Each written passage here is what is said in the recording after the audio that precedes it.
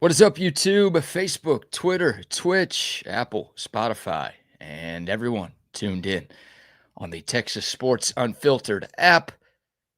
Welcome in to another edition of Bucky and BK live on Texas Sports Unfiltered and on the free TSU app. Today is Thursday, October 16th, 2025, and the Buck and I are with you for the next 2 hours. On today's show, Adam Luckett from Kentucky Sports Radio will join us at 8 o'clock to talk Texas and Kentucky. Our man Lee Sterling from ParamountSports.com will pop on at 8:40 to give you his weekly winners for the upcoming football weekend. We've got some very interesting injury news that dropped on the first injury report of the week last night. We'll get the Bucs' thoughts on the Jarrett Gibson transfer. We got some Sean Miller sound from SEC basketball media days, a little Major League Baseball to get into, and a TBT video. It's been a while, but we've got one for the people today. A lot to dive into on a Buck Off Thursday edition of the show. We'll take your Buck Ons and Buck Offs as well. Good to have the Buck back. How are you this morning, my man? I'm good, man. I'm good. It's a beautiful morning out, and just good to be back. Talk some football. A lot going on. Talk some baseball. Boy, Toronto got loose last night, huh? They needed it. Yeah. They and Seattle went up 2-0 early, and it felt like a continuation of what happened in Toronto. And then the Blue Jays bats erupted 13-4 last night. Boy, when George Springer starts getting off on, right out of the lookout. I think they hit 5 home runs as a team. Man. And they shut that raucous Seattle crowd up pretty quickly. They certainly did. That place was rocking after that Julio Rodriguez homer in the bottom of the first. I mean, that place was insane. And then the Blue Jays bats woke up, and they turned that into a snoozer last night. Oh, they certainly did. Man, oh, man. Yeah, they needed it. So game 4 today in that series, and then we'll have game 3 in the NLCS today, where the Brewers are trying to get on the board against the Dodgers as that series shifts to L.A. Yeah, that seems like Sweep City to me. I was kind of thinking Seattle was going to be Sweep City, and I should have remembered that. Oh, no, we are talking about the Mariners here, a team that always chokes. Oh, yeah, that's true. And we are talking about Toronto to beat one of the greatest all-time baseball teams of all time in the sport, and that was the New York Yankees. So, obviously. Oh, we're calling the 2025 New York Yankees one of the best teams ever? Yeah, ever to take the field, playing against those foreigners. Oh, man. Don't you want the manager fired from this greatest team ever? Yeah, I do. Has it happened yet? It has not happened yet. Aaron Boone, as of October 16th, is still the head man for the Bronx Bombers. He shouldn't want that job. That's the thing. He should want to get out of there. Why?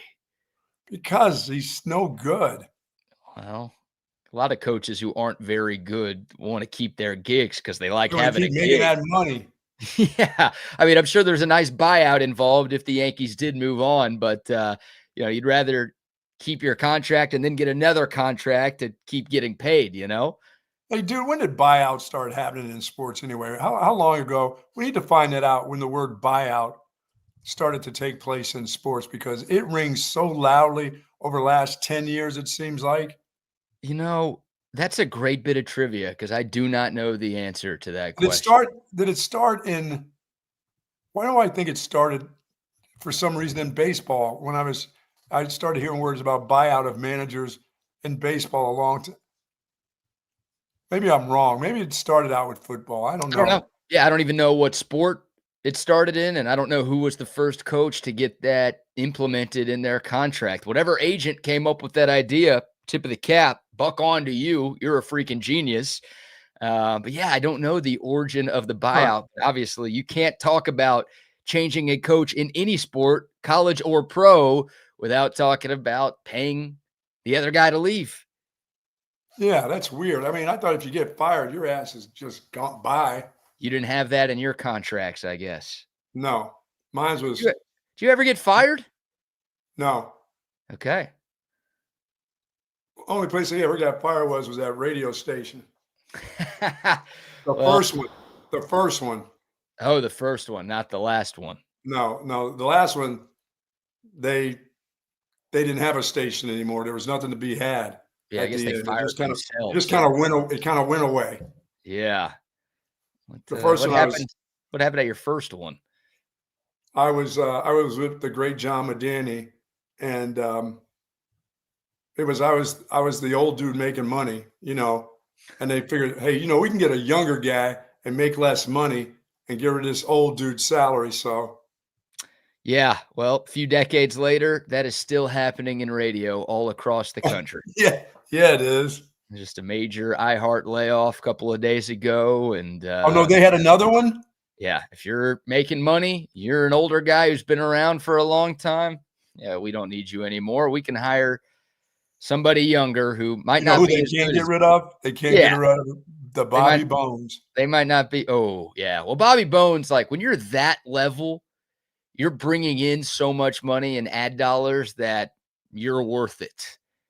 You're worth it to stick around, you and your two live crew. Yes. But nowadays, it's like if you're making 100K in radio, let's just use that nice round number, Sure. and you could be bringing in 70K in ad revenue. That's pretty good, but you're still operating at a deficit because of you. So we'll just go bring in some kid and pay him 40K, and that'll be good. Yeah, we'll hope that they like what the youngsters doing and get close to what their salary is, because that 40K ain't like that hundy. Oh, yeah. Well, and I'll have some stories one of these days for how much I was making at our former place of employment, and it might make you, as one of my best friends, cry, and might make a lot of people out there wonder why the hell I worked at that place for as long as I did. So, Well, it's large city. You mean some things you have to give up for other things. You had to give up something to get something. yeah, And that's tough on you when you live in a place like that. yeah. If you have to give up something to just get something that you really don't get, No, I because was, you struggle outside of that building. Everything you do outside of that is a struggle. yeah, I was borderline poverty line for my first Yeah, few years working at our old place of employment. So yeah, that's good. that's hard. Yeah, That's hard. Well, one of the things that I will say about the place that sent me packing, the old Clear Channel, after a lot of years. I mean, I remember I was there for a lot of years too, sure. and one thing it had was it had great compensation, like for you know for when I was time for me to get sober for where I went.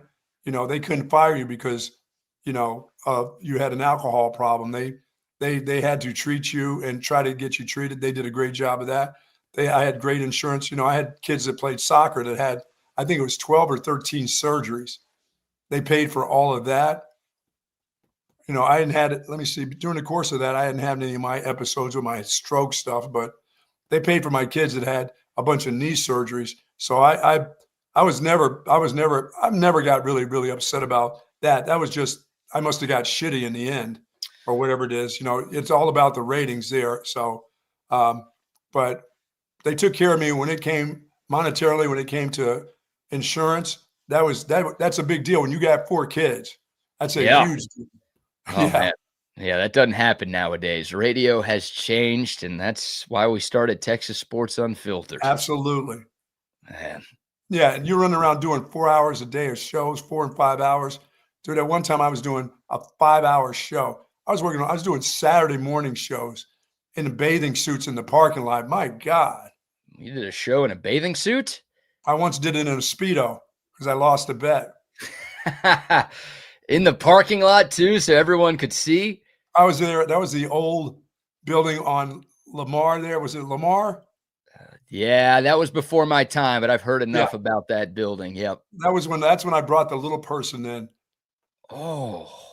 That's when and we didn't have an elevator. He had to come up the steps, and that dude was pissed. That was the little fella who I tried to pick up on the stool, and it felt like 5 bags of salt when I tried to pick him up, and he slapped my hand. He goes, "Don't pick me up." I'm like, "I'm just trying to help you up here, little fella." Not so fast, midget. Not so fast. Yeah, where did you find a little person? I don't know where I found that guy running around, what little dumpster he was trying to get into, but He came in there, man, and he was fired up because the word midget was being used. And, he was – and I was just trying to help him, BK. You know those big old stools you have at some of those places because the desk is real high? Yeah. And so he's trying to climb up it like a jungle gym, and I just put my hands around his arms, and I tried to lift him, tried to hoist him. It was like, oh, maybe that's when my bad back started. But trying to lift a little guy?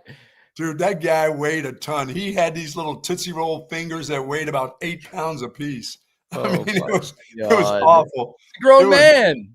He was a grown man. He was older than me. Well, I don't know about grown. He was a man, I guess. He just physically was heavy, man. That guy was like a pile of potatoes. It was so funny. What a day. Good morning to soldiers at Fort Hood, Texas, the soldiers in the state of Texas, and all those that fight for us each and every day. Thank you so very much for what you do. We do appreciate it. To you and your families, do be safe out there. Oh, man, what a start to a Thursday show.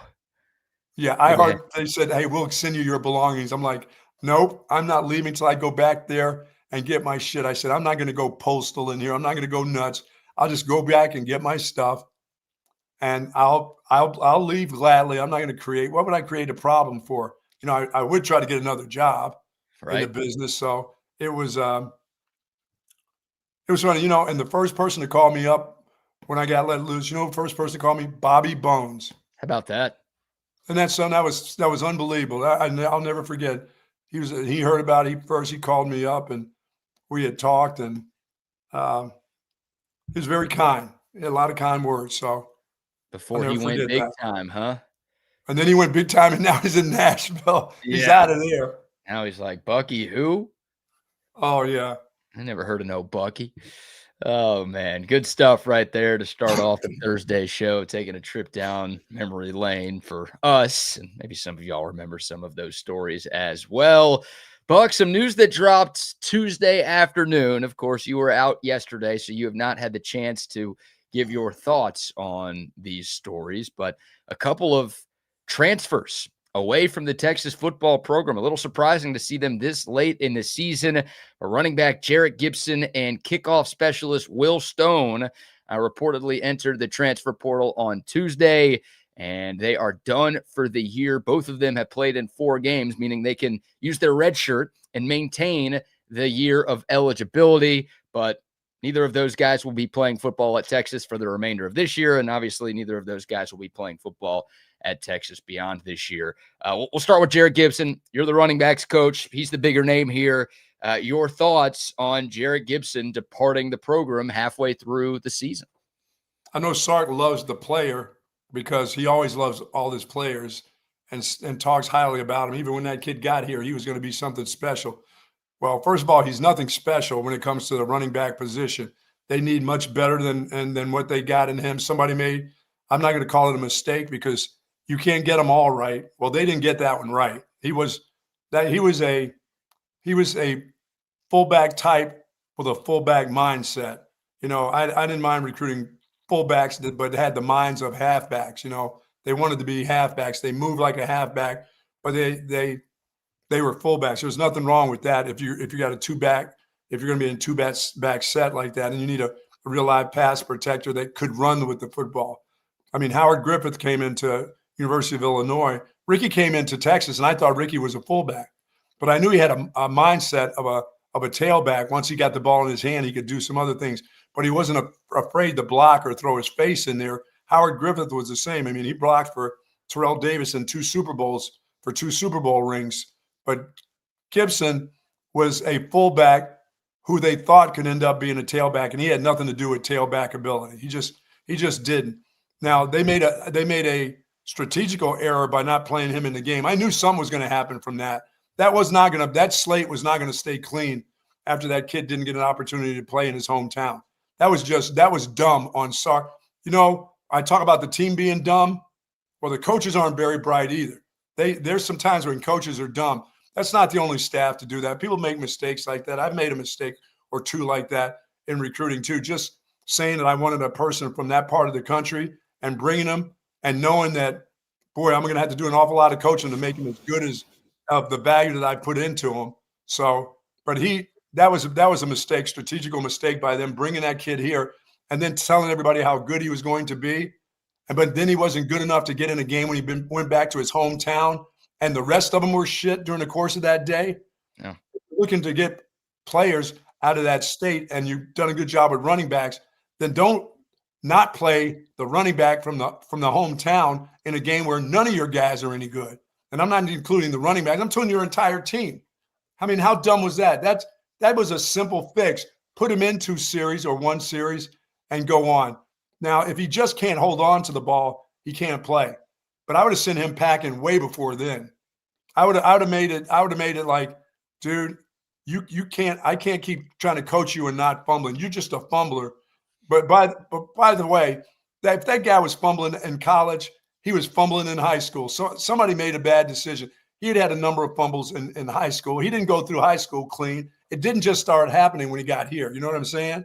Well, I get what you're saying, but Jarrett Gibson was a high 4-star running back recruit coming out of high school. Be careful on how you recruit the star number. Well, you say Texas missed. This kid had offers from Alabama, Georgia, Miami, Ohio State, Penn State, Texas A&M. Like, this guy was thought to be one of the best running backs in America in the high school class of 2024. This wasn't like Texas took a flyer on some random kid who's supposed to be a fullback or a receiver or a defensive back, and they tried to make him a running back. Like, this guy was supposed to be really, really good. And it's interesting, Buck, because he got off to a great start in his college career. I mean, he was Texas's leading rusher through the first 3 games of the 2024 season as a true freshman. Now, obviously, he got more playing time because C.J. Baxter and Christian Clark had season-ending injuries before the season even began. But, like, he kind of hit the ground running here, and it looked like Texas really had something. But as last year progressed, and obviously this year, the playing time started to dwindle, fumbling issues, I think pass protection issues too. And I know that makes you mad, but I think all of those things together led this coaching staff to not trust Jarrett Gibson. Yeah, but how long does it take them to find out he's not that type of runner? I mean, yeah, he can be your leading whatever if you don't have anybody else, but how long does it take you to find out he's not that type of runner at this type of level to be with you? I know attrition and just sheer numbers we're down to this. He's got to be the guy that's in the game, but it would have taken me very long to find out I can't get to a championship. He's not a championship level type of runner. And he better be careful where he goes to from this point on. If he wants to play, he better take a little dip from the SEC for sure. Yeah, well, look, I mean, I like last year, obviously, as last year went along, this staff realized that Quintravion Wisner was a better option. So he became the number 1 back. You had Jaden Blue last year, and, Jaden Blue was dealing with some of his own fumbleitis early in the year, which kind of opened the door for Jarrett Gibson to play as much as he did. And Jaden Blue also got banged up early last year, which gave Jarrett Gibson some more opportunities. But, as last year progressed, Gibson's snaps went down. And then this year, like, Jarrett Gibson did not play against Ohio State. He did play a good amount in the 3 other non-conference games, but Trey Wisner missed all of those games, and C.J. Baxter missed 2 of them. So I think, like, the reason Jarrett Gibson was probably playing as much as he was this year was because they didn't have any other options, because other guys ahead of him on the depth chart got hurt. So maybe they've known for a while that they didn't really view this guy as a top flight running back. They just had so many guys banged up that they had to get him on the field, and they were playing a bunch of nobodies too. Yeah. And they just, more than anything, it was a strategical error by the coaching staff. To me, I mean, he's either good enough or he really isn't good enough. And you're not going to keep trying to get a guy who's a fumbler in games. I mean, like I said, for me, he would have, my time would have run out with him. My patience would have run out a long time ago. Probably after about this 3rd fumble of his career, I'd have been like, no, I gotta move on. It's nice if you want to come here and get a degree and get in every once in a while. I know this, when you go back to your hometown, I'm getting you in the game. I'm not screwing that up, because if I got to go back in that area and try to recruit another running back, I'm not going to do that. I'm not, that was a running back coaching error. I mean, unless the running back coach said, we need to get him in there, and the head coach just said, no, I don't trust it. Well, shit, look around you. Who the hell did you trust that day? There's not anybody on your team you could have trusted on that given day. So you might as well put him in the game, let his mom and his grandma see him play. coming into his hometown. That was just that was just an era of coaching, not in the game part of it, because he wasn't going to do anything in the game. He wasn't ever going to do anything really in any of the games that were going to make you all of a sudden say he's the guy. That was over with a while back. So that's just a recruiting era, I thought, BK. They're not going to miss that guy. Yeah. I feel like you're almost saying two completely different things here, right? It's like it's a huge error to not play him against Florida, but he's not good enough to play at Texas. Absolutely. It was an error not to play him at Florida, but he was not going to. By the way, he wasn't going to help you at Florida. All he's going to do is make his grandma happy that day. That's all. But that may have helped you if you go back to recruit another running back or a wide receiver in the state of Florida. It may say, well, hell, that guy came home. They got him in the game. It's not good. They're all going to be talking back in that state about how the kid never, was at home and none of your players looked any good. And you didn't even put him in the game. That's the one that's talked about. That gets around. Well, we'll see. We'll see what type of impact that has, because right now Texas does have a running back from the state of Florida committed in this recruiting class. And they don't lose him. They very seldom lose him once they got him. So if that kid all of a sudden decommits, then we've got a big story here. Texas really screwed up. Maybe that's a part of why that happened. But this could be good news for Texas's recruitment of Derek Cooper. He might be like, oh, that's one less running back I have to compete against now. That running back room just got a little thinner. Now I feel better about my decision. Yeah, I wish it worked. I wish it worked that way, but people will talk bad about it. Like Texas, I don't disagree. I'm sure there are people who are pissed off. Jared Gibson's family, and I'm sure his circle is not happy with the way that thing was handled. And I'm positive that was a part of his decision to hit the portal here. But, Texas has the number one quarterback in the state of Florida committed, the number one running back in the state of Florida committed, and the second-ranked defensive lineman committed. If those three guys stay committed and end up signing with Texas on December 3rd or 4th, then this is all water under the bridge. Yeah, I mean, it just made it. Why would you make it hard for yourself? Why would you even take that chance? There's no reason to. There really wasn't on that given day. There was no reason to do that. That's how I believe it. I think Steve Sarkisian. Again, we're talking about a guy who had major fumbling issues, right? Jarrett Gibson, 4 fumbles on only 115 career carries. That's like 29.5 carries per fumble. NFL running backs are like 150 carries per fumble. So like Jarrett Gibson, it was a problem for him, clearly. And he also wasn't good in pass protection. So I think Steve Sarkisian is like, we're losing against Florida here. Any turnover from this point on is really going to make it tougher for us to win. So I can't put him out there because I'm worried that he's going to make this more of an uphill battle by coughing the football up. Dude, I'm saying that there's no specific reason. I mean, they could have just forgot about him. They were going through the regular motions of the game. He's not even in your mind, but I know this as a running back coach. Like I said, I've gone through those kind of deals where the dad showed up in a limousine. I mean, that's not going to leave my mind that I went there to recruit that guy from that city, that I'm not going to get him in the game. That's just strategically stupid to me.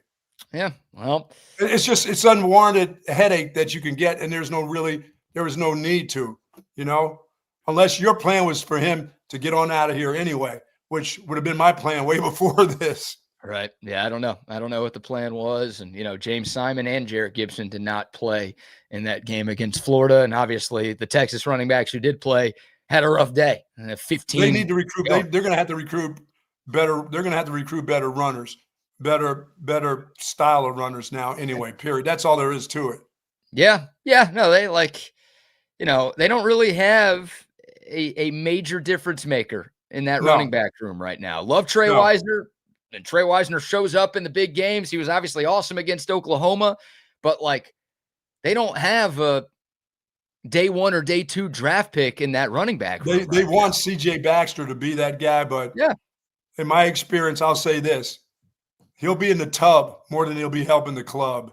Right. And CJ Baxter was listed as doubtful on the first injury report of the week. And the hope and the plan, I think, on Sunday was that Baxter was going to be good to go this Saturday night against Kentucky. And it sounds like he has not progressed the way that the coaching staff had hoped. And folks, once again, my thoughts on guys like this is it's just the luck of the draw. You just have some guys that have some unlucky stuff just happen to them.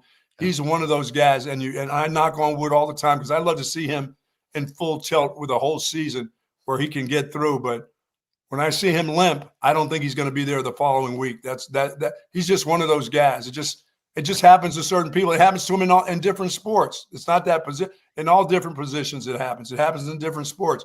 Oh, you see a guy limp, or he takes a hit. He goes to save a ball into the crowd. He comes back up limping, and you're going, oh shit, he's hurt again. Yeah, I've made this comparison before. The hope is that CJ Baxter is Jordan Whittington, right? Like Jordan Whittington got hurt a ton early in his Texas career. And then finally, his last couple of years, he was able to stay on the field and turned into an NFL player, right? Drafted in the 6th round and is still in the league today. So yeah, I mean, it only takes you one good season. Yeah. That's the hope is that this year was going to be that good season for CJ Baxter. And again, he just hasn't been able to stay on the field. So can't stay healthy. Sometimes it's hard for guys to stay healthy. They just have that bad luck. Yeah. Yeah. So that sucks. So yeah, look, Texas, I don't know. I mean, we're obviously not spending much time talking about the off season today, but you're talking about potential transfer portal targets when we get to January. I would not be surprised if a running back is brought in this offseason, especially if Trey Wisner leaves. Yeah. Now, Wisner can't come back. I think he probably will come back, but he could go pro after this season if he wanted to. I could see him wanting to get a healthy year in and have a fantastic year and become a 2nd or 3rd round draft pick.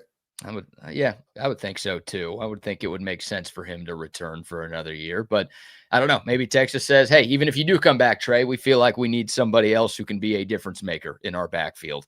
Because what Texas has had this year, I know the Oklahoma game was great. Look, there's still half of a season to play. Maybe Trey Wisner just puts it all together and is incredible. And he's healthy now, and he just stays healthy. Right. Maybe this is a different conversation, but Texas has not gotten enough from its running back position, I think, so far this season.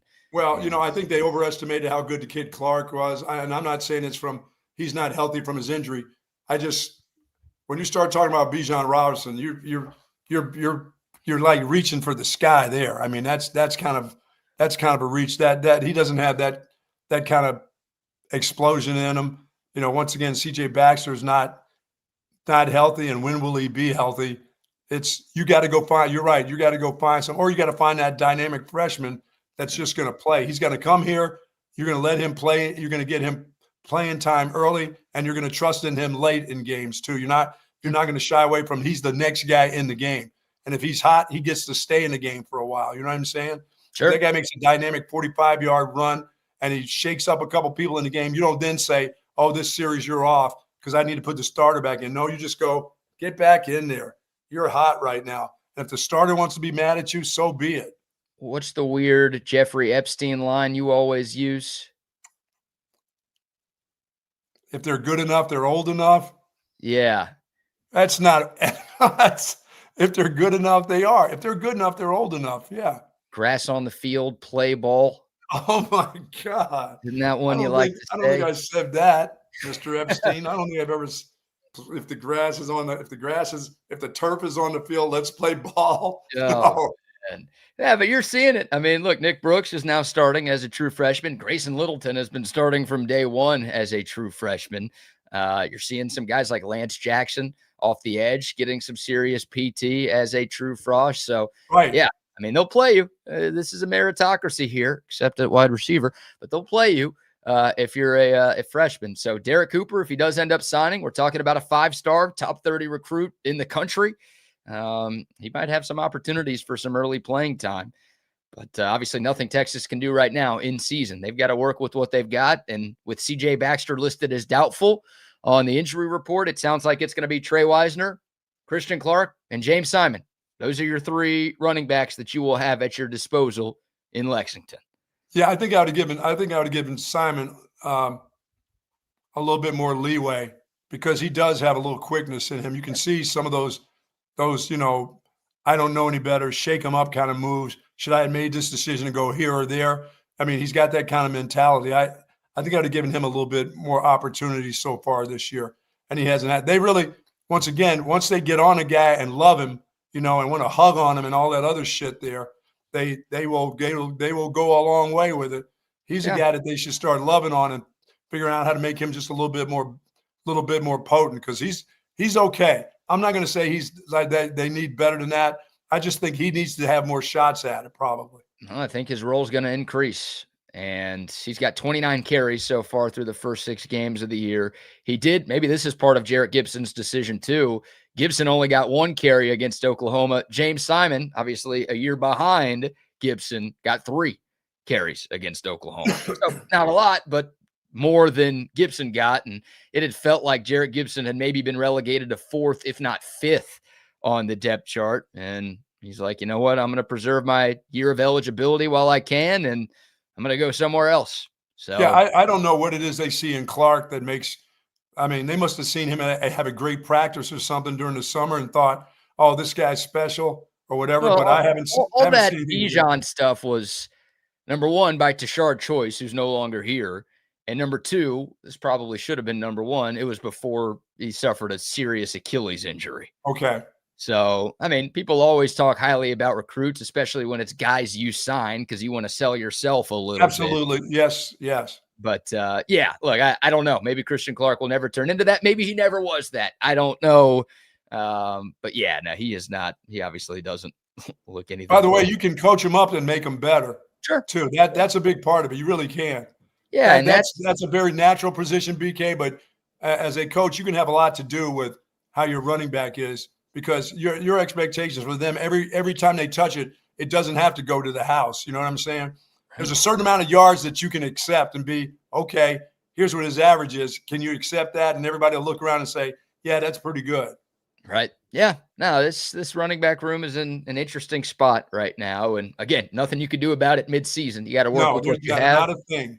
And hope that the guys you have are good enough to get you where you want to go. But it'll be an interesting offseason, right, for Steve Sarkisian and Chad Scott, obviously in his first year as Texas's running back coach.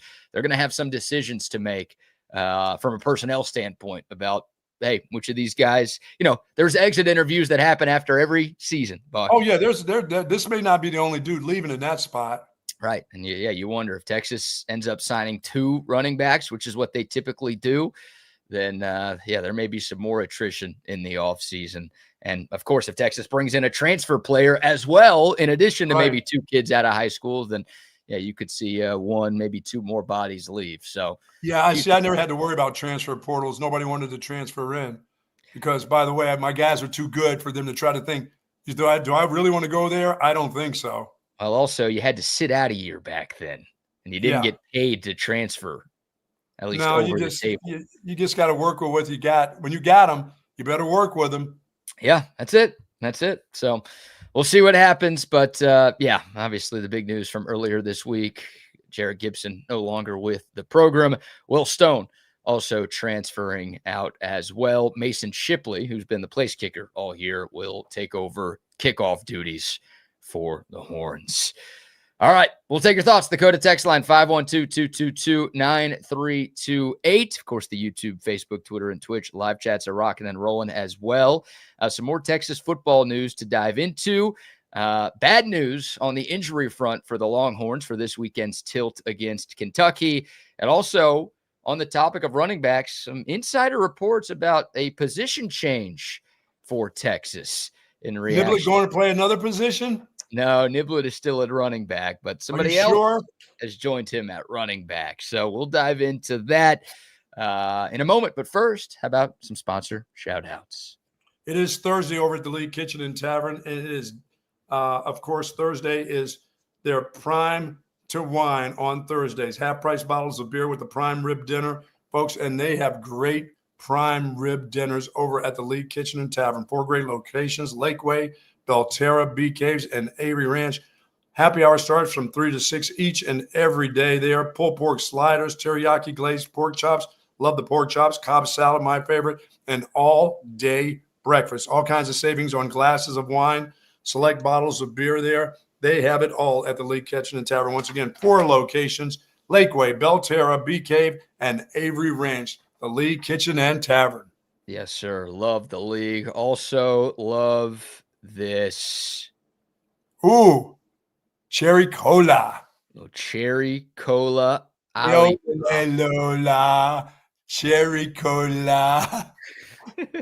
Is that the song? Isn't that what it is?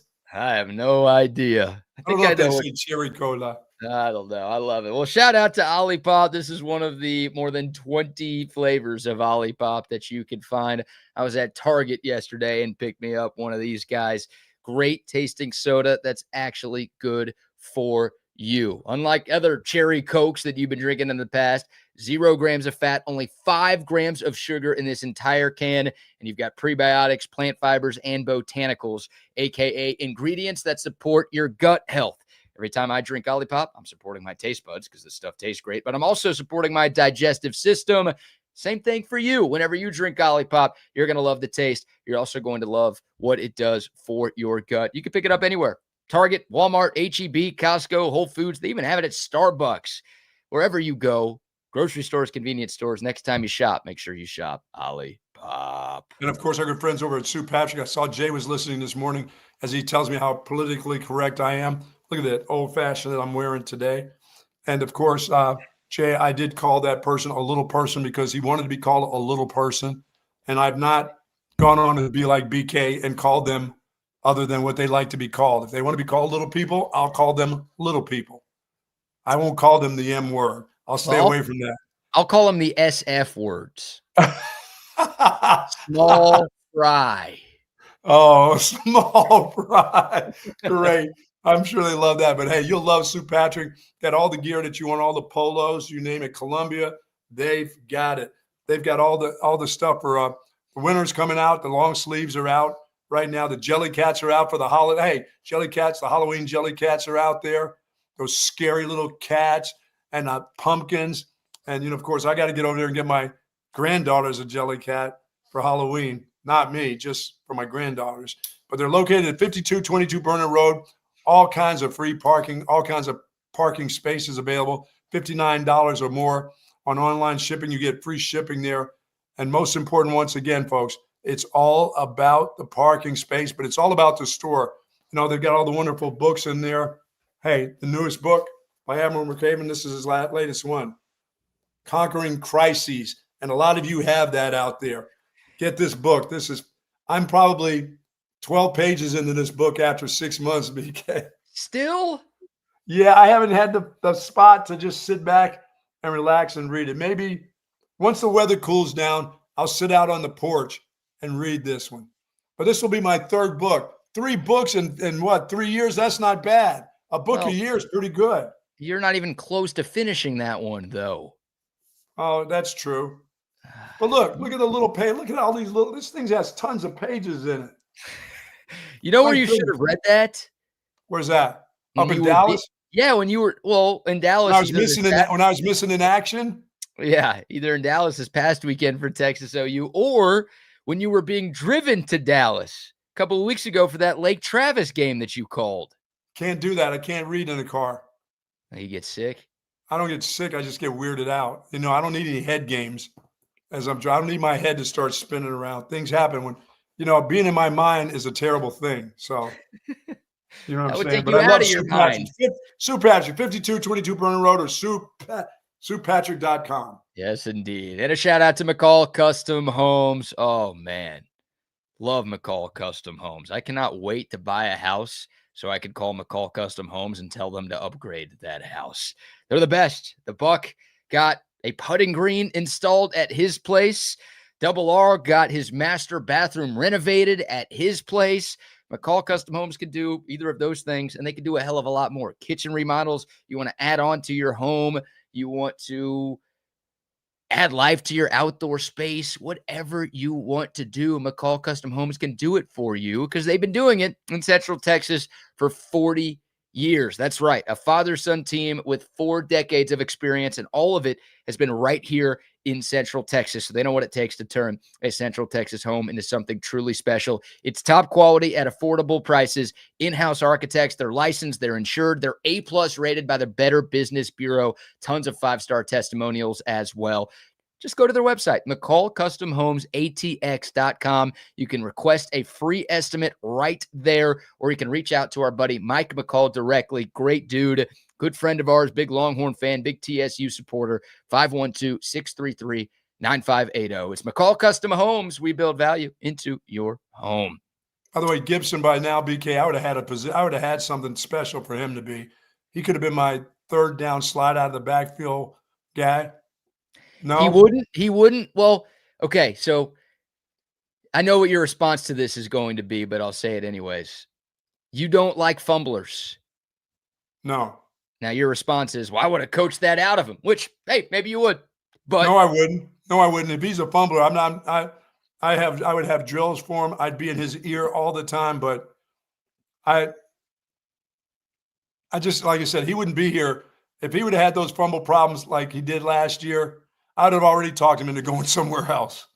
I would have talked to myself. I would have said to myself and the head coach, I made a mistake, coach. We need to find somebody better. We need to let him know as soon as possible that if he needs to get somewhere else, he needs to get to getting. You know what I mean? And that may have been the decision right here. Right. Yeah, it's rare to have those conversations mid-season, but maybe Jarrett Gibson went to Steve Sarkisian and is like, hey, I played 4 games this year. I can leave right now and still preserve my red shirt. Do you guys see a role for me moving forward? Or, hey, I played 2 snaps in the SEC this year. Is that what it's going to be? And maybe that conversation happened. It is what it is. This is your role. We may work. We'll try to find something that we can get you to do next year. But if the kid said I need to go, I would have had to say bye. Right. Yeah. Maybe that conversation happened, or maybe it was as simple as Jarrett Gibson just said, I'm out.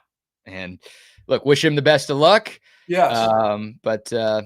Yeah, that's, big name, big signee at the time when Texas poached him out of the state of Florida.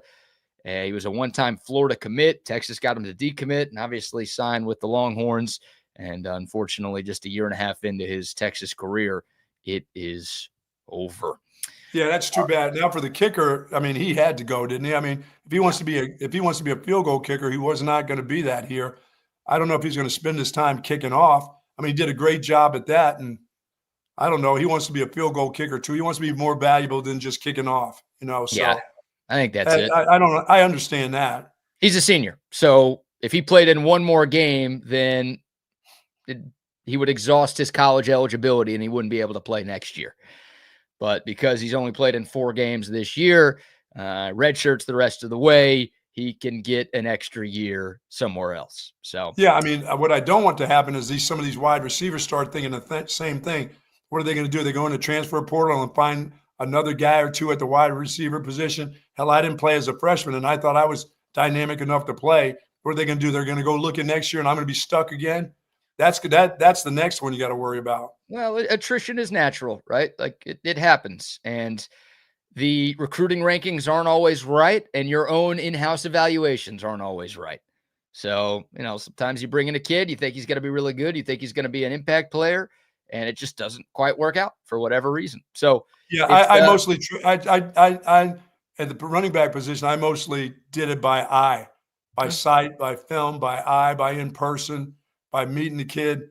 Rankings didn't really necessarily, a 5-star running back, you went after most 5-star running backs because you wanted to say you were in that battle. I didn't get a lot of those. I got a lot of threes that ended up being pretty good. I mean, Ricky was a 5 right out off the get, but that wasn't an easy get because everybody in the world wanted him, and he was from the state of California. It wasn't like he was right down the road. I had to spend money to go see him like every week. Right. And you had to spend time to go to visit him. But guys like, Priest Holmes, not a lot of people were after guys like Priest. He was just an exceptional player. I mean, you just had to watch the film and said, there's something about this dude right here. Sean Mitchell was a junior college kid that just had incredible speed, and he was right here. I mean, the head coach didn't even want him he didn't want him. Magovic didn't. Magovic let me do that one on my own. That was one of those, I'm going to trust in you. He's not the sharpest knife in the rack there. So you need to understand things could go south on you, but I'm going to trust that you know what you're doing with him. So I'm like, he's really talented. I'm like, he's really fast. I don't have anybody that's that fast. We don't have anybody that's as fast as that guy. So the other stuff, I'll handle that. I'll keep him out of harm's way. He's right here at home, which maybe sometimes isn't all that great for you, but that's okay. Right. Yeah. Well, to your point about, finding diamonds in the rough, I mean, who's the best running back at Texas right now? The guy who starts? Right. Trey Wisner. He was the 33rd ranked running back in his high school class. He was a 3-star. So it was a good eval by Texas. Now, Texas wasn't like the only big school that offered him, but we're not talking about a 5-star who had offers from everybody all over the country. Right. Like, so to your point, it's like, yeah, everybody gets excited over the 4 stars and the 5 stars, but sometimes your best players can be those lesser heralded guys. Absolutely. You do a little bit Once more again, research. you got to coach too. I mean, you got your job is to coach him. Right. Your job isn't to tell me, oh, he can't pass protect. Really? I mean, he's after his freshman year, he can't pass protect. How'd you get this job, coach? Who's the best running back on the team? The starter. Yeah, thank you for that one, Buck. Appreciate that insight. Marketing analysis right there. Oh, man. All right. And he was a diamond, like you said, and he was a diamond in the rough. Yeah, 100%. So this is interesting. I don't know if this is anything. Maybe it's not for this season. Maybe it's not ever. But in response to the Jarrett Gibson news, a couple of different insiders have reported that a position change has happened for the Longhorns in practice this week. Michael Terry III, a true freshman, high 4-star recruit, one of the top athletes in the country, was recruited as an athlete. He apparently has been getting some run at running back this week. Buck, this kid, 6'2", 220, 225. Big body. And apparently he was the scout team running back for Texas in the week of the Florida game. Because Jaden Ball, Florida's running back, is 6'1", 230. And they're like, this guy is the closest thing. CJ Baxter probably is, but he was hurt. This guy is the closest thing from a body type standpoint that we have. And you can either glass half full or glass half empty this thing. Glass half full is, oh shit, if he was doing what Jaden Ball did against this defense, then maybe there's something there. I don't know. Oh, just move him to the position. He's okay. Just move him in a pinch. I'm not trusting in their ability to tell me tell us what a good running back looks like. That's great. He's just a big body, pretty good athlete. Move him there. He'll be okay until you find somebody better. He's not gonna make it. He's not gonna be a difference maker there. Yeah, it's. I'm not big. I'm not big on really big targets either. You say 6'2"? That's a big old target. Yeah. I mean, he did get a lot of run as a running back in high school. He's from San Antonio, played at Alamo Heights, nearly 1,000 yards rushing and 20 touchdowns as a junior, had 684 rushing yards and 11 touchdowns on only 86 carries as a senior. So it's not like he's never played running back before. Right, yeah. I mean, they fell for the baby rhino thing too. His numbers must have been 2,000 yards in high school for his senior year, and he became a baby rhino. Well, a baby fumbler.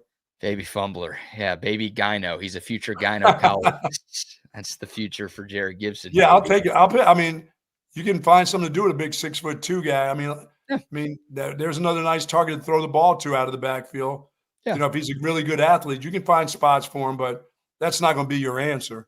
Yeah, I don't think so. And I may need him better on scout team to run that stuff than I do actually to get in games and have that big target on himself in the SEC when they start knocking the shit out of him.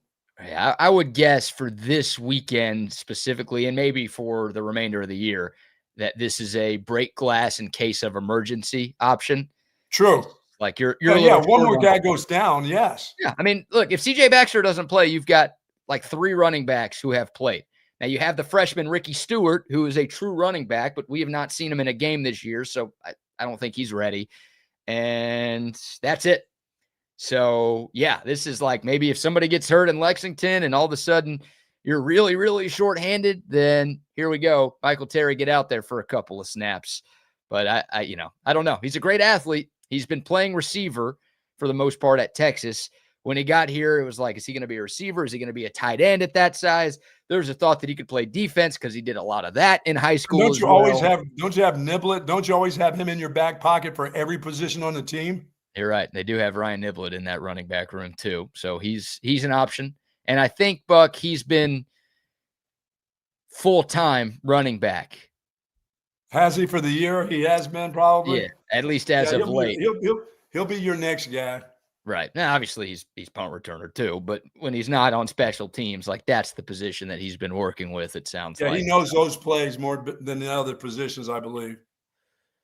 Yeah. Oh, he does know some wide receiver stuff and some DB stuff too. I was gonna say, And some the entire playbook. Stuff. Yeah, I would trust that he knows playbook more on both sides. Yeah, he knows more about the running back position now. Yeah, I think that's where he's been primarily used, and sounds like he's exclusively being used there right now. So, well, there you go. Hands on deck, all hands on deck for them, BK. 2 years in a row, that position seems to be look out. Yeah, and we didn't think that was going to be the case this year, right? Like I thought, I won't speak for you, I thought there was a ton of depth in that Texas running back room, and I just thought a lot of those guys would be better. Like I thought, well, Trey Wisner would be healthier, and I thought he was going to build off of his 2024. Hasn't quite worked. I did too. Like yet. I thought maybe it was a foolish thought. Maybe it was more hope than thought that CJ Baxter was going to be good to go. And he obviously has been banged up and missed more games than he's played. You can hold on to that thought until you see him play in 4 straight games. Yeah. Give it 4 games, BK, not 2, not 3, not 1. See how he lasts. See if he can go for 4 straight games where he doesn't come limping after the first series or whatever. Thanks, LeBron. Not 2, not 3. Oh yeah, give him 4. I would need 4 games in my mind to see him play. Yeah. I mean, he's just that guy. Sorry, he's right? That guy that as the guys are coming off the bus and he tripped and fell down the steps. I'm sorry, he's going to be out for this game and the next 3. He fell off the bus getting to the game. Right. I thought or something happened at the hotel. When he was watching movies that night, he went to lay back on the chair and he got stabbed by the leg of the chair. He's going to miss 6 games. I mean, he's that guy. Oh, my God. That guy could get hurt going to class, Buck. Yeah, now that's the guy you don't want to put the ball in his arm and try to take it away from him going to class. You'll break his arm if you try to strip the ball from him, and he's out for a month. Yeah, because my dumb ass as a 31-year-old is going to be walking around campus looking for you. Yeah, that's right. And instead of you broke CJ's arm in the process of taking the ball from him, BK. Yeah, instead of punching the ball, I'm going to remember what Anthony Hill did against, I think it was UTEP, where he just falcon punched that kid. Maybe it was Danny Scudero at San Jose State, where instead of hitting the ball, he punched the kid's head, but he still fumbled. Yeah. That may be me to CJ Baxter if they put a ball in. He'd be out with a head injury. He'd be out with a concussion for a month. Oh, my God. So you've got that. CJ Baxter will be back after this week. I thought he'd be back after last week, but what do I know? Don't forget that position had some injuries coming, like you said, coming into the year. CJ Baxter was coming off a knee, so we didn't know it. It's hard to expect anything because that's a hit or miss deal coming off a knee. The other kid's coming off an Achilles, and all they talked about was how incredible we talked about how he's back, but that still needed to be healed up yet. There may be more to that kid, but I just don't see it right now. And I don't, unless he gets a whole new Achilles, I don't know when that returns. And that may be next year. It may take a full year or so and time. Trey Wisner. Tough injury. Yeah. Trey Wisner, CJ Baxter, Jarrett Gibson, Christian Clark. Those are your 4 non-true freshman scholarship running backs. I thought all 4 of them would be having better years than they are. Now, some of it's on the offensive line being very not good. Right. And obviously some of it's injury related too. And that's whatever, that happens. But I felt like Texas had one of the deepest running back rooms in the country. And here we are at the midway point in the year. A guy transfers, a guy's hurt, 2 guys aren't doing enough. And you're like, oh, you've got Trey Wisner, but you don't really know what you have outside of that. Dude, you talking about a guy in bubble wrap and being careful with the dude at practice. He has to be that guy. He's pretty important. He's always been important, but he's more important now than he was before. No, he's not. He can't be the Iron Man with a bunch of carries and a bunch of let's go at practice. Here we go. Let's go get in there and run a bunch of plays. That guy's got to rest. Yeah. Speaking of the run game, Buck, and the Texas offensive line, surprise entrant to the injury report last night. Texas center Cole Hudson showed up, and he's been ruled out for this weekend's game against Kentucky. Reportedly suffered an injury in practice on Tuesday. Oh, that sucks. And if you're ruling him out on Wednesday, it's probably a multi-week deal that we're talking about here. Yeah, he must have got rolled up on or something. We'll hear from Steve Sarkisian later this morning. I would assume we'll get an update on what exactly went down. But, yeah, that's your starting center, Cole Hudson, who's started every game at center this year. He will not be there in Lexington. And it kind of sucks because it feels like you've got 5 guys up front that you believe in for the first time this year, and you've only seen them play 6 quarters together. And obviously in the second half against Oklahoma, they really showed up and they looked like they had a little something going for them. And you're thinking, all right, maybe we got something here, and let's see if these guys can get better this week.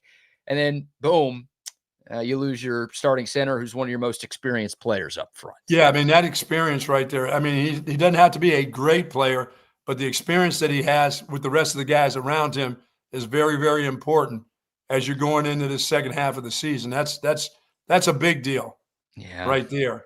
It really is. It didn't seem like a big deal. I know people. I mean, for some reason at Texas, you're always trying to replace the center with a better center. They did it to Jake Majors for a million years.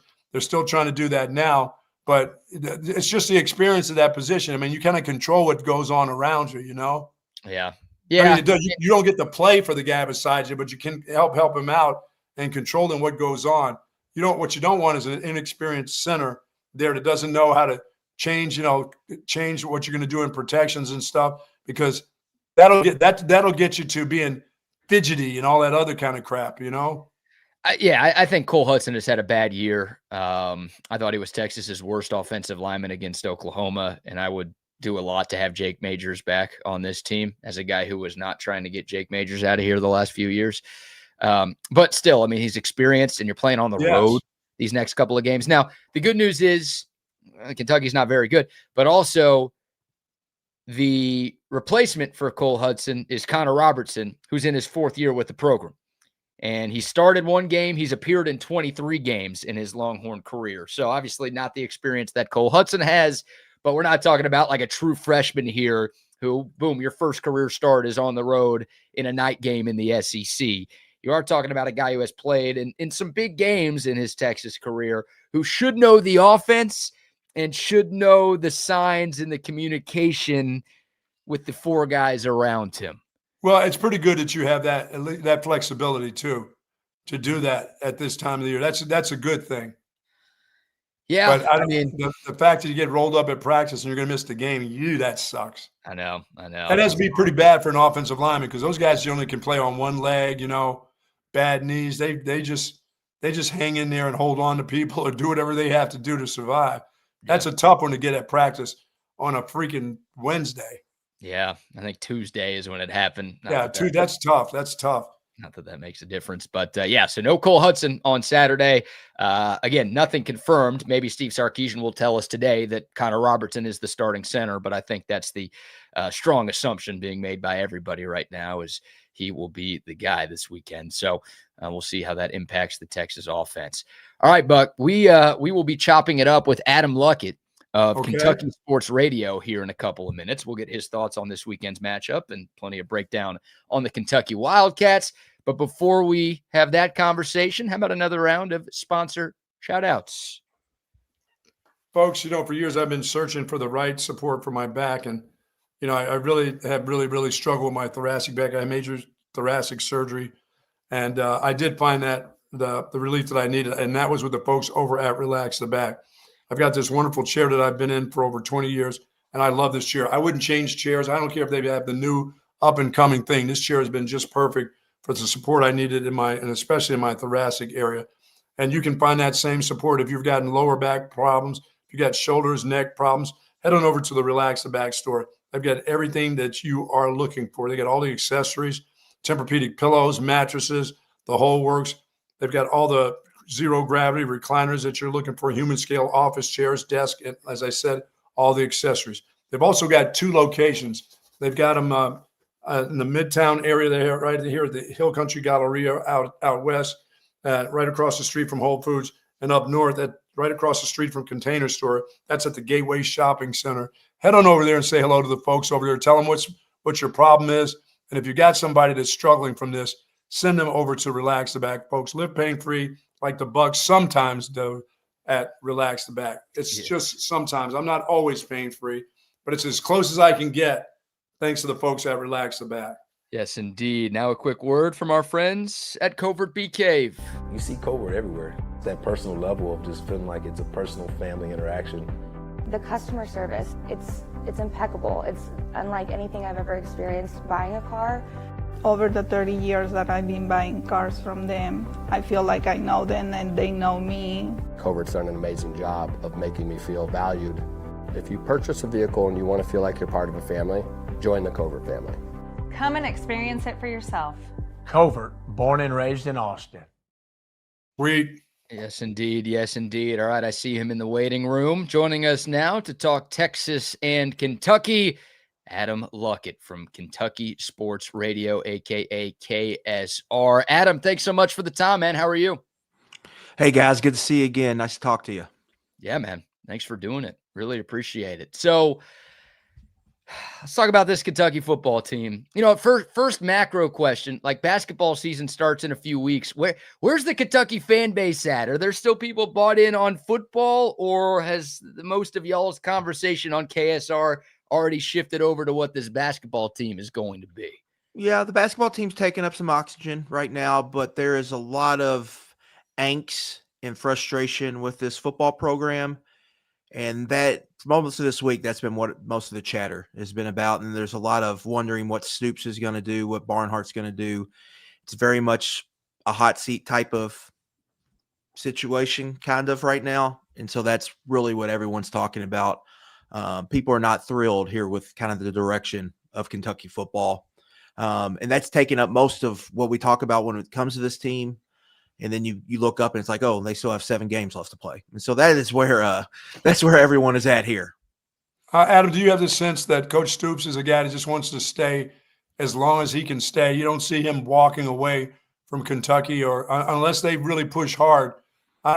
He just looks like the kind of guy that would want to stay there. I mean, he's been there a long time. He's their all-time winningest coach. He's done a great job there.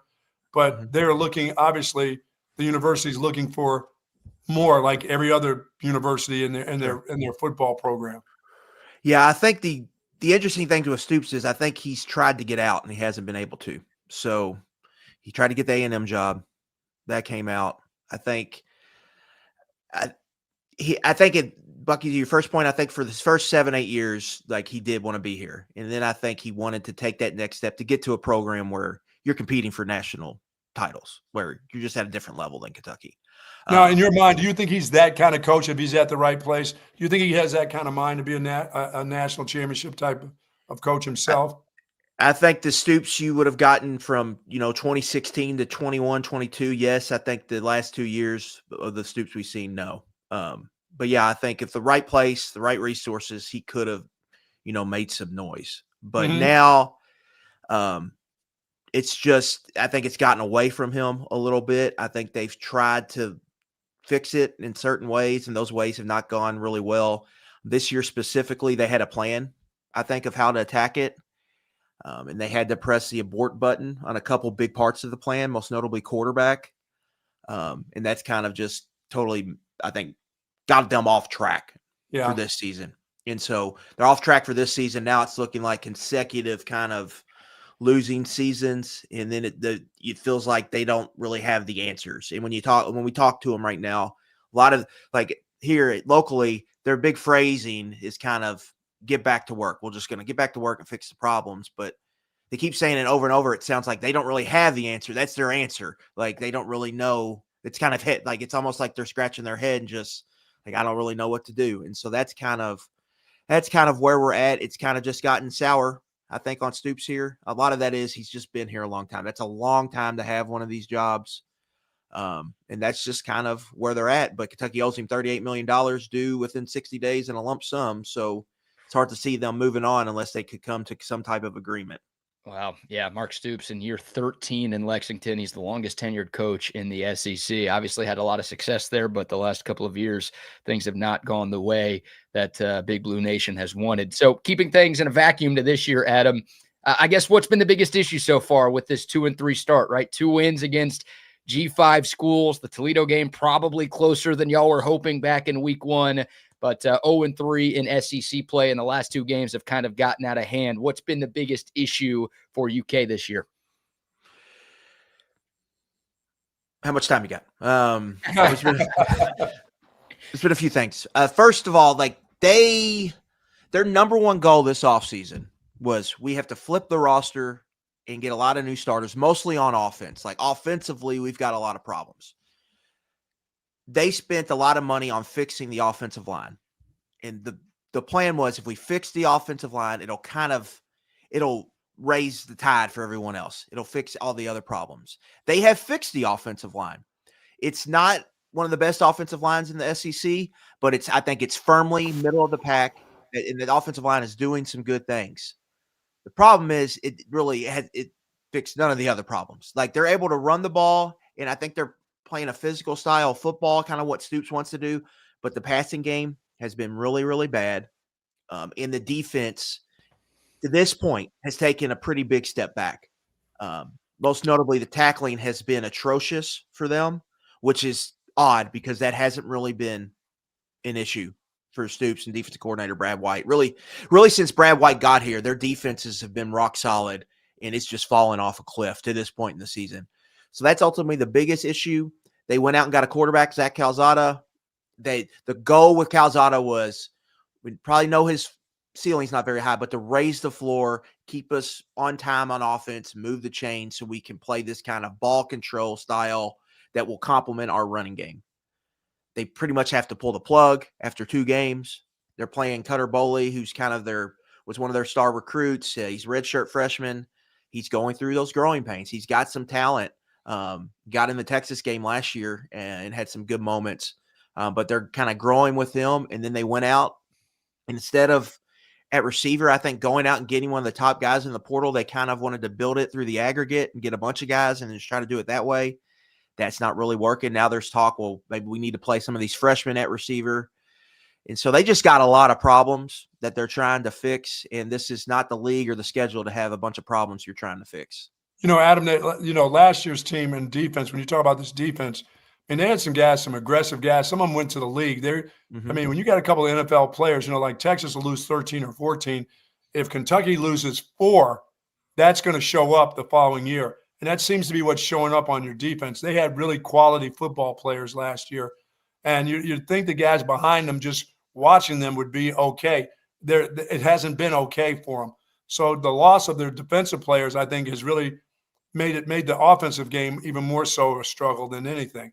Because defensively, they could hold their own last year. It wasn't like it was a great record, Sure. but they could be in games with just about anybody for a while, at least on the defensive side.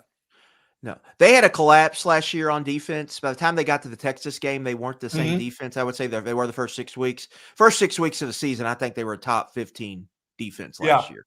They were really good. Now, the weird thing with Kentucky is they really are good on the lines of scrimmage, which is the oddest thing about this season. Like they've done the thing where everyone says you have to do, like, be good on both sides of the line of scrimmage. You're going to have a good football team. That's really not how it has worked out. The strength of their team has been really their defensive line, specifically their interior 3 guys. They've been good this year. Where they're really struggling is at linebacker, at safety, and at corner on the perimeter. Now, they will get a starting cornerback back this week, DJ Waller Jr. He hasn't played since week 1. He's dealing with a hamstring injury. They were expecting him to have a really big season. Kentucky was. He was supposed to be one of their better players on defense. So they'll get him back. So that maybe can help some of the issues they are having, but they just aren't playing the typically under White and Stoops, they play very sound, very fundamental. They do not give up big plays, and they tackle well. Yeah, you're right about tackling, yes. They haven't done that this year, which is maybe the strangest thing of the season. Has just been the kind of just how the defense has kind of fallen off a cliff a little bit here through 5 games. Yeah, DJ Waller, 6'3". Both Kentucky starting corners, 6'3". They got some serious size on that defense. Adam Luckett from KSR joining us here to talk Texas, Kentucky. You brought up Cutter Boley. Seems like he's the guy now for Kentucky. We saw him in this game last year. He's a good athlete. He's got a pretty good arm. He made some things happen here in Austin for a while, and then, there were growing pains. He was a true freshman last year. He's still going through some of those. What do you like about his game? And sort of a weird second part to this question, I feel like Kentucky's offense would be better if they had a run-first quarterback. Why do they keep not bringing in run-first quarterbacks? Yeah, on that aspect, okay, they did the whole thing with Lynn Bolden where they basically just ran the single wing 2019 and had some success doing it. Now, after that, Stoops made a change at offensive coordinator. He brought in a guy named Liam Cohen, who's the head coach of the Jacksonville Jaguars now. So they brought him in. They got a guy named Will Levis and Wandell Robinson, and they were able to run this kind of pro-style offense. They really haven't yet. I think that is it's kind of a conversation we're having now in the Kentucky sphere. Like, would they have been better just if they would have done the running QB thing? I think it's fair to point out Stoops made a commitment to doing like this pro-style operation after he fired Eddie Gran, who was a close friend of his, who, wasn't an easy decision for him to make. He even brought Gran back. Like, Gran's the de facto general manager at Kentucky now. So obviously had a close relationship with him, but he just felt like they need to move forward, and this is direction he wanted to go in. And you can't fault him for being one leg in, one leg out. He's been all the way in on this. It just hasn't worked. Now with Cutter Boley, I think you see some signs, but the plan for since they recruited him was sit 2 years, you're the guy in year 3. They've had to kind of accelerate that plan. I think with Cutter, the big thing is just decision-making, processing, and just making quick reads. They've had to simplify the offense in a lot of ways with him just trying to make it easy on him.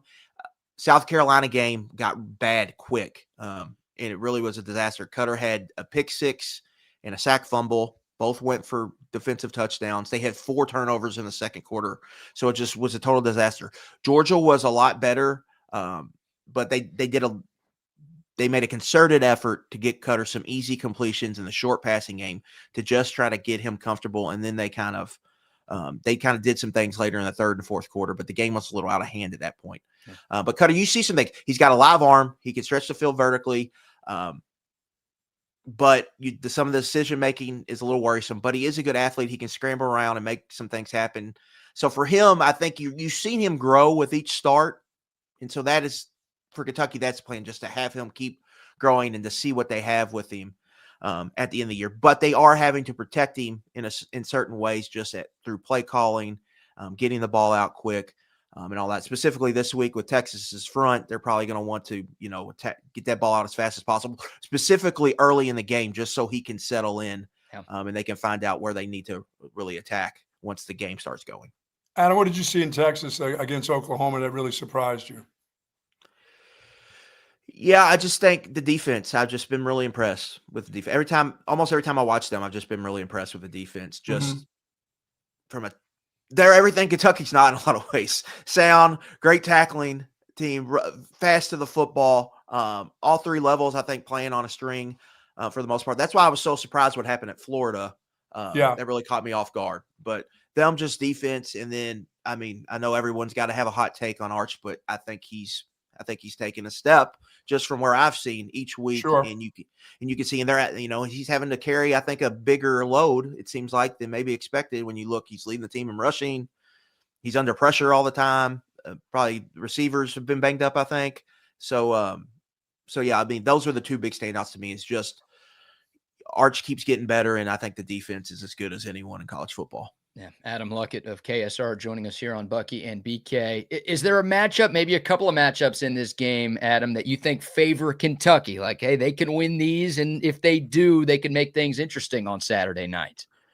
Yeah, I think Kentucky's defensive front against this Texas offensive line, like, that's a matchup they have to win, and kind of that's how they're going to have to tilt the game, specifically being a night game at home with the crowd involved.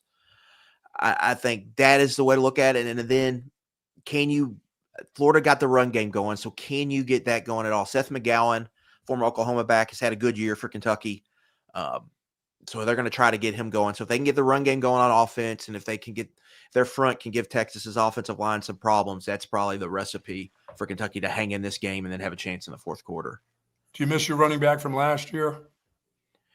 No, I think they're really happy with McGowan. Really happy with McGowan. Now, they probably last year they missed Rodriguez a ton. They could have used him, but I think they've been really happy with McGowan. He's on pace to run for over 1,000 yards. He was having a good game against Georgia He's been dealing with some type of lower body injury, so they kind of took him out early in the game. He's going to play Saturday. It's not in question, but he's just a little banged up. They took him out and they couldn't run the ball at all without him. So that's just a sign. Like, they were running the ball decent with him, couldn't run it at all without him. He's their guy, and it forced them really to get really pass heavy late in that game. Yeah. But I think that honestly, in hindsight, I think it was a good experience just for the offense and for Boley, because he got those reps in, and they looked like they were making progress. So that might have been a good thing long term. But he's going to be a guy they feature on Saturday, and they feature throughout the rest of the season. Yeah, and Kentucky also features about 15 tight ends in their offense. At least it feels that way. Is there anybody like Dane Key, Barry, and Brown? Those guys were really good. I was really impressed watching those two dudes here in Austin. They had some juice to them. And unfortunately for y'all, they both transferred to other schools. It feels like when I watch Kentucky this year, Adam, there's no real difference maker on the outside. Do they have any wide receiver, and if you want to throw in tight ends who you think like are good enough to out athlete Texas this weekend? That would be some astute analysis by you, because they do not have that. That is probably the biggest problem on offense right now. They are heavy 12 personnel offense. They have 3 tight ends. They all play a lot. The first 2, Josh Caddis, Willie Rodriguez, probably been their most effective pass catchers to this point in the year, which is part of the problem. Everyone's kind of been able to play them 15 yards and in. Teams have been daring them to beat them deep, and they really haven't done that yet. Now, Cameron Miller is a true freshman from New Jersey. They played last week, slot receiver, or played 2 weeks ago against Georgia, and he really impressed. Made some competitive catches against Georgia. Some 2 toe tap catches on the sideline. One was on a 4th and long where he runs an out route, or a corner route. Boley just rips the ball, and he goes up and high points and makes a really impressive catch. It was probably the most impressive play we've seen from a Kentucky receiver all season. So he is going to be more involved in some of these younger receivers. I think you're going to start to see get more involved, but that's been a frustration for them, is that they have all these transfers, but it's not really working. Now, Kendrick Law, Alabama transfer number 1. He is very much, I would say, kind of a gadget player. He's struggling, I think, down the field running routes, but he's a guy Kentucky wants to throw screens to, the jet sweeps, any type of action, like gadget action like that, where you can get a quick touch to him. He can get it and go. He's probably the best player they have with the ball in his hands in space. So if Kentucky can get him in space, he can be a problem. It's just been getting that established has been hard. Yep. Most of his touches has kind of been behind the line of scrimmage. They haven't really been able to get him on a route in space yet. But if they could find a way to do that, he can tilt the game, and he can produce one of those 40, 50-yard plays that can be, game changing. Specifically, if Kentucky's able to get this thing in the mud and where it's low scoring, which is how I think that they're going to play. And that if Mark Stoops came on the broadcast and told you his game plan, I think that would be part of his game plan. Make this a low-scoring game, get in the 4th quarter, and just try to make this a total rock fight. Yeah. What do you think? Stoops there or not next year? At this point, I think this is the last year. Yeah, I guess to follow up on that, and then we'll get your score prediction and let you go, Adam. But is there a name? Are there a couple of names that Kentucky fans are already zeroing in on? Like, hey, if we do get rid of Stoops, this is the guy that we want to bring in? Yeah, there's 2 right now. Tulane head coach John Summerall played at Kentucky, was a GA at Kentucky under Rich Brooks, and then worked at Kentucky under Mark Stoops.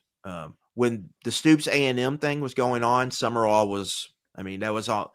It wasn't locked, sealed, and delivered, but it was as close as you could get at that point. So he would have been the coach here. Now he's kind of taken off since then, and he's going to have a lot of options. He's the number 1 guy. And then offensive coordinator Will Stein at Oregon is from Louisville. His parents were Kentucky football season ticket holders for a long time. Now, he went and walked on at Louisville, and then went off to Texas. I think he was offensive coordinator at Lake Travis for a year or 2, was at UTSA, called plays for Jeff Traylor there before going to Oregon. He would be the other big one. Those were the big 2, and other names will pop up, but those were the big 2 getting the most, I would say, buzz and chatter. Yeah, the Bluegrass. Bucky actually calls games for Lake Travis, so we got to see Will Stein up close and personal as he's as he a fantastic play caller. Yeah, knows what he's doing. All right, Adam, you mentioned you think Kentucky wants to see a rock fight on Saturday. Would love a prediction. Texas right now, 12.5 point favorite. Kentucky, you wrote a great article on KSR that I read yesterday. Like, you would think coming off a bye and night game are two things that really benefit Kentucky. But apparently lately, Mark Stoops has really struggled coming off of a bye and playing home games at night. So your thoughts, can Kentucky keep this close, maybe pull off an upset, or do you think Texas kind of runs away and hides? Yeah, I get the sense we'll see an inspired performance by the Kentucky defense, and I think they could give Texas some problems. The issue in this game is just I have a hard time envisioning Kentucky really having a lot of success against this Texas defense. I think it's low scoring early. Then I think you see Texas pull away late, something like 27-14. That sounds about right to me. Very good. All right, Adam, enjoy your work, man. You guys, your entire team at KSR do a tremendous job. You don't need me to tell you that, but thanks so much for joining us today and talking about the game. And hopefully we get the chance to chop it up soon. Appreciate it, guys. Nice talking ball with y'all. Thank you, Luckett. You too. Adam Luckett, KSR. Doing a great job covering Kentucky. And yeah, they still care about football, Buck, but they only care because they want to fire their coach. Yeah, they're looking to get out of that $39 million somehow. Yeah. They're ready. They're ready to move on. And, for Mark Stoops, it's late in his career to try to move on. It's like, I got to try to stay here as long as I can now. It sounds like he should have left when things were going pretty decent for him a couple of years back. But now it's like, I need that money. I need all of my money. Sounds like he tried to leave. Yeah. And I think Texas fans and Kentucky fans are bummed that Mark Stoops didn't get the Aggie job. Oh, remember that happened? There were tweets about it. Mark Stoops has agreed to become the next coach at Texas A&M, and then the Aggie fans melted down, and then A&M reversed course. They're like, oh shit. People don't like this. Maybe we shouldn't do this. So they pulled the plug and then ended up with Elko.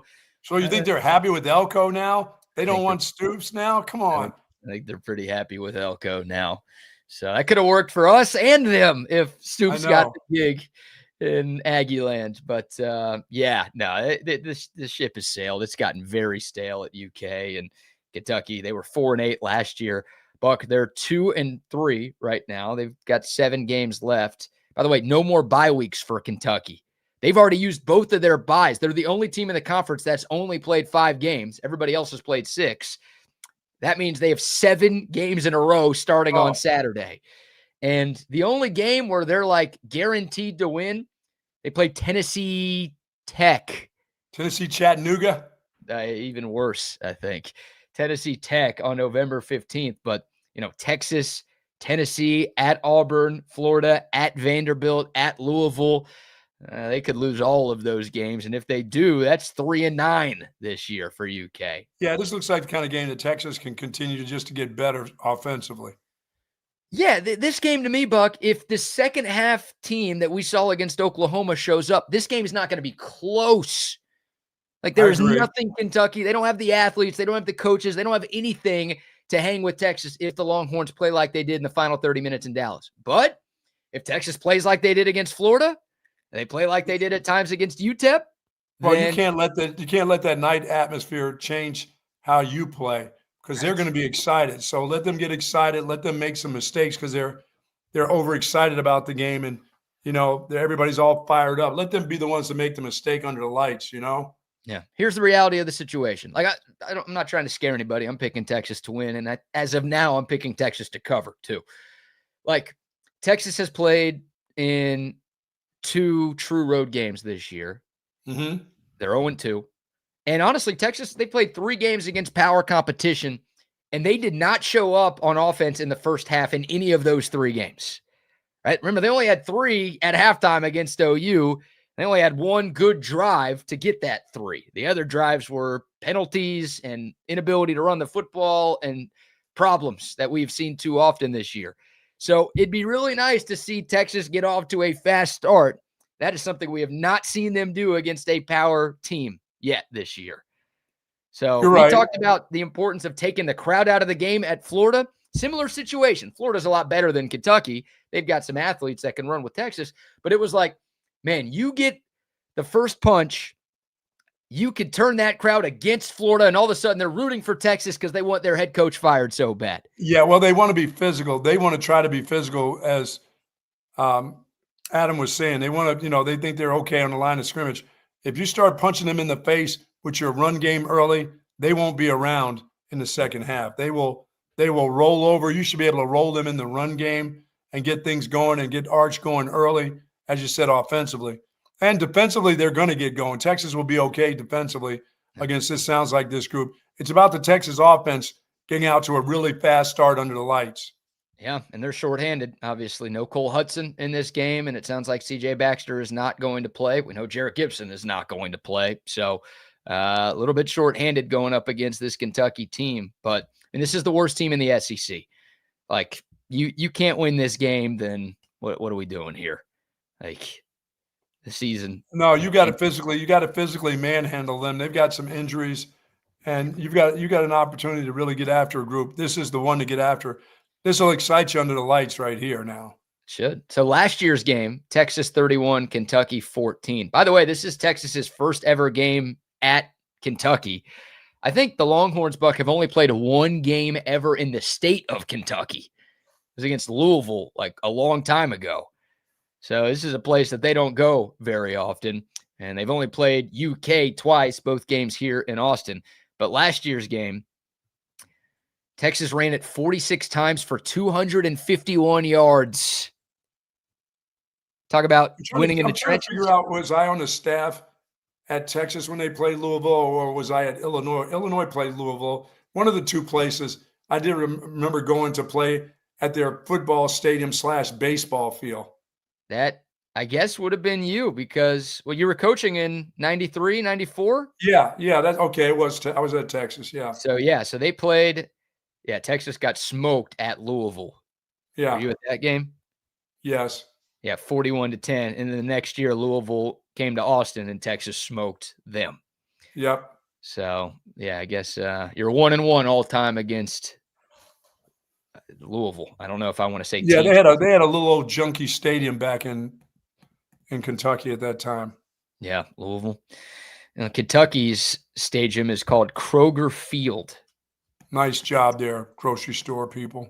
I think I'm doing a very quick scroll through the Phil Steele magazine here. I think that's the only venue in the SEC not named after somebody. Right? Like DKR, Texas Memorials. Everybody else is like named after somebody. Oh, it's not like the Harry Hines Field or anything. Kentucky has like so little football history. Their best football coach before Mark Stoops was Bear Bryant. You can't name it after Bear Bryant. He's Alabama's guy. So right. they sold it to a sponsor, and it's Kroger Field. How? I know we've only been in the SEC for 2 years, but how non-SEC is that? Kroger's are big down south. Hey, I'm a Kroger guy. They're starting to get big everywhere. I'm at in Dallas. That was the closest grocery store to my family growing up. Yeah, you didn't have HEBs then, right? No HEBs in Dallas then. Yeah, nowhere close. And just started getting HEBs in Dallas a couple of years ago. Yeah. But yeah, Kroger was the spot. So this ain't the dunk on Kroger. It's more dunking on Kentucky that they have so little football history that there's nobody they can name their venue after, I guess. Yes, I was a Kroger store when I lived in Greensboro, North Carolina as a kid. Kroger was the place that my dad used to send me up for a pack of Pall Mall non-filtered cigarettes, 27 cents a pack, BK. And I was able to go up as a kid and get those and bring those back to my dad. 27 cents for a pack of butts. Dude, I would be addicted to cigarettes if they were 27 cents a pack. Really? Oh my God. You kidding me? See the prices of those things now? I don't know. I see you like get a 4-pack now for like $27 maybe. Yeah. Used to be easy to get lung cancer. Now you got to pay an arm and a leg. No kidding, huh? For your lung darts. It's changed a little bit. Man, oh man. But yeah, this game last year in Austin, 46. It was Texas's best rushing output of the regular season. Their best output was actually against Clemson in the playoff. But in the regular year, again, 46 carries for 251 yards. Wisner, 26 for 158 and a touchdown. Jaden Blue, 15 for 96 and a touchdown. Yeah, run the ball at them early in this game again. Now, it ain't the same Texas offensive line, and according to Adam, Kentucky's D-line is a little bit better, but that should be your plan right there. And by the way, Kentucky, their rushing stats, 30 carries for 21 yards. Wow. Now, I went back and watched this game, so I know how it happened. Their quarterback, Cutter Boley, who came in because Brock Vandergrift, their starter, got hurt in the game last year. Cutter Boley's rushing lines, Buck, 5 carries for negative 57 yards. Oh, man, he went backwards a lot. Have you ever seen that before? Not that many. So they're running backs, like one of them 11 carries for 50 yards, the other one 9 for 30. So not like they were great, but the reason they had 21 total. Did they have a decent running back last year? No. No. Who are you thinking of? Chris Rodriguez, the guy from a couple years ago? Yeah, I think, for 2 years ago, maybe. Or that kid Davis that they had? Davis, yeah. Was it Davis last year? No, Davis was 2 years ago. Yeah. He's an NFL runner, isn't he? Yeah, I think he's was it Ray Davis is his name? Yeah, I think he's playing in the NFL. Let's check Wikipedia. Yeah, he's on the Bills. Backup running back for the Bills. 4th round draft pick out of Kentucky in 2024. So, yeah, 23 was his last year. So, Texas did not see him a season ago. But that'd be nice. You can run for 250 plus and hold them to 21 on the ground. Then you're going to win very Absolutely. easily. That's what you did against Oklahoma. It wasn't that dramatic, but you dominated them on the ground. You won the lines of scrimmage. You won by 17. Last year against Kentucky, dominated on the ground, won the line of scrimmage, won by 17. I think we'd all sign up for a 17-point road victory this weekend. Damn, BK, I'm old. I was just thinking 27 cents when I was in the 60s. 27 I'm just figuring that out. Damn, I was thinking Trojan man. What was it? I used to go into a men's bathroom, and I swear the Trojans used to be like 10 cents for one of them, a condom. I saw back in the day, I went into a men's room probably and looked up at the little machine. I think it was 10 cents for one of those. Wow. Any idea how much they are now? They don't have machines in bathrooms anymore, do they? They're few and far between, but some exist. Oh no. Where's the last known place that you drove into if there wasn't a gas station in the middle of nowhere that you saw actually a Trojan machine, a rubber machine? I couldn't tell you where it was, but within the last 5 years, I have seen a. Okay, then it had to be in a strip club somewhere, probably. Probably strip club, yeah. Okay. I wonder what the price is. Like, was it 25 cents? Is it $1? I mean, what are you paying now for those? Ask CB. He would know up there in the greater Northwest. You think CB's a frequent strip clubber? No, but he's probably been into some joints that had the machine.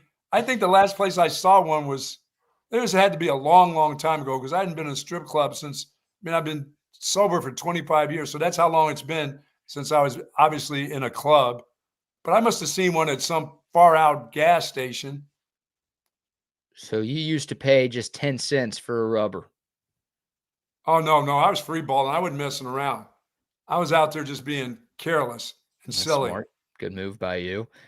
I never had that as one of the tips for kids. You were giving your tip to some kids, it sounds like. No. Hey, if they're good enough, they're old enough. Not a good time to say that. What?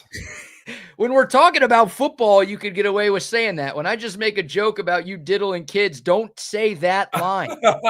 No, yours is worse. The one about the grass on the turf on the field is the worst of all. That's not my quote. I've heard you say that before. I've never said anything about turf on the field, play ball. No. I've also heard you say old enough to pee, old enough for me. No, I've never said that one. That was one of your recruiting strategies back in the day. I always thought you were talking about football, but maybe you weren't. Oh my God. I would say it was probably at some gas station that I had a quick stop in, and when there was one of those machines that was so old, I mean, those things you couldn't. I mean, those things would pop a hole in them. Just you couldn't even if you were trying to rip the package, you'd rip the rubber. I never used one of those gas From station condoms. From a I don't gas mean, station. yeah, I don't mean condoms in general. I mean like gas station ones. Like when I would go out, I would bring one from home. Like I'd keep them at home, and like just in case I would go to the girl's place, I'd keep one in my wallet. You know, The old wallet, yeah. Did you get them at HEB? Were they at HEB? Did you have to stand in line for a box of those bad boys? Oh, dude, I would absolutely. I would show up to the register with 2 boxes of condoms. One of them like the giant Magnum, and one of them like the small ones that I actually use. You just pay the price for the giants, the XLs, double X. I'd hit them. I'd be like, which one do I want? You know what? I'll go with this one this time. And like, oh yeah, I wanted the person working the register to see. You know, most people are like, oh, it's awkward. You got to go buy condoms. Now everything's self-checkout now, so I guess you don't really have to deal with that if you don't want to. But back in my day, yeah, people were like, oh, I don't want to be seen buying condoms. I'm like, no, I want this. I want this 4 working the register at Kroger as we bring it back to Kroger Field. I want her to see what I'm getting into. Yeah, I was sent to the store for the Pall Malls, and I was also sent to the store by my mom for Kotex. And I'd be like a little kid with that big old box of Kotex, threw it over there, and then get a pack of butts for 20. And the lady said, who are these for? I said, well, that's for my mom right there. You should know that, lady. Oh. That right there is for my dad. She say, yeah, well, I know those will get to your mom, but those other ones over there, that little pack for 27 cents better get to your dad, or the next time I see him. I said, you don't have to worry. My old man knows where that 27 cents went, and he knows that better come back. And there better not be anything missing out of the pack. Yeah, you should have thrown her for a loop and said that the tampons were for your dad and the cigs were for your mom. Yeah.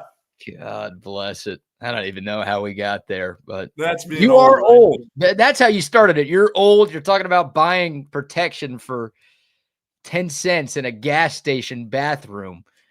Maybe you could still do that. And our guy, Rodney, who of course will be on at the top of the hour with Stu Myrick again today. Double R said, I saw them last week at a truck stop in Slidell. Oh my God. That's Louisiana, Buck. Oh, well, they pee on the floor. They better use condoms at least for something. Maybe that's what the condoms are for, to stop the pee from hitting the floor. Oh, gross.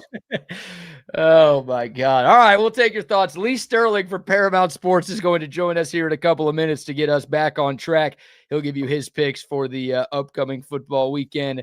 Before we talk to Lee and help the people make some money to use on whatever they want to use it on, maybe protection, let's give another round of sponsor shout-outs. So our friends over at Woods Comfort Systems, for close to 70 years in Central Texas, they've been getting it done. Air conditioning, plumbing, and heating, of course, as a winter months start to come upon us. Make sure that you're ready. You're ready for that cold front that may hit us, and get everything checked out. Make sure the filters have been changed. But still, BK, no, it's not in the 80s. It's still in the low 90s in your air conditioning system. You want it working properly. And at Woods Comfort Systems, they'll do just that. They'll send their technicians out. I get them over to the house twice a year to make sure everything's working well. Air conditioning has been fabulous. I'm ready for the winter months. They've already come here and started to do some stuff to winterize my home, and they can do that for you. Folks, 70 years in Central Texas, nobody does it better than Woods Comfort Systems. No way. WoodsComfortSystems.com for more info. Shout out to them. Also, some love to audio-visual consultations. Tom McKay is going to be joining Rodney and Stu at 9:30. So buckle up for that. But Tom's going to be talking some hockey, some playoff baseball, some football. He'll be all over the place. But hey, what can Tom do for you besides entertain you for a few minutes later this morning? Well, he can hook you up with the home TV setup of your dreams. Y'all hear us talk about what we have all of the time. I have the 4TV man cave in the other room. Bucky has the giant 85-incher. Need some protection for that. Double R's got his badass setup. Wags has a great setup. Chip.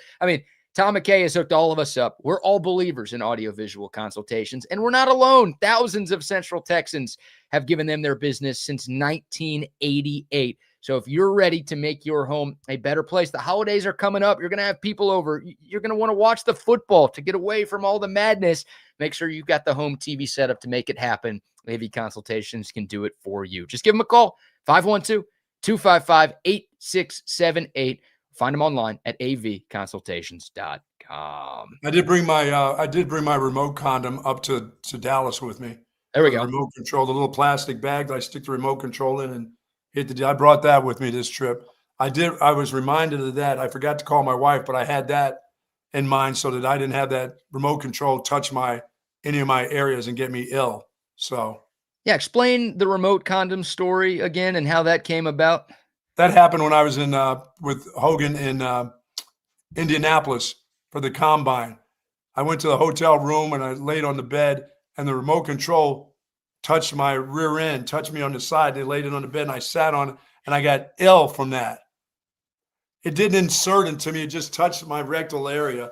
And from that point on, Howard Griffith told me a long time ago, when you go, make sure you take an extra baggie with you when you travel, so that when you go to the hotel room, no matter what they say about how they clean it, people are touching that remote control button. And he said, I stick it in a little baggie, zip it, and I use it that way. And so when I do remember, and I did remember this week, I brought one extra baggie with me, medium size, and put it in there. I don't bring an actual condom to put on it, but I call it my remote control condom. You don't want to be touching that thing. That thing's nasty and filthy. Yeah. You don't know what people have done to it. And there are people like you out there who shove it up their rectum. I did not know. It just touched my butt, and I got really, really sick from that. I think that was the last time I had the flu, as a matter of fact, because now I'll never have the flu. You'll never have the flu. All right. Quick shout out to Waterloo Printing and Graphics. All of our TSU merch. We gave out so many koozies and so many hats up in the Metroplex this past weekend. All of it made by Adam and his great team at Waterloo. If you've got a business or just a big event coming up that needs hats, polos, stickers, koozies, anything, Adam and his team can get it to you. Find them on Instagram at Waterloo Printing, or you can call or text Adam on his direct line, 512-300-9641. All right. It is our favorite time of the week. We all like money, and we all like making the people money. And joining us now, the hottest handicapper in the history of the known universe. I think he's on fire. 4 winning weeks in a row. Joining us now from ParamountSports.com, the great Lee Sterling. Good morning, Lee. Good morning. Good morning. Yep. I know your season was saved last week, huh? Oh, yeah. Gosh, needed it, Lee. Badly. Yeah. Right. Badly. Right. No victory dance. You've been on a heater. You're not going to talk some smack to all the other handicappers out there? You can't do that. It can change on a dime, as we all know. I've been having my trouble midweek, these like Tuesday, Wednesday, Thursday games. You know, that's what you get when you're betting teams like Sam Houston State, UTEP, Jacksonville State. I mean, did you see the game last night, the Sam Houston State game? I don't think they had 100 people at that game. Am I right? The listed attendance, this was Sam Houston State and UTEP, and Sam Houston's regular stadium is undergoing renovations. Right. So they're playing in Houston where the Dynamo play. Lee, I think the listed attendance was 673. Oh, my God. Which means it probably was less than that. You always inflate those numbers. Did they really say, was it 673? 673. Yep. Wow. Insane. Well, I know it's an hour away, but the bottom line is, I mean, hard to keep your program afloat, Lee. It's hard to keep a program afloat with that kind of attendance. I know. And also they're an offer. So I think they're 0-7 now. Makes it tough too. We saw the ghost of Sam Houston play, and they're bad. Yeah. I saw both of those teams, Lee, and I can't even believe Texas even played both of those teams. I mean, really. And the UTEP game was close for a while, right? Yeah. Yeah. We don't want to talk about that one. All right, Buck, you start us off with Lee's picks this week. All right, Lee. You know, one of my teams, one of my picks here, the Texas A&M Fighting Aggies right now, a 7.5 versus Arkansas.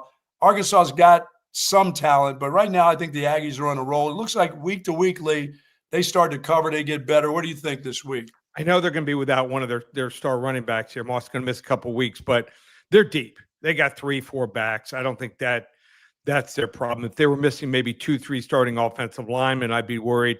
Weather could be a factor here, and I think that actually helps A&M. Team that runs the ball and turns the ball over less, usually going to have an advantage. So check the weather in this game.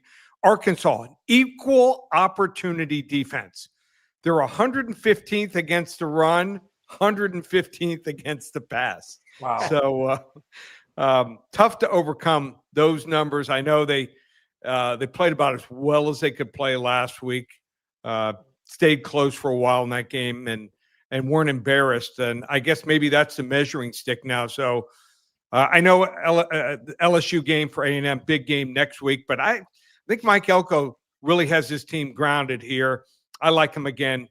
I'm going to lay the points here. I think they win and cover 37-27. Sometimes you got to lay it if you want to play it. All right, big one in the SEC. Not one that I think a lot of people at the start of the year thought was going to be a big one, but it's LSU at Vanderbilt in Nashville. The Commodore, it's so weird to see Vandy favored in an SEC game. They're favored against a top 10 LSU team this Saturday. Feels like a college football playoff elimination game, Lee. Who do you like in this one? I think I saw a stat. It's the first time they're favored against them since 1946, if I'm correct.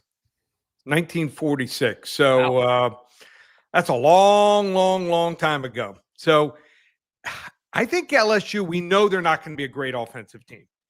Maybe there's something going on with Garrett Nussmeier. It doesn't look the same. Doesn't look like a top 10 or even a 5 pick who everyone thought was going to be the driving force behind this team. But they should be helped with Aaron Anderson coming back. Looks like he's listed as probable. Found a tight end here in Trey'Dez Green. Had over 100 yards in receiving. He's almost unguardable. I mean, how do you guard a guy that big and that fast? So they finally found that out. And nothing's wrong with their defense. Defense is they have one of the best coordinators, allowing just 3.2 yards per carry. And, you know, Vanderbilt, more of a running team than a passing team. Those linebackers, you want to stop a dual threat quarterback. Those linebackers make plays in space maybe better than anyone in the country. I think they'll find a way to get the job done here. I am winning here 27-23, and you're getting 2.5 points to boot. Awesome. Lee, staying in the SEC, this is an intriguing game right here. Georgia and Ole Miss. Has Georgia found their stride now? I mean, are they just good enough right now because of who they are to cover these lines that are like -7, where they're not going to, they never have been a team that looked to power you and beat you by 50 points. They just find ways to win. Is this one of those games that the 7 right here may be too high? What did you think about that call on the goal line? You think he got in or no? Oh, I think he's in. I think you call that a touchdown. You don't turn that ball. You don't get excited as an official and all because the ball is loose. All it has to do is cross the plane. That was long enough to be a touchdown. What did you think, Brad?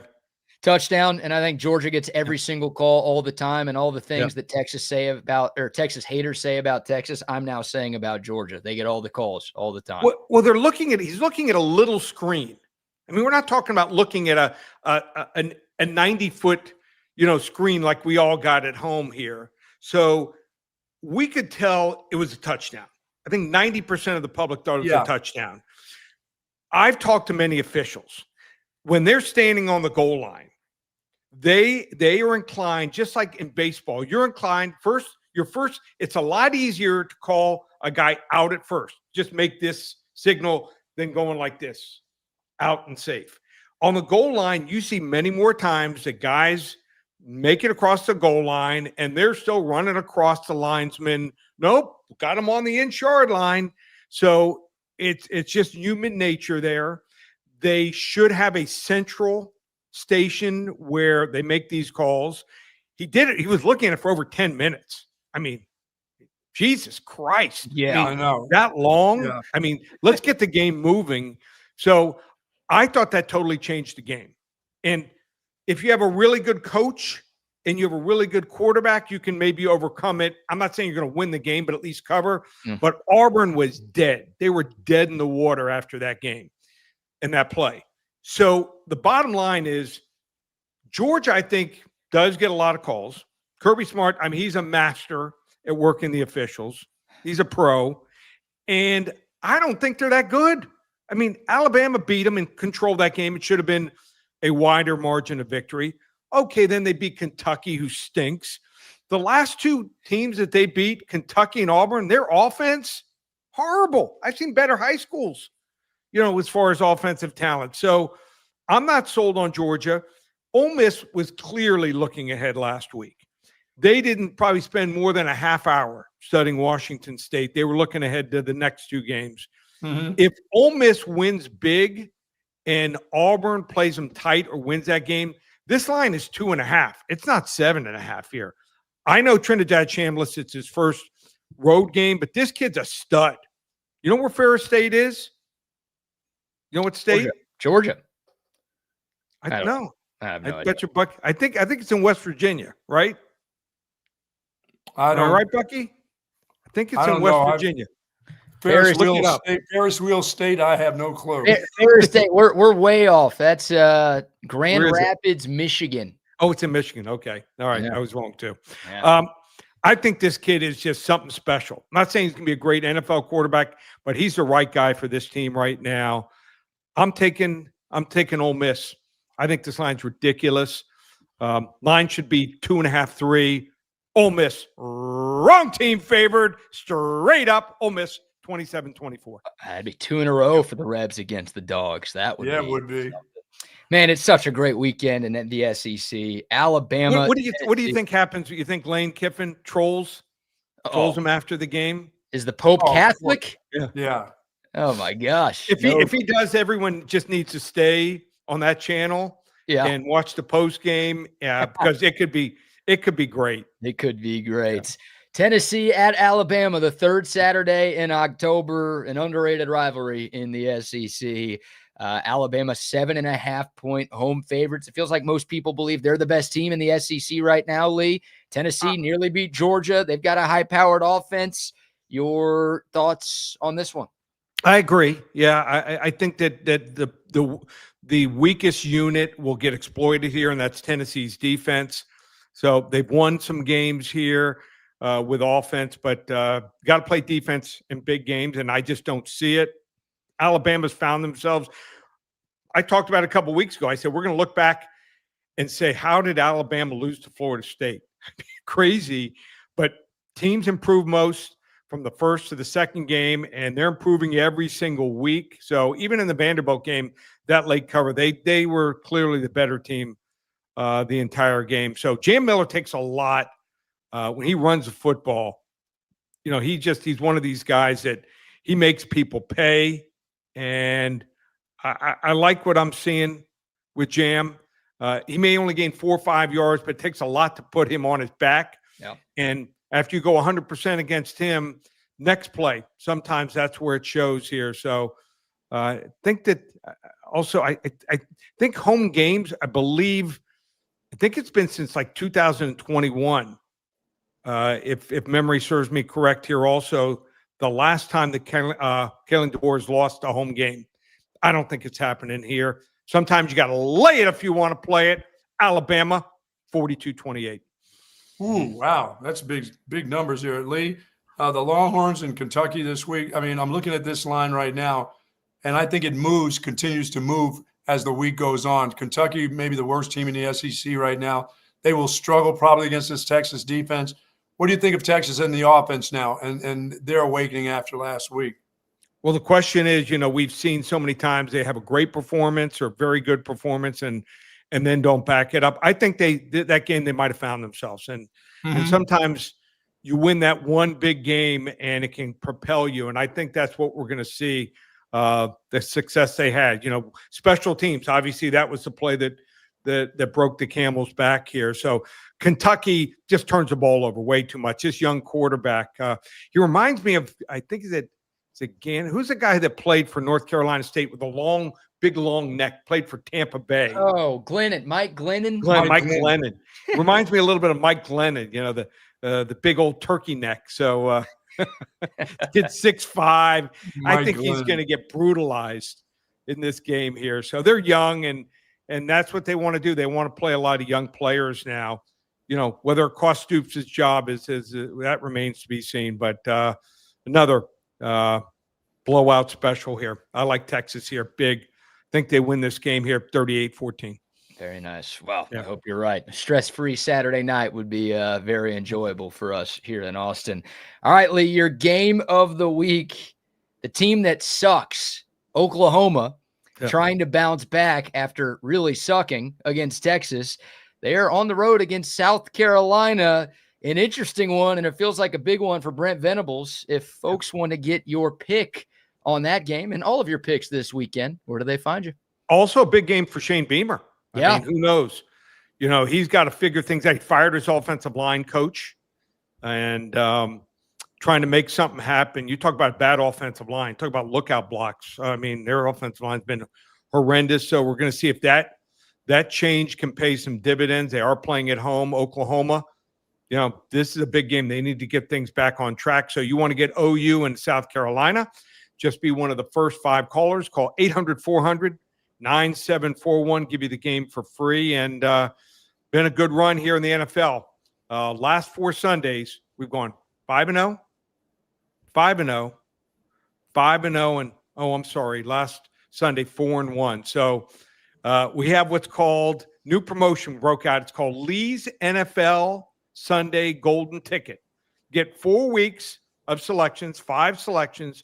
My top 5 NFL plays, $197. So you want to try it. You want to hop on board. NFL 19-1 run. I don't think anyone has ever had that kind of run that I know of documented. So Lee's NFL Sunday Golden Ticket, $197, 4 weeks of NFL action, 5 games each Sunday, just one place, ParamountSports.com. Yeah. Lee, what are you hearing of James Franklin? Where's Coach Franklin going to end up? I don't really know, but I don't think he's going to fall as far as like a UAB. You know, maybe if one of these other coaches, maybe, that's one of the mysteries. I think they've targeted someone, Penn State. They have someone definitely in mind. You know what they say? Don't ever fire someone without having someone in mind. I think that they've got someone, you know, just like Alabama. They knew when Nick Saban was gonna step down, when he was told the AD, you got to have a list. If you're an AD, I tell this to program directors in radio all the time, and I've talked to some ADs. You got to have a list, 5, 6, 7 guys, and it's got to be fluid all the time. And that's why you want to keep in touch with other coaches and their agents and things like that. So good ADs know what's going on. Where do you think he ends up, Bucky? I don't know, but I got to, maybe they'll eyeball the Vandy coach to come to Penn State. Could be.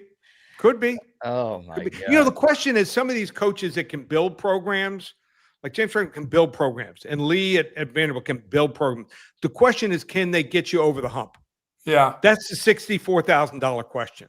Yeah, you're right. Now it's a $64 million question, you know, but you just don't know. You know, a lot of times, just like anything else, they promote offensive coordinators or defensive coordinators, head coaches, and they're great at calling plays and signals, but can they lead programs? You know, in life, you see salesmen, they get promoted to being managers, completely different job. So yes, it's going to be tough. It's going to be, I think who knows? There's a wild card in there. I think we're going to be shocked with Penn State. Yes. You know, we could see 15, 20 more coaches let go. So there's going to be a lot of program. Maybe Florida State, James Franklin ends up there. Yeah. It's going to be the wildest coaching carousel this sport has ever seen. He's been able to acquire talent. Look in the NFL. Oh, no, he can can look recruit. at guys. And he's had to do it at Penn State in Pennsylvania. Can you imagine if he's in Tallahassee, closer to where all the talent is? Yeah. You know? Yeah. If he's smart, just let someone else do let him acquire all the talent, let someone else do all the cooking. Yeah, tell him don't let him get the play. Don't let him get the play sheet. Once he's got the play sheet in his hand, that's where the problems start. Yeah, I agree. Bad news. Lee, you're the man. Right. Continued success, my friend. Thanks so much for joining us, and we'll talk next week. Thanks, guys. Take care. Be safe. See ya. Lee Sterling, ParamountSports.com. Sign up. That Golden Ticket NFL special. That dude's on a heater. 19-1. And these are documented, right? You'll see some jabronis on Twitter who are like, I've gotten 100 picks in a row, right? And you're like, prove it. And then they don't respond. All of Lee's picks are available online at ParamountSports.com. So you could see just the type of run he's been on. And of course, The Paramount Sports segment is once again brought to you by our friends at Joe Cohen and Son Jewelers. I called Alabama the best team in the SEC because I know Bill, the Aggie fan, is listening. I knew it would ruffle his feathers. What? I know, but we love Bill. We love the team at Joe Cohen and Son Jewelers, Austin's oldest family-owned and operated business of any kind. I mentioned it last week. I bought a gift for my girlfriend, a nice bracelet, a nice charm. And Bill and his team made it so easy. Free parking right near the store. Tons of choices for every single budget. And, of course, I got the TSU discount. They wrapped it for me. Everything looked great. And the best part, I didn't even realize this, Buck. Bill is like, if your girlfriend doesn't like it, tell her to come back and exchange it, and we'll do it free of charge. Yeah, she didn't even have to tell you. Just come back. I was like, yeah. So maybe she already has. I don't know. I don't think she has. But that's the beauty. That's the kind of service you get at Joe Cohen and Son Jewelers. Most jewelers, you buy it. Sorry, you paid for it. You got to like it. She's got to like it. That's the end of it. But they are the best, man. They are next level. I don't know anything about diamonds or jewelry or bracelets or any of that stuff. I just know Bill and his team at Joe Cohen and Son Jewelers. They took care of me, but they've been taking care of people for more than 140 years. Go see them. Holiday season coming up soon. Perfect place to get your gift or that special someone is at Joe Cohen and Son Jewelers, right in the heart of downtown, 6th and Congress, or online at joecohenjewelers.com. All right. I see the boys in the waiting room. By the way, quick shout out to Altstadt Beer, the best beer that you can find in the world. We got Thursday night football. We got Steelers Bengals. You might need some Altstadt Beer to get through that game. But a great weekend coming up. Let's go 25,000 unit play on the Steelers. Do you care what the line is? I don't even care. Pittsburgh -5.5 in Cincinnati. Yeah, that's easy. Go ahead and take that. There you go. Aaron Rodgers having a big night tonight. I like it. Well, that's why I'm going to put 25,000 units on them, 25,000 units on the Blue Jays again tonight. Evening up the series.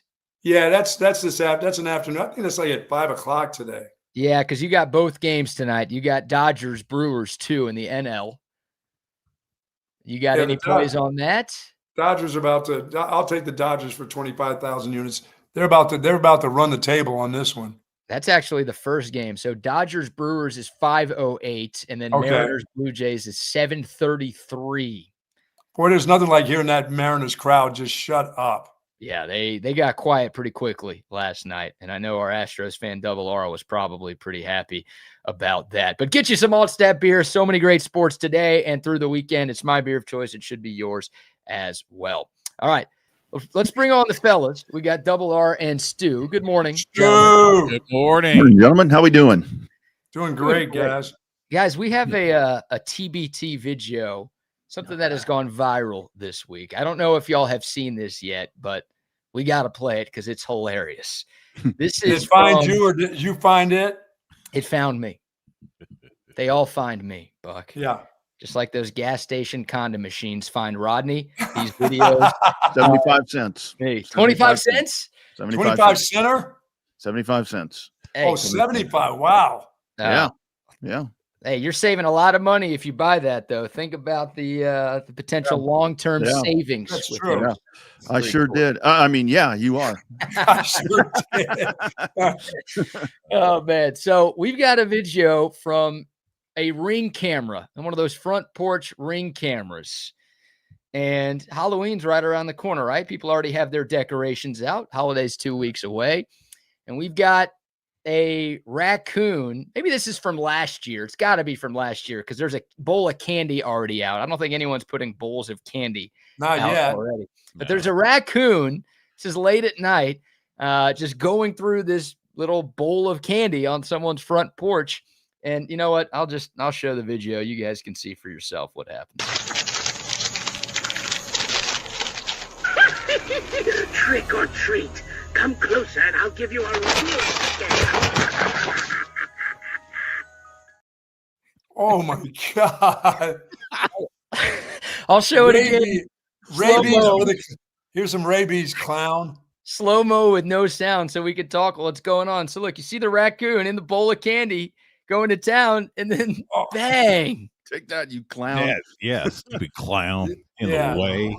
How great is that? Yeah, the clown starts, I guess it's a motion activated clown. So it starts making noise and moving towards the raccoon. And the coon just waits for a couple of seconds and then boom, bounce. Oh right my God. Right in the middle of he was having those, what was that? Probably a Mars bar or something. Probably. That was fantastic. Mars bar? Who's eating Mars bars in 2025? We all have Mars bars. I had a Milky Way yesterday. Oh, don't tell my wife. Yes. I had a Mr. Milky Way Goodbar. yesterday. I like some good Mr. Good bar every now and then. Oh yeah. Ooh, got some peanuts in it.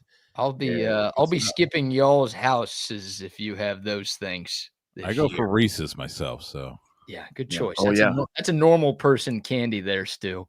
Look at that freaking stinking raccoon filled with rabies, going right at the juggler, trying to take the clown's neck off. I mean, nice technique by the raccoon. I was gonna is this a good tackle or do we have target? That's like a Roman Reigns spear there. Yeah, from the raccoon there. That's that raccoon was pissed.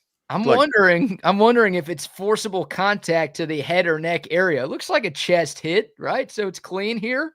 Yeah, that ain't targeted. The clown sticks his neck out there like it's a spear. It's a spear. Oh, yeah. For wrestling, that'll get you the victory. You're right. Yeah, that's absolutely. I wish he went over the clown and pinned him down. Yeah, get the count going there. Yeah. Don't say that too loud. There will be a promotion out there that does raccoon versus clown on their next. Great. There you go. Looked like Colin Simmons last weekend right there, man. There you go. Yeah, that thing looked like the clown looked like John Mateer. They should Photoshop his face on there. Put a number 10 on him or whatever number he is. Colin Simmons. I did that. We did that one year because when it comes to now that my kids are grown, I turn the lights off and hide, on Halloween night. I come up here, close the blinds to only turn one TV on. But it's like we left a bowl of candy out there one time, and it was like two of these little shits came by and took almost everything, Bucky, out of there. It's like you're supposed to leave some for your little friends, but you damn near took the whole inventory.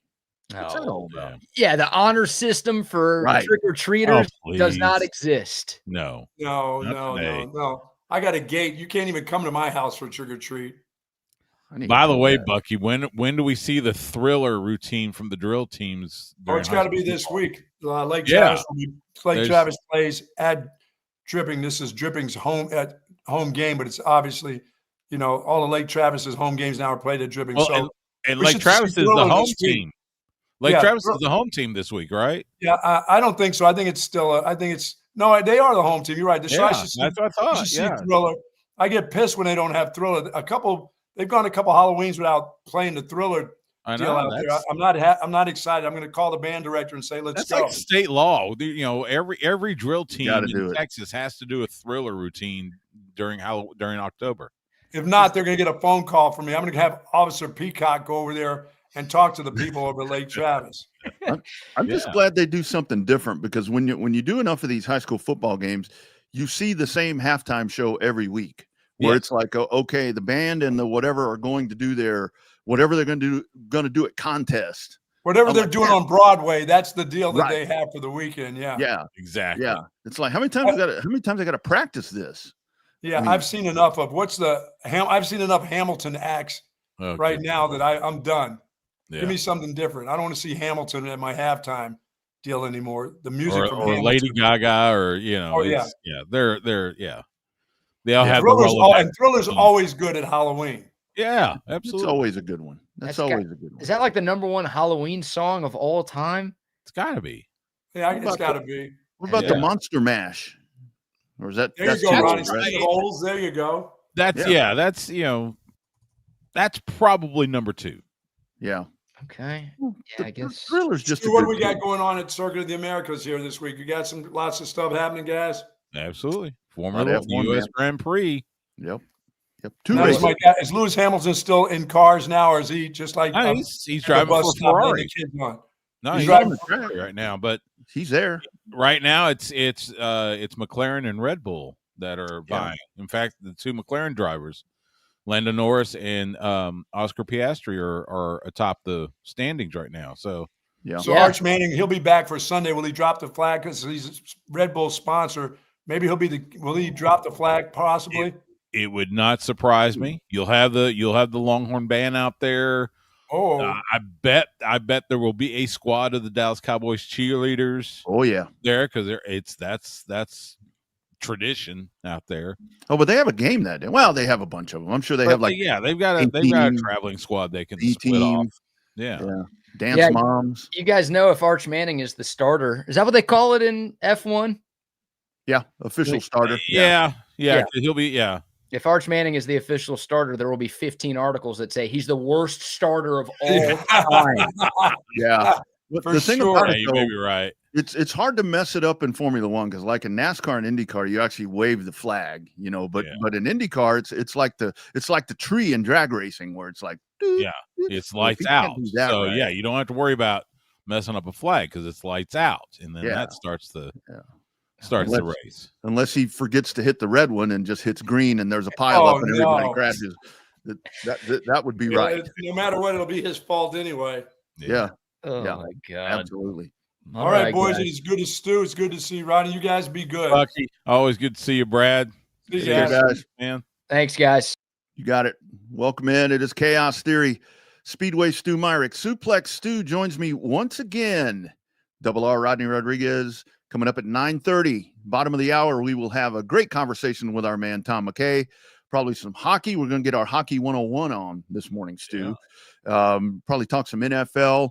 And life philosophy, I have a feeling will come up from our man, Tom McKay, audio visual consultations. Join in on the chat right there. If you're on YouTube, Facebook, Twitch, of course, hit that code of text line, 512-222-9328. Speaking of Circuit of the Americas, we'd love to hear what you guys want to talk about today. College football on the docket. Got a football game tonight with a couple of old fellas that are going to be taking the field for Thursday night football. And, maybe even some Jerry Jones sound that I just ran across. But I want to run this by you, Stu, speaking of and the other thing, because it's Thirsty Thursday, and you and I were kind of going back and forth last night a little bit. Thirsty Thursday dive bars. We've got some here in Round Rock that you can find. There's over off of Sam Bass, there's one called the Roadhouse, and it is very much like that movie, the Roadhouse. Oh, yeah. Man, you go rolling up in there, and that's quite the spot. Partners over on East Palm Valley, where it says drinking and dancing. Dive bar. Texas Bar and Grill. I think you've probably been to Texas Bar and Grill, haven't you? Oh yeah, been there a time or two. Yeah. There's the one. It's in fact, talking about, of course, Circuit of the Americas, Formula One. Yeah. There's a bar. It's on 183 right before you get to FMA 12 to turn to go Dakota. And I can't remember the name of it. We actually did a wrestling event there.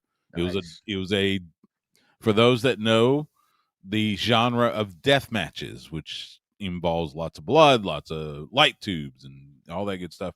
We did one of those events there, and it's a really cool dive bar. It has a huge outdoor area, great place, great beer, and I can't remember the name. I'll have to look it up.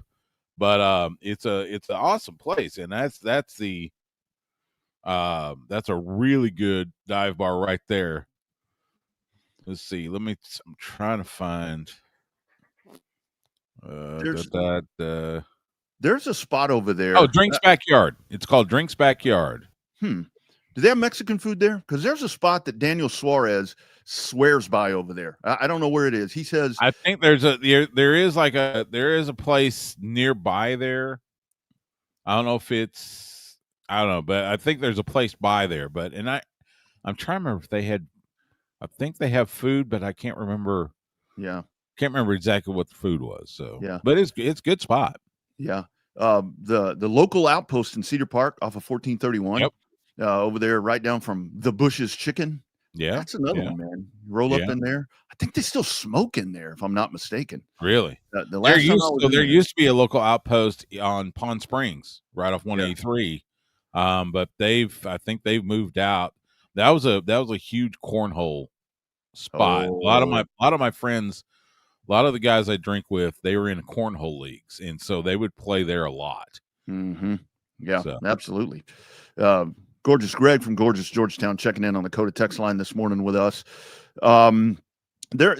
I'll tell you what, and it's not, and I don't mean this in a mean way at all, but I'll tell you what turns into a dive bar, and it's super cool because it's for a great cause. If you find like a local VFW, that's I have found that's one of the coolest places to sit around and drink beer and play pool and play dominoes and all that, man. Oh man, VFW Post, American Legion Post, good spots. Of course, it's all veterans. So, you get to hear some stories as well. So those are always good spots. Yeah, absolutely. Yeah. So let us know if you have one that's still open, because there's not a lot of them. I was looking at a list the other day, and this came up because I saw that, I don't know if it was the ABJ or somebody, the Statesman, that posted dive bars, and it's all these fancy places. I'm like, man, that's not a dive bar. I mean, that's, I don't go to a dive bar in a suit. I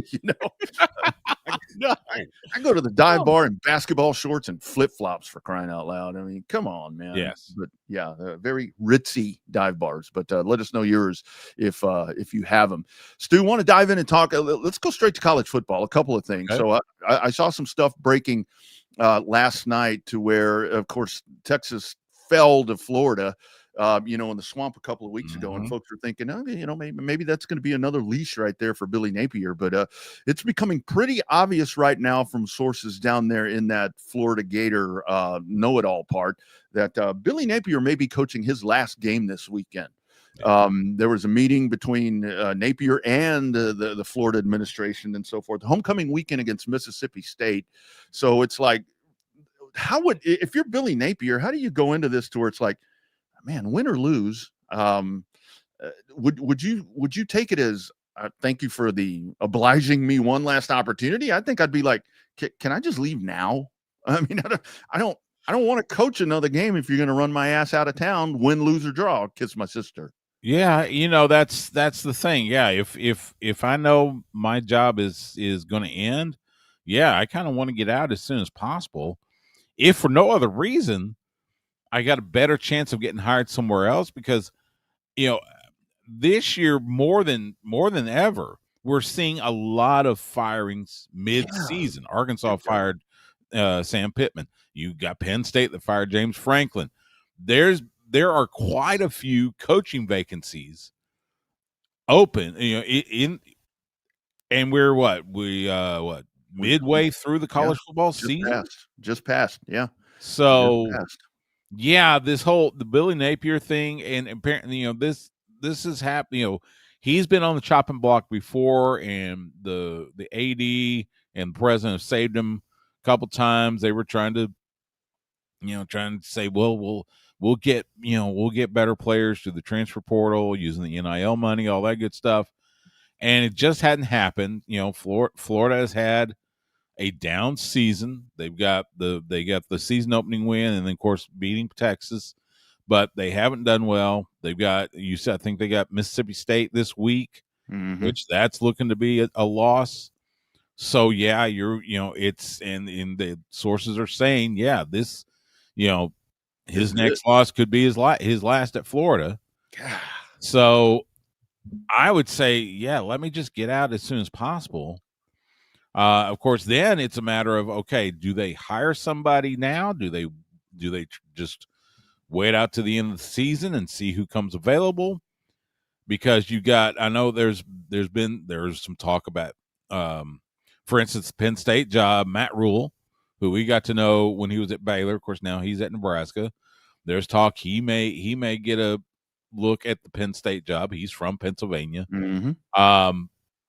There's also, and then talking about James Franklin, who got fired from Penn State, it looks like he might be a leading contender for the Florida job. So, it's a strange college football season as far as coaching jobs go this year, and I got a feeling we're going to see some more. Yeah, and kind of the whole correlation just with all that conversation right there is, UCLA, I mean, they take care of business week 3 and run the guy out of town, and then ultimately Penn State loses to UCLA, and there goes the coaching carousel. And unless we forget this guy, where are we at in society today? Oh man, that dude, So it's been one after the other right here in the last, seems like the last 5 or 6 weeks, you're watching guys fall off the chopping block. Well, and again, that's the thing, even the last couple of years, a couple of years ago, you wouldn't see coaching firings until, late at the season or end of the season.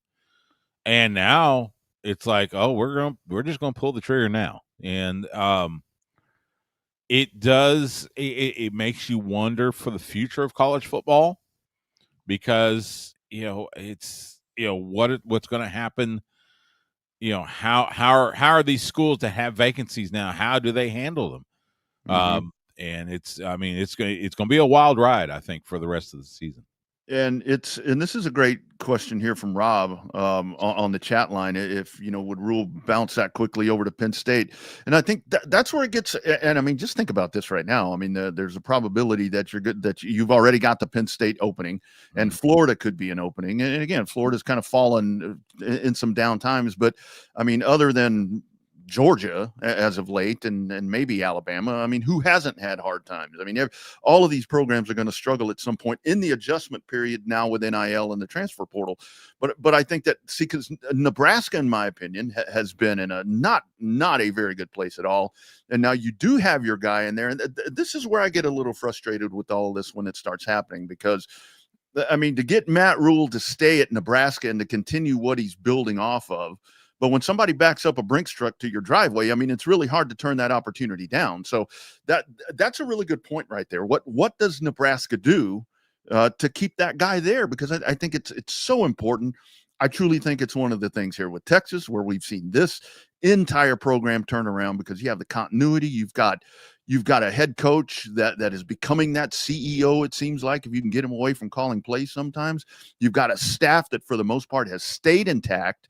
And you've watched the program turn around, and that's where it gets really hard, and it gets tough for the athletes now. And I think that it really sucks, because it's like, okay, the coach leaves, and now I guess it's fair in a way, because your coach leaves, and hell, you can leave too now. So I guess that kind of balances all that out. But man, all this movement, this is going to be crazy hell by the time we get to the end of the season. Yeah, you're absolutely right. It's it's kind of hard to keep up. As far as Matt Rule, look, I got to know him, like I said, when he was at Baylor. I mean, and I love the guy. He's a fantastic man. Always enjoyed chatting with him. In fact, first time I met him, it was at a playoff game. Lake Travis was playing in the Alamo Dome, and he had just gotten hired at Baylor, and so I went over and talked to him a little bit, and he was scouting, of course. Just a really good guy. Does he stay at Nebraska? And I think that's the thing. If Nebraska, if they get a sense that Matt Rule could jump, yeah. Well, and then again, how much does Nebraska really want to keep him? Right. Like you said, this is not the Nebraska of the 90s. This is, it is a different world up there, and it's and like I said, Matt Rule is from Pennsylvania. So, a shot for him to go home and be a head coach at a blue blood like Penn State, man, that's hard to turn down. And I think where a lot of it is with Rule, because like I mentioned, I don't know if it was yesterday or the day before, whenever it was, with Matt Rule, is what you may get some of the diehards saying there at Penn State is he doesn't have that huge win, that whatever. Obviously, he doesn't have a national championship or whatever, but it's been where he's built programs like you're talking about at Baylor, and now kind of a resurgence back to Nebraska. But yeah, you think about this, he was a huge success at Temple. At Temple, yeah. But when you think about this is, Drew Aller's out. You don't have that guy. But this is where if he makes that move to Penn State, you've got some pretty damn good pieces in place there where you're not having to do what you've done at a lot of these other places where it's like, okay, here's a pile of gravel. Here's a pile of dog shit. Build your program. He's got a lot of money. He's got a lot of resources, and he's got a lot of players there that can. Penn State can get this turned around pretty damn quick, I think, if you get the right guy in place right here.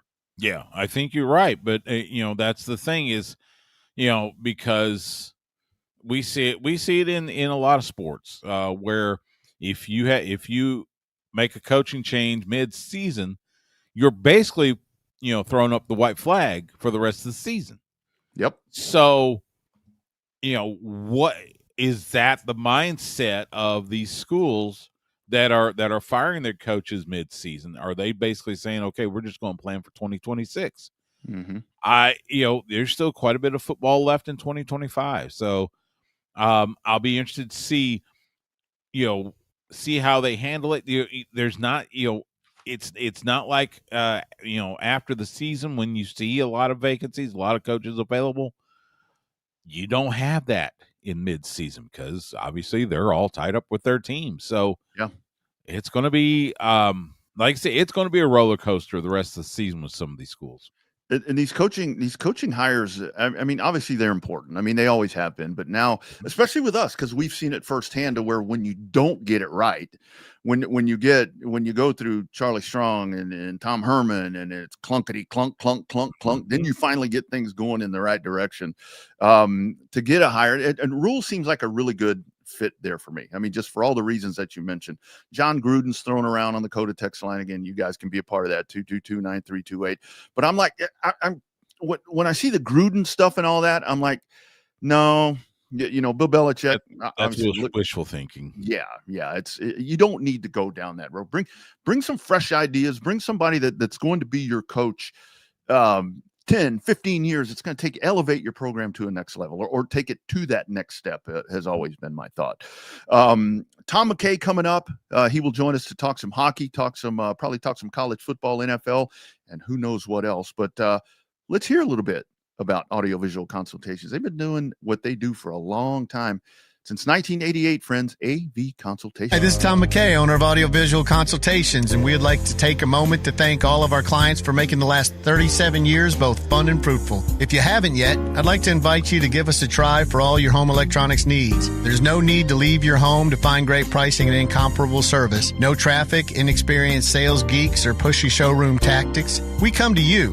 So just relax, hug your kids, and smile. We handle all the work. Just give us a call at 255-8678 or online at avconsultations.com. Yeah, I kind of agree with that whole, Gruden to the UFL, although San Antonio lost their team. Anyway, yeah, that's just random. That was kind of interesting because I don't know, maybe I'm naive. I thought they were probably one of the better drawing teams in the UFL. Yeah. I know I've got a lot of friends in San Antonio, through wrestling and such, that were big time, San Antonio fans. So now it's and the Arlington team is now is Dallas. Yeah. Although they still play in Arlington at Choctaw Stadium. So yeah, I'll be interested to see if the I want to see if the UFL will last past 2026, because these spring leagues, whatever, they have not had the best histories as far as longevity. I gotta say, and this is actually an intriguing discussion to me, because I always enjoyed the Arena League, to be honest with you, because it wasn't anything. I mean, other than the fact that it's football, it's very different from the NFL, from college football. So I'm totally an arena fan. So it's like, man, let's make the Arena League thrive. Yeah, quit trying to have the spring leagues, because it just doesn't work. It just doesn't work. But I think a lot of the citing for San Antonio losing their team was the venue too big. I've always thought the Rock Pile, Alamo Stadium, I've called so many games there, be ideal place to play those games, but you can't sell the booze. So right, right, because it's no booze, a high school stadium. You're right. Yeah, no booze, no football. Covert Bee Cave, New York pre-owned cars, trucks, or SUVs, covertbeecave.com. You see Covert everywhere. It's that personal level of just feeling like it's a personal family interaction. The customer service, it's impeccable. It's unlike anything I've ever experienced buying a car. Over the 30 years that I've been buying cars from them, I feel like I know them and they know me. Covert's done an amazing job of making me feel valued. If you purchase a vehicle and you want to feel like you're part of a family, join the Covert family. Come and experience it for yourself. Covert, born and raised in Austin. If it's a Covert deal, not now, not ever. Thank you, Hayden. Thank you, Dan. Appreciate you guys. We also appreciate the great Tom McKay, Audiovisual Consultations, avconsultations.com. You just heard him. He did that spot live from the back studio right there. Tom, how do you do that, man? You ventriloquist? Yeah, I did something live, sure. Like I wrote that, sure. No, you know the kid writes all our spots. I have nothing to do with that. Yeah, absolutely. No doubt about that. Great to have you aboard, Tom. Talk some I got to get some Dallas Stars thoughts from you. Obviously, talk about that. But Rob wants to talk about Bruins. Obviously, I'm looking at. Yeah. That's what I hear there. But I want to ask you both because this kind of ties in. It's stupid. It's the world we live in today. Stu, it kind of ties in sort of with one of the phrases that I'm going to use for an object. So we like to pile on Texas Tech, for a lot of reasons, but Texas Tech fined $25,000 for throwing objects on the field continuously. And what do they throw over there? Tortillas, boys. Tortillas. $25,000. Come on, man. Repeatedly. Thoughts on that, gentlemen? Tech. Tortillas. Tom, I'll send it to you first. I can't imagine why they're getting fined for it. And I mean, just pick them up, rub some butter on it, and have some food. Who cares? It's kind of what I'm thinking about. It's tortillas. It's not like they're throwing the dildos. Who cares? I mean, that's what they should. Quite frankly, I didn't care when they threw the dildos either. Yeah, I totally have no problem with that. I thought that was hilarious. And then kind of the other part of the story there, the coach from Kansas, Kansas was also fined because that Lance Leipold said that apparently somebody threw a pocket knife onto the field and also hit one of his almost hit one of his assistants, but no pocket knife was found. No pocket knife was thrown. What are we doing here? A pocket knife was thrown? A pocket knife was thrown. Open or closed? I'm assuming closed, I guess. I don't know. I didn't hear of any mortal wounds or anything that happened there with all the tortillas. So there you go.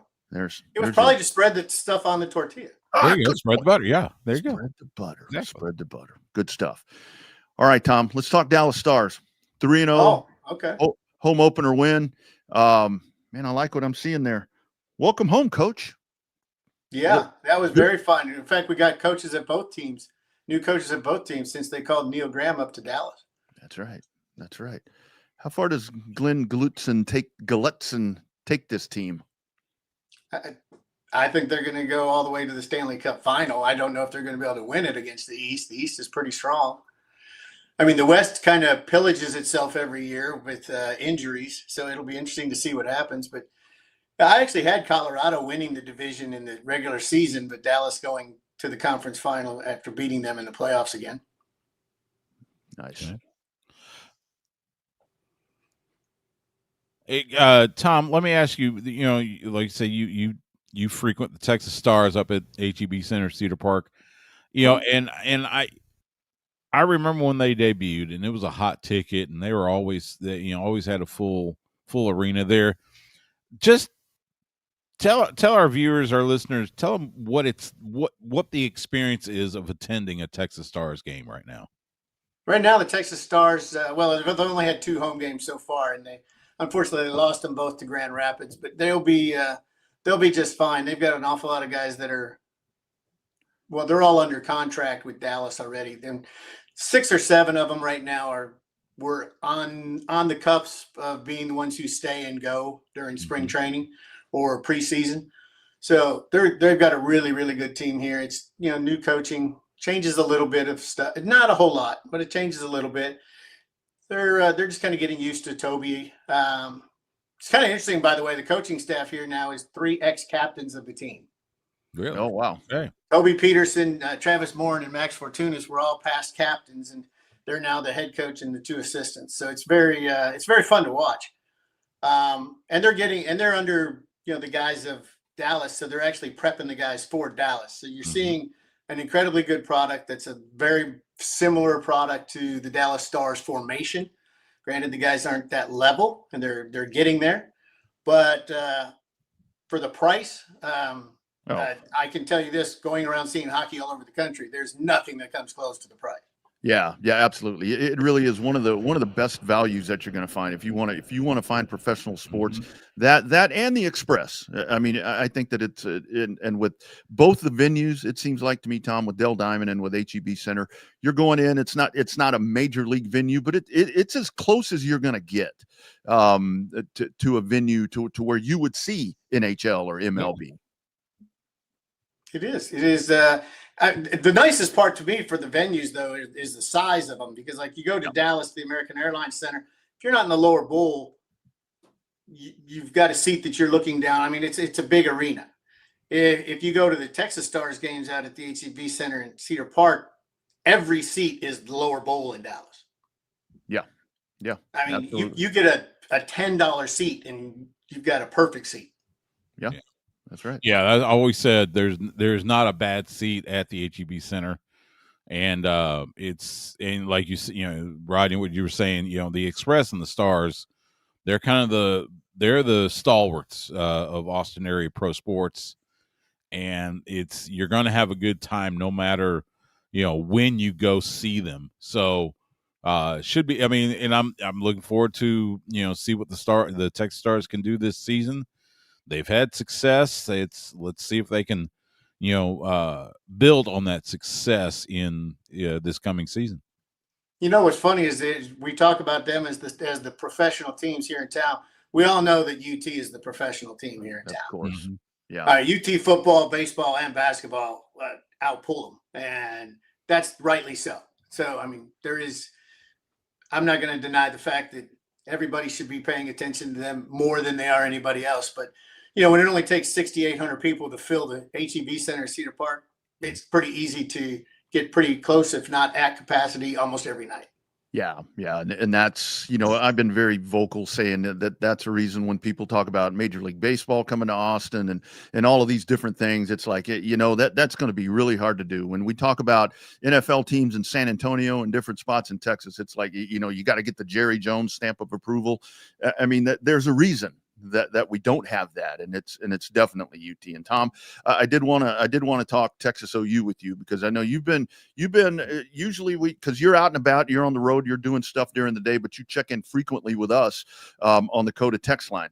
And one of the things where we've talked about this Texas football team finding their identity and all these different things, your comments there, and I don't get to read them all the time, but you've been very to the point about your whole thought with that. After what we saw on Saturday at the Cotton Bowl with the 24-6 win, is the identity found? Was that just a bunch of bullshit? I think the identity has been found the entire year. I just don't think they were able to accomplish it. Right.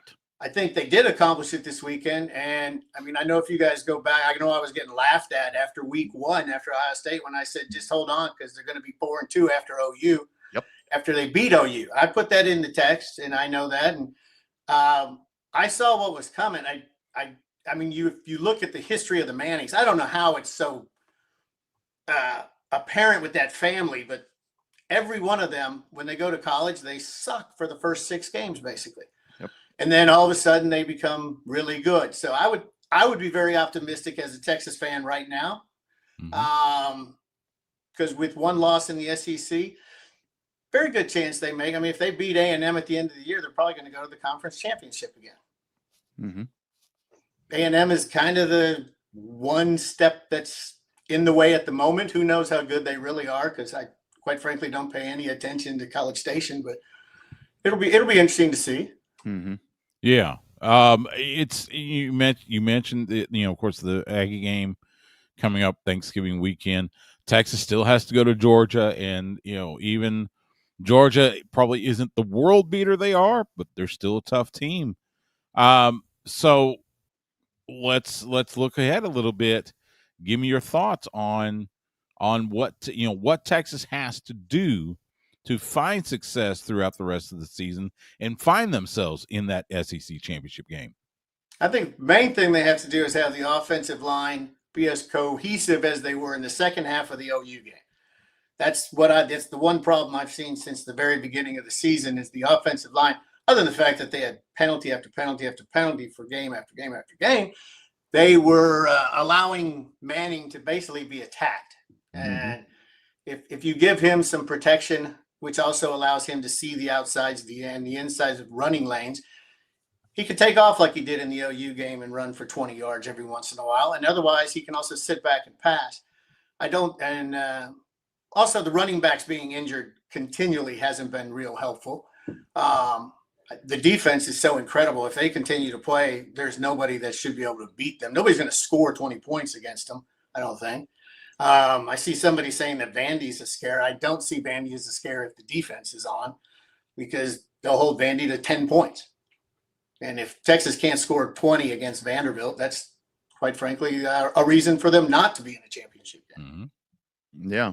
I think with Vandy, it's gonna, Diego Pavia, everything's gonna run through that dude. And if Texas is able to get after that guy, I think the Florida. And it was because we all overreact so bad. You don't, Tom. You don't overreact as bad as we do, but I think it's just a part of what we do right here, to where when we see what the defense does against Florida, and it's like, oh man, this defense wasn't as good as we thought it was. We came out of Ohio State. Oh my God, Arch Manning is not as good as we thought he was. So the defense had a bad day, but that bounce back, that was just that second half. There's no way to describe that other than just tremendous. Just shut everything down on the Oklahoma side of the football, on the offensive side. Yeah. The defense is, if I guess the Florida game probably ruined their stat line quite a bit nationally, but if it wasn't for the Florida game, I think they'd probably be the number one defense in the league. I don't know if they are still. They should be. They're unbelievable as far as stopping the run and the pass. They don't have a weakness on defense whatsoever. It's fun to watch a battle like that. I'll tell you what amazes me. You were talking about emotion, and I am overly non-emotional when it comes to sports. I watch them all. Like I've said, I watch every game live or on TV. It's just a movie, and when it's done, it's done. I like to try to decide who's going to win and who's going to lose. There is a winner and loser. I do like that part of sport, and it's always fun to, pick the winner, and it's fun to root for a winner. I know that, but it was amazing. I was at ACL Fest this last weekend, both Saturdays, Florida, and then the OU game, and you didn't have to. Even though there's screens around and we could watch the games, it was astounding, because you would not have had to watch 1 second of the Florida game to know what was going on. That was the most depressed crowd I've ever seen in my life at ACL Fest, and I've been going for many years. And then the OU game the next weekend, I thought the whole city was going to erupt. It was so funny because everybody is so emotional about a school that they've never gone. Most of them never went to UT. Yeah.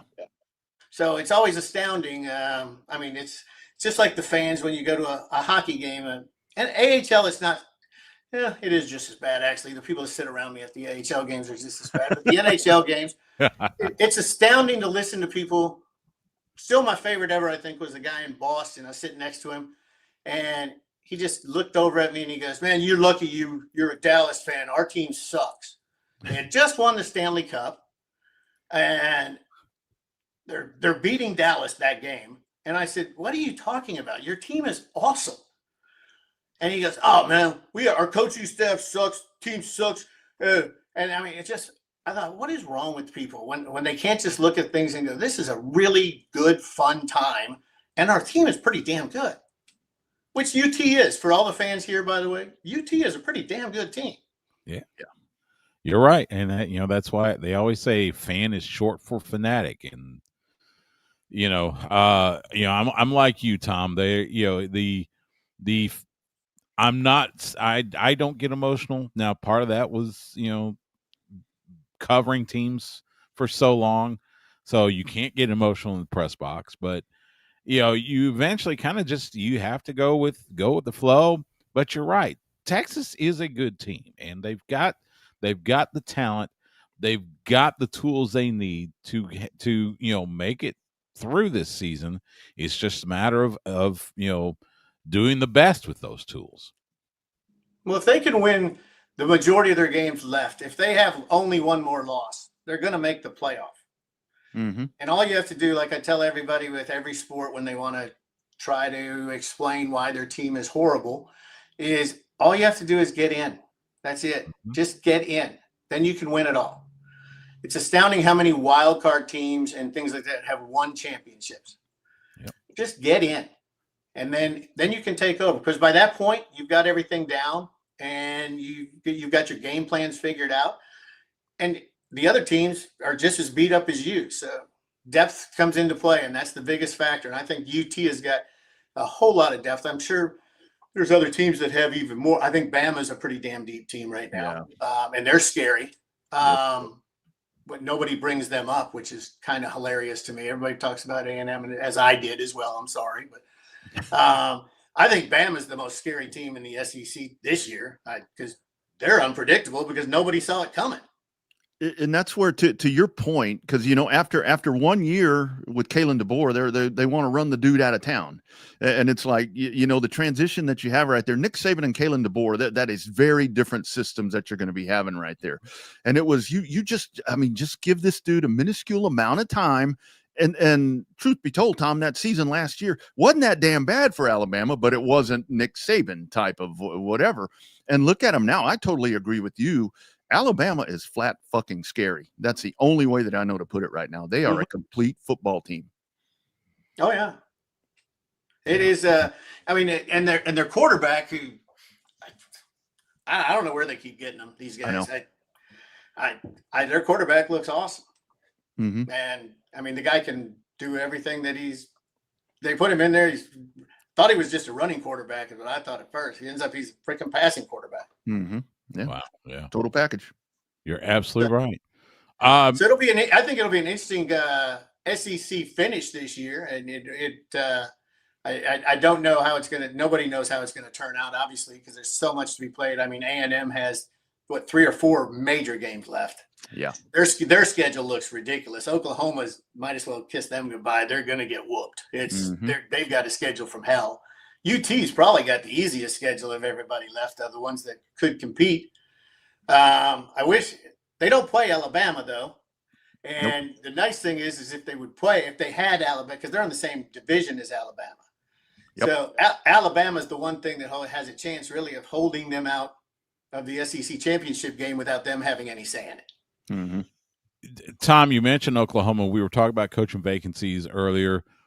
Does Brett Venables survive this season at OU? Because, you know, you've heard the rumbling, especially losing. Let's hope so. If you're a Texas fan, which I didn't go to UT, I'm not gonna admit it. I mean, I'll admit I did because no school wanted to keep me more than 3 months. But but I managed to go through 3 of them for less than 3 months. Yeah. But it's funny, if I'm a UT fan, which I am since I live here, and it's a good team. It's easy to root for. Yeah. I want him to be there because he sucks. Me too. I hope he stays for 10 more years. He's terrible. Yeah, he is. But, you know, let's look at the. I think he's worse than Tom Herman was here. Mm-hmm. Yes. Yeah, I think you're right. It's, you know, we've heard the rumblings, and especially after the loss to Texas, you know, the folks in Oklahoma, easy for me to say, you know, rumbling because, you know, Brett Venables can't beat Texas. And we all know when it comes to those rivalry games, coaches' careers sometimes hinge on those. And, you know, so I do wonder what happens at the end of the season, especially if OU struggles. And they've got, who are they playing this week? They Rodney? play everybody coming up. Yeah. Yeah. They've got, who is it there? Oh, not Mississippi State. Was just looking at that. Oh, shit. They've got Ole Miss. They've got Alabama. They've got everybody on their schedule. Yeah. I mean, it's going to be, you know, it's not the easiest schedule to go through the rest of the season. South Carolina, the Cox. South Carolina. That's right. Yeah. So, I mean, that could be another vacancy we see pop up if certain people in OU Oklahoma have their way. Doesn't Bob still determine that? I think he does. And he's still coaching. I'm being serious. I mean, he pretty much pulls the strings still, I think. Yeah, you may be right. I mean, he's kind of like the kind of the overseer there. Even though he's I think isn't he still coaching the Dallas UFL? UFL. Yeah, we were just talking about teams falling out of that league. Yeah, that doesn't take any time to do that. Yeah. You just show up for that short season. Yeah, 3:00 game. I'll be there at 2. That's kind of the way that works for that. Tom, wild card was thrown around a while ago, and we've got 2 Major League Baseball games today. We're in the conference. Conference series here. You got some wild cards floating around right there. It's really hard to call the Dodgers a wild card because it seems like the Dodgers just kind of toying with people here for a little bit. But the Dodgers were the wild card. I really didn't know that. Yeah, they were in as a wild card. San Diego won that division. Mm-hmm. Oh, yeah. I really didn't know that. That's sad. Yeah. That I didn't know it. Your thoughts on what the Mariners look damn near unbeatable the first 2 games. They go and they win those on the road. They come home last night, not a peep in that arena last night because Mariners got absolutely handled. Seems like it's going to be the Dodgers on the other side. Do you have a World Series prediction that we can go call our cousins about? Well, I wish I were right preseason because my preseason pick was Toronto. And I don't know if that's going to make it. And Toronto's lineup is stacked. I mean, they're stacked just from 1 to 9. They have everything they could possibly want. It'll be determined, I think, on if the Seattle pitching crumbles like it did 6 weeks before the end of the season, before they started their little stretch. Yep. Because they fall apart in groups every time that they have this year. And if that happens, Toronto will beat them. And I think Toronto can beat the Dodgers or Milwaukee. It doesn't really matter which one. Yeah. All right. Well, we'll see if that happens. I think the Dodgers are relying too much on one player. Yep. And I don't think any team in baseball, you can't do that, period. Yeah.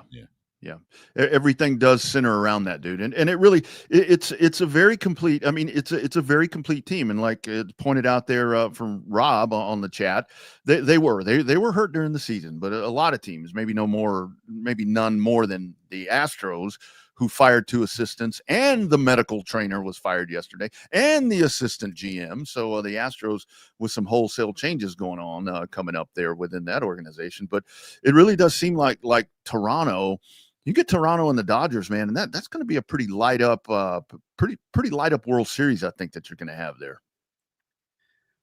Yeah, it's good. I'll be interested to see now. I see the line, Rob, they're talking about the Dodgers starting line. It'd be interesting if they have Kershaw pitch as a starter in the World Series, because I can tell you this: I loved him for almost his entire career. I mean, the guy is money. Just a good dude. Was money. I went around this year a couple times, got to watch him pitch 3 times, even went all the way to Boston over the summer to watch him pitch against the Red Sox, and primarily rooted for the Red Sox in that series, which I got lucky that Red Sox won it. But it was he gets pummeled pretty hard after the second inning usually. He doesn't have any speed left at all. I mean, his fastball is throwing like 91. Yeah. And I mean, if they throw him, that's a game lost, in my opinion, especially against Toronto. If Toronto gets there, against Seattle, possibly. I don't think it'll work there either. I mean, both those teams are home run teams, and they'll just knock him out of the park right and left, I think. So I think they'd have to pitch somebody they're not planning on pitching, which that's a big threat to a World Series. I mean, it's 7 games. You got to win 4. You better have your starting 4 lined up. Mm-hmm. Absolutely. Ohtani. Yeah, they're going to have to throw Ohtani 3 times, though, if they want to win. There you go. Let me switch gears. NFL, you got Steelers and Bengals tonight.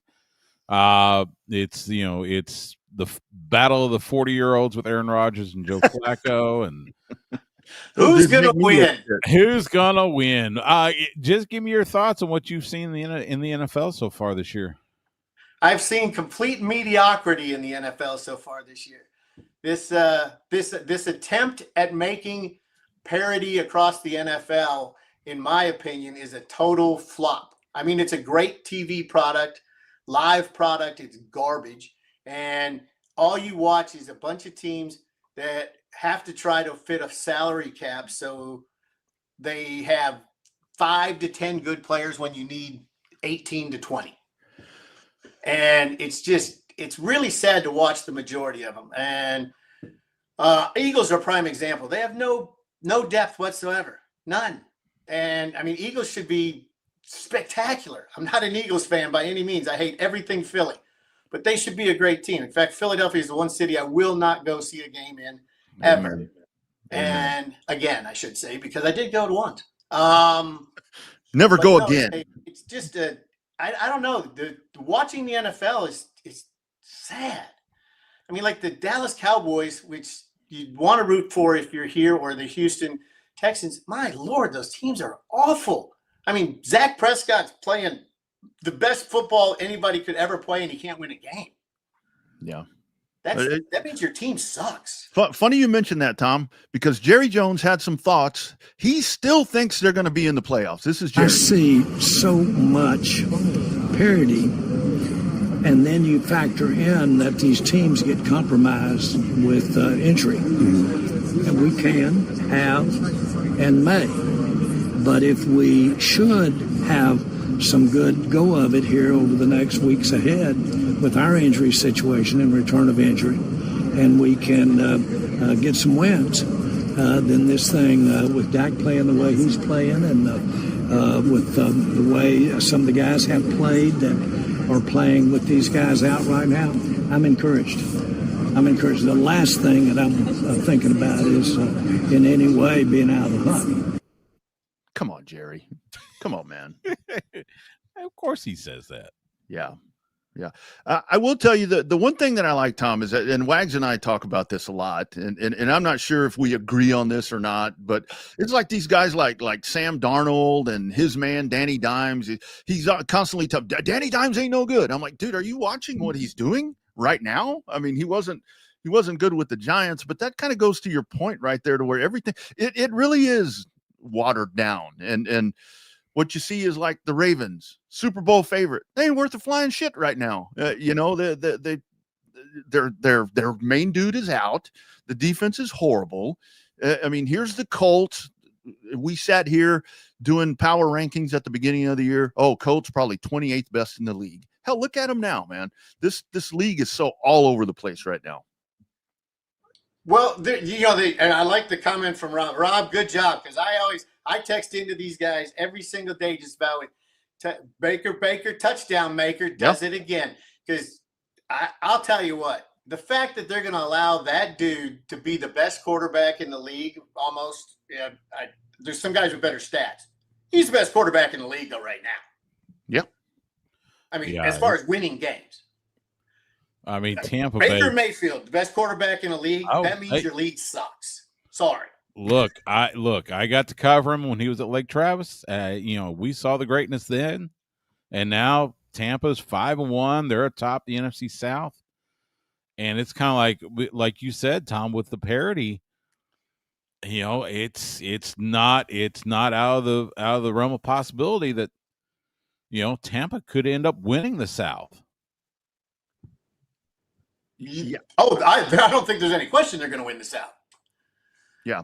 And it's like nobody, and that's where nobody is as good as anybody thought they were going to be. I mean, because like Philadelphia, you know, whatever, I mentioned Baltimore, look what's happened to them. Although Philadelphia is not quite at that point, but other than, I guess I would still say maybe New Orleans, you know, the teams that you think are really, really bad will come and smack somebody right in the face. You got Cleveland beating Green Bay, you know, this year. So it's like where you, any team can beat any other team on any given Sunday, and they've made sure of that by the way that they've staggered. That they've developed the salary cap with the number of players, so that if you decide you're going to pay 3 people or more, your team is mediocre everywhere else. Yeah, and that's, you can look, if you've got 3 high-paid players, 3 of the higher-paid players in the league, the rest of your team isn't that good. That's pretty much the way it looks on every single one of those teams. Mm-hmm. And you look at Tampa Bay, how many of the highest paid players do they have? None. So they've got a team. Yeah, they do. And see, I mean, look what Rob says. I mean, the Panthers are sneaky good. I mean, that's one of those teams that's like, it's been a long time since the Panthers were, that's another team. They want to run the quarterback out of town. And now he's found himself, Tom. He's found himself. They found a way to give him an offense just like Daniel Jones. If you give a guy an offense that he can actually perform in, it's going to be a good show. Yeah, absolutely. It's that simple. Yeah. Well, and beating Dallas always seems to be kind of a cure. I've seen it, when I was covering the Cowboys, it seemed like whenever a team would be like on the brink, but then they show up against Dallas, they beat Dallas, and all of a sudden, okay, there's new hope. There's new hope. That's the way I feel about the Dallas Stars. Is teams come in and you watch these goalies, they'll come into a Dallas Stars game with the worst goalie record in the league, and they play Dallas, and they have, they'll stop 37 of 38 shots, and you're going, what the hell is that? That goalie sucks. It's just something with the city, man. It's like the Mavericks. Well, I guess the Mavericks maybe. Yeah, look at that GM. Talk about a saving grace right there to get that turned around. But Dallas but Dallas with Jake Ottinger, I mean that's pretty damn good goal stopper right there, man. That dude's probably my favorite player in the league. And I'm newer to hockey, mostly because of you and Wagon. Oh, he's money. There's no question. He's awesome. And he's a good dude. I mean, and that's the one thing I will say. At least these hockey players, they're all pretty much good dudes. Very few of them have scandals. Yeah, and Wyatt Johnston, man. Wyatt Johnston out of the box, man. He's netting. He's netting at the moment. Dallas is deep. They're good. Yeah. It'll be a fun year. We're going to talk about that sometime next week, apparently, because I'm supposed to give everybody my betting predictions for the season next week with Wags. Oh, nice. Absolutely. Yeah. That'll be. We're staying away from it right now, so you didn't get your preseason picks in, unfortunately, but we'll see how it all turns out. Yeah, I was wondering if you were going to drop that today or not. I was kind of let you direct direct the season that. Started, so you didn't get the preseason one in Vegas. You could still get good odds in Vegas on them.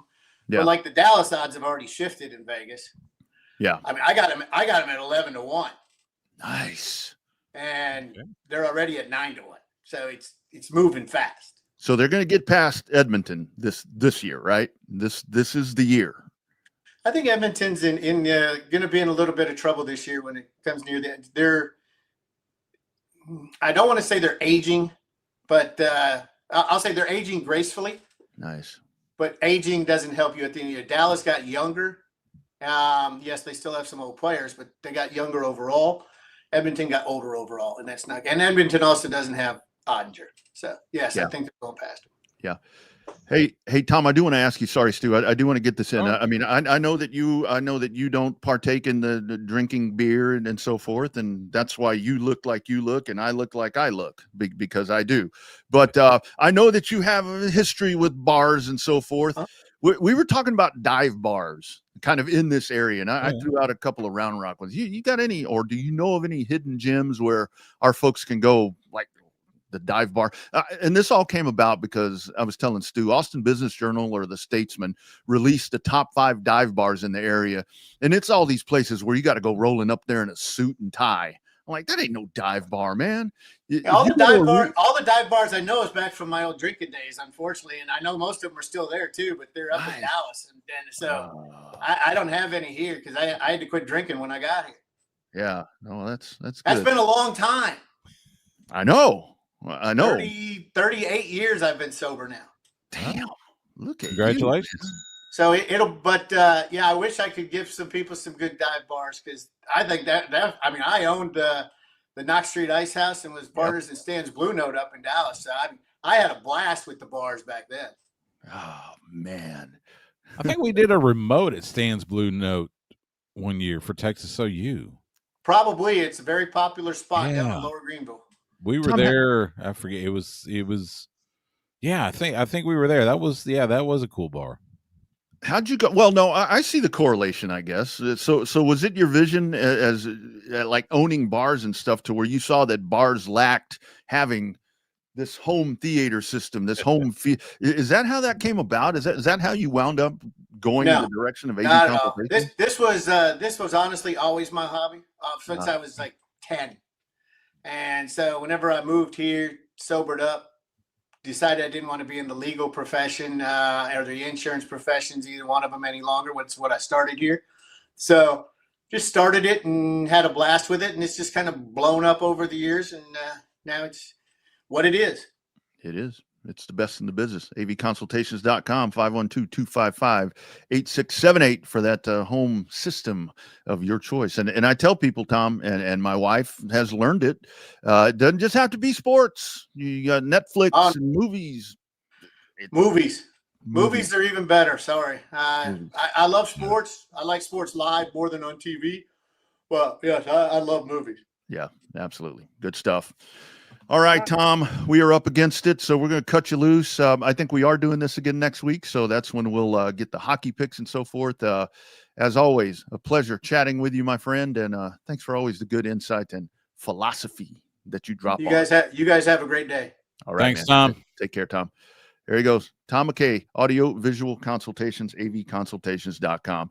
Got to tell you about our man, new lawyer in town, friends. It is when that storm hits, you call Hurricane Hecht. That's Ryan Hurricane Hecht, your go-to personal injury attorney right here in Austin. A proud Texas Longhorn fighting for fellow Texans. He's not just a lawyer. He's a Longhorn through and through. I saw I think it was on Instagram story or a Facebook story of our man, Ryan Hurricane Hecht. I believe it was, what's over there in New York where it has the big scrolling sign behind you, I think is at Times Square. Hurricane Hecht on Times Square, I think it was, with a picture of himself back there. Nice. Now that's pretty big time right there. You don't pay unless you win. That's right. No fees unless Hurricane Hecht gets money in your pocket. Aggressive in court, compassionate with clients. Friend of the show, fighter for the people. We talk about him all the time here on Chaos Theory, and he's not going to let them big insurance companies bully you around. If you get that phone call, you tell them, let me give you this number, 512-938-8929. That's who you need to talk to. That's my lawyer. It's Ryan Hurricane Hecht. You can email him at ryan@hechtlawfirm.com. That's Ryan at HECHT lawfirm.com. Tell him Texas Sports Unfiltered sent you. Also, speaking of good dudes, father-son team for over 4 decades, taking care of making your palace, making your home upgrades and so forth. Don't sell your property right now if you're sitting on that. You're sitting on equity. Invest in the equity that you already have. One phone call to make, 512-633-9580. That is our man, Mike McCall, McCall Custom Homes, ATX.com. If it's a remodel project, you're looking to remodel a living space, I'll tell you again, living space, kitchen, master bedroom, master bath. Those are the big 4. Get those redone. Update those. My house was built in 1988. You roll up in here and it looks modern. It looks modern because of work that's been done. And that master bathroom was because of McCall Custom Homes. Check them out today. Free estimates for TSU listeners, 512-633-9580. McCall Custom Homes, ATX.com. We build value into your home. So, Stu, lastly, we kind of mentioned there with Tom, old man bowl tonight. What you feeling? I say old man. Hell, they're 15 years younger than I am, I guess. But you going with Aaron or are you going with Joe Skinny? I think you got to go Steelers. They seem to have found some, they've found a groove there. And Joe Flacco is so up and down. I think you got to go Rodgers. Yeah. It's like Joe Flacco. I mean, that dude, it's like Joe Flacco's like the doctor. All these, I got to go to the doctor here in a little bit. You walk in, you're waiting 10, 15 minutes for the doctor to come in. He comes in. That's Joe Flacco. He just goes from town to town. He's like a gypsy these days, man. It's just like bouncing around, going to different places. And here comes old man Joe in there to save the Bungles. I don't think he's got quite enough right there. No. Not quite an old man. Joe Flacco went in the first round out of Delaware. It's crazy, right? That's crazy, isn't it? I had no idea. He's played a lot longer than I think anyone thought. Like, I remember the Ravens 49ers Super Bowl. The entire lead up was like, yeah, this dude kind of stinks. He's held up by his defense. Yeah. Yeah. He's that was my very first Super Bowl. Yeah. Very first one I went to. 47 in New Orleans. You a Ravens fan or were you covering it? We were just covering it. So the lights went out in half of the stadium, but I remember that one. Yeah. That was New Orleans, right? Yeah. New Orleans, yes. Harbaugh Loved it. Bowl. Had a blast. My very first one-on-one interview, and it was Emmitt Smith. Oh, on man. Radio Row there in the convention center. Did you have to pay? I know he doesn't sign autographs unless he's paid. No, it was offered. It was offered, and I was the only one from the station there on that day. In fact, so we'll real quick story. The rest of the crew was coming in that day, and here comes Emmitt. So I start the interview, and then as soon as the interview's over, and it was a huge thing for me, of course, lifelong Cowboys fan. So that was huge, and then of course had the crew come in, but. Yeah, that was a lot of fun and nice chat. And of course, I've seen him a few times since then. So, but that Ravens victory there, that was all defense. Yeah. I've told this story on here before, but Lake Travis, for whatever reason, used to play Dallas Jesuit a lot in non-district, and EJ Smith, Emmitt's son, who's now an Aggie. We're on those teams. Lake Travis would beat them pretty handily, gotta say.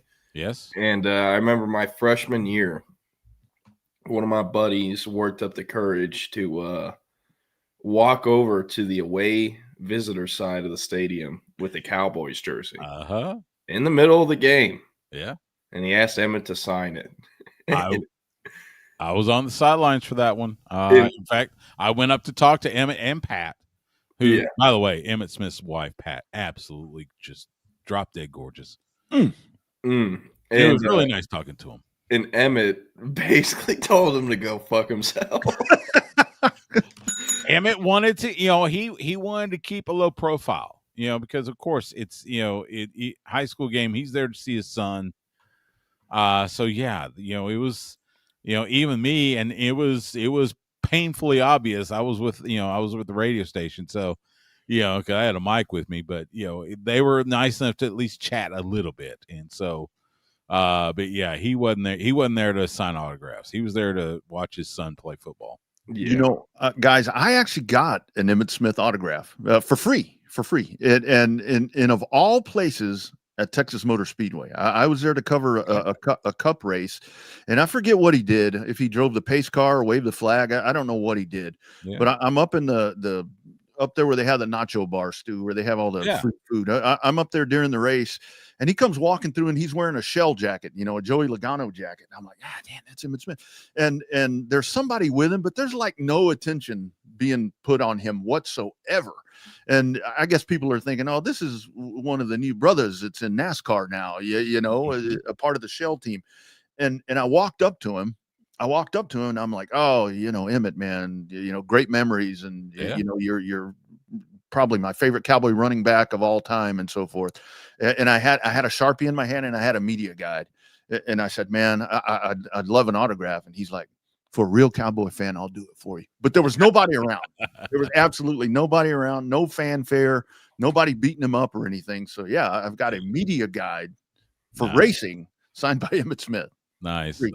I've been lucky enough to meet both Emmitt Smith and Tony Dorsett, and man, and then of course we had Super Bowl, what was it, 57 in Phoenix. I had Tony Dorsett and Earl Campbell. Nice. On Radio Row. They were doing Fox did the documentary, the 10 men that are Heisman Trophy winners and in the Pro Football Hall of Fame, and those are two of them. So needless to say, football royalty from the state of Texas, and I had them both at my table. That was a moment. That's pretty cool.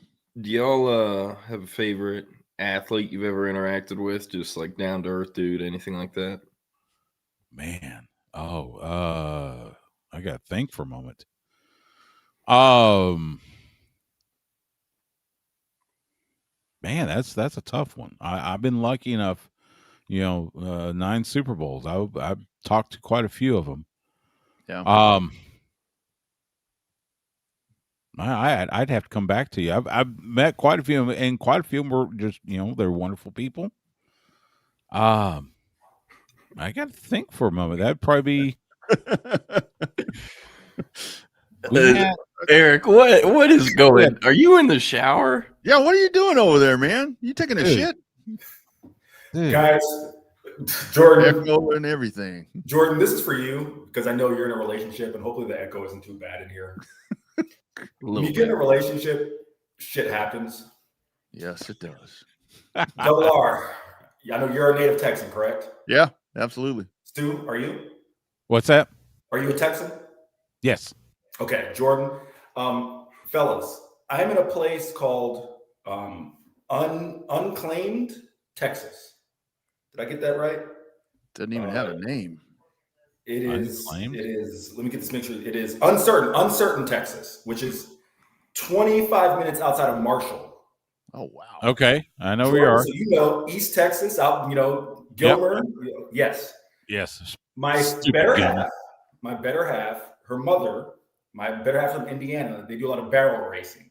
There's a barrel racing competition, East Texas, by the Texas-Louisiana border. Okay. We went to go on an Airbnb. The Airbnb did not exist last night. Uh-oh. She booked the Airbnb, so she's That's $700. God. But I had to save the day. You guys know I do a ton of travel covering Texas. I got 8 billion points. I found a Marriott in Marshall, Texas. Well done. So my better half is on her work call, and in trying to get this entire morning squared away, Jordan had to give me a call and remind me I've got a show to do. I can't interrupt her because she's taking the room part of the situation. So yes, I'm doing this from the bathroom. All right. So Okay. the Lone Star Playbook has literally gone in the shitter as Correct. of today. And I'm Marshall, sure, Texas. And I'm sure BK will have a fun time clipping this and putting this on the interwebs. Have at it, BK. So Absolutely. Eric, I'm from Gladewater, which is not too far from where you are right now. Gotcha. So I know Marshall pretty well. Yeah. Been there quite a few times. That was it was East Texas Baptist, I think, was in Marshall or something like that. But yeah, that's crazy. Walden, yeah. Utah. Yep, you nailed it. Yep. So Crazy stuff. All right, guys. Stu, thank you, man. I'll keep you posted. So the thing with Wags has no voice. I'm like, that's when I want him on the show. Oh man, thought he's gonna take a leak or something. This will be an interesting show. Stu, I heard Gladewater. Who's the name? Is it Dalen Mack, the A&M player? Dalen Mack was he was a Gladewater Bear. I think he ended up. Where did he end up? A&M, and then didn't he decommit from them at one time? I don't know, but he played there. I know because I remember I took a trip. So my brother, my younger brother, still lives in Gladewater, and I went up to see him one time. This was right when Dalen Mack was being recruited, and the news came out he had decommitted, and so but I think it lasted maybe a day or two, and then he said, "All right, I'll go be an Aggie." But yeah, Dalen Mack. Now I was there a long time before Dalen Mack. So I was there in the mid '80s, when Gladewater was actually a pretty good team, but under Jack Murphy. So they had DJ Allen a few years ago. He went to TCU. He's now at UTSA. I think he's the leading receiver. So there was a guy, he was 2 years ahead of me, and I'm trying to remember his name. He ended up at TCU, and I think he even saw a cup of coffee in the NFL. And I'm trying to remember, it was a running back. I have to think about it. I don't know. I've slept since then. Jim Brown. No, it wasn't Jim Brown. Jim Brown is not from Gladewater, Texas. Double R, before you jump, here's the funniest part about this. Yeah. As Jordan knows, I have to leave here at about 10:50, 10:55 to hop on the Steve Sarkisian presser. Mm-hmm. I hope like hell this chick is done using the room, because if I have to hop on Steve's presser from the bathroom, and especially considering, guys, Steve's comment to the media about not watching the faces we make when we're in the bathroom. Okay. Eric, just have your camera off. I gotta have the camera will be off if I'm still in here at 11 a.m. Yeah. I was gonna say you could go viral in there, dude. Maybe go do it in your car. Do you have good service out there? Oh, there you go. Correct. That might be a choice there, Eric. Do it in your vehicle. Just stand outside. Yep. Yeah. All right, gentlemen, we've taken up enough of your time, so we're out of here, guys. Appreciate y'all. Chaos Theory back tomorrow, 9:00, Football Friday. We'll get you guys hooked up. Have a good show, boys. Good. See ya. Man. Oh, there we go. I got to thinking of Dalen Mack. He was a 5-star in like 2013 or 2012, huge recruit. Went to A&M and just busted. I don't think he was drafted. However, I know an agent who was like, yeah, I've lost $50K on Dalen Mack. Because you have to pay for these players to go through pre-draft workouts. You have to pay for them to do, interview training, media training, all these other things. It costs a lot. It's about 40 to 50 to 60 grand. Dalen Mack never got drafted, never really, I think, had a contract in the NFL. So that came about because I had asked him, I know it costs money to put these dudes into the draft process. Is there anyone you've lost a lot of money on? And he was like, yeah, fucking Dalen Mack. I was like, oh, well, I mean, yeah, that I guess kind of makes sense from some of the stuff I've heard. But anyways, welcome into the Lone Star Playbook. Interesting episode today, as you can tell. Eric is in the bathroom. Going to start it off like we do every Thursday morning. Some SEC availability report. 3 Longhorns listed as out. Starting center, Cole Hudson. That's the big one. He's listed as a linebacker, but has played more DB this year. Jonathan Cunningham, true freshman reserve, and then receiver Aaron Butler, redshirt freshman, who I think has only played in the Sam Houston game up to this point. CJ Baxter listed as doubtful. Not a huge surprise. He's missed every game since taking the first snap for Sam Houston, it was Sam Houston. And then in the questionable category, we got safety Xavier Filsaime, left guard Connor Stroh, defensive lineman Murad Watson. And then Kentucky, they have 7 guys out. Running back Jamarian Wilcox, linebacker Jacob Smith, defensive back Nasir Addison, linebacker Devin Smith, D lineman Nick Smith, receiver David Washington Jr., tight end Elijah Brown. They have 2 players as questionable, wide receiver Troy Stellato. I don't know how to say it. I'm pretty sure he might have been at Clemson at one point and maybe transferred in, or I'm getting him confused with someone else. And then offensive lineman Abba Selm, and then probable Jaden Smith, different from Will Smith's son, different Jaden Smith. But yeah, I don't know. Any thoughts on this? Obviously, Cole Hudson's like the big one, but any thoughts on Baxter, still being doubtful, or any of the guys in questionable? Yeah, I'm going to answer this, and then I think I've got permission to switch rooms and I'm in the bathroom here. The big one is Cole Hudson, right? The big one at center. Jordan, listen, and I just wrote this for our prediction over up on the site at horns247.com. This is not the Kentucky team from 2 years ago that won, that went back-to-back bowl games. This is not the Kentucky team from 3 years ago that won 10 games, all right? Mark Stoops, if Jimmy Sexton was not his agent, and for those who don't know, Jimmy Sexton, the power agent, right, negotiates large buyouts, he probably would be on the hot seat. However, Kentucky probably doesn't have the money. Well, they have the money, but do they want to devote it to football? That's the question, right? Because, obviously basketball is king there. I'm only saying all that is to say, with Cole Hudson being out, and then you guys look at Connor Stroh being questionable, I know Stroh is right now more or less replaced by Nick Brooks, but in the offensive line that's still growing, you don't want to have as many injuries on the offensive line. You want to try to prevent as many of those injuries as you can. Regardless, there's no Deion Walker to take advantage of this. There's no real guy on Kentucky's defense to take advantage of this. All of these injuries are things that, when I look at them, Jordan, they are more concerns for down the road than this week. We can get into a few of them. CJ Baxter, right? Seeing him again is doubtful. Man, that hamstring injury, we all know a hamstring, it can take a while to recover. But I don't think any of us thought when he left the game against Sam Houston State that he would be, now a month and change out of the lineup. I also look at Murad Watson. That's another one that, listen, especially in the interior of that defensive line, it is still a strength for Texas, but I don't think we can afford to have a ton of injuries. So I guess the short answer is nothing notable this week. Long term, you'd like to get these things cleaned up, Jordan. Yeah, I mean, if you're going to be out a starter on the O-line, just looking at the difference in talent between starter and second string unit, I mean, there isn't a closer gap than Cole Hudson and Connor Robertson at center. So, you never want to start her out, but this is the best case scenario for having an offensive line starter miss time. As far as Baxter goes, it's not great.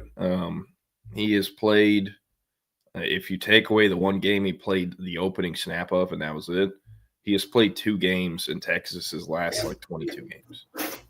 That's not good. And, obviously tore his ACL. I think it was an MCL too. And now he's dealing with another soft-ish injury with the hamstring. But, I don't know. With Texas and Baxter, they're going to return this entire room next year. I think Weiser has been phenomenal at times this year, but at the end of the day, he kind of is what he is. And not really a guy I think the NFL will have much interest in after this year. I think he can be a really good college running back that makes his way as an undrafted free agent, but he's probably back next year. Baxter can come back next year. Christian Clark, he can return for year 3. James Simon and Ricky Stewart for year 2. But, if you're Texas, you cannot do what they did this past offseason where it's, Baxter will be healthy. Him and Wisner are going to be great. They have to go in the portal because at this point, CJ Baxter, if he's going to be injured this much, you have to plan for when he is not active and playing.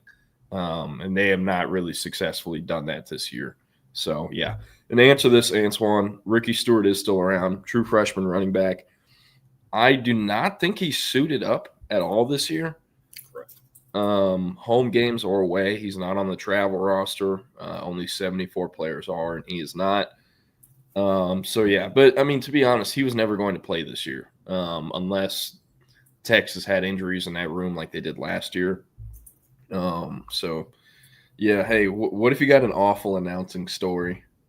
Well, here's the thing, Jordan. I've already made awful announcing once on Texas Sports Unfiltered, so why not go for twice? The Keenan thing ended up on awful announcing, right? I did not. Yeah, I'll send you the link when we finish up. Yeah, the mishap with Caroline Fenton and Michelle Montaigne made awful announcing. So I think that's where CB is going with that. Wow, I didn't know she had that big of a following. Or did awful announcing just pick up everything from SEC Media Days? Listen, I want to say this very clearly, all right? Both Caroline Fenton and Michelle Montaigne are incredibly talented people. Caroline's a fucking beast, dude. Caroline's great, right? Michelle, same thing. I think you take two somewhat high-profile people in media and 2 very attractive ones. It'll make awful announcing pretty quickly as it made the rounds because Keenan mixed up one blonde for another blonde. And again, I can't emphasize this enough. Dude walked up to Caroline Fenton and was like, "Oh, my wife's name is Caroline."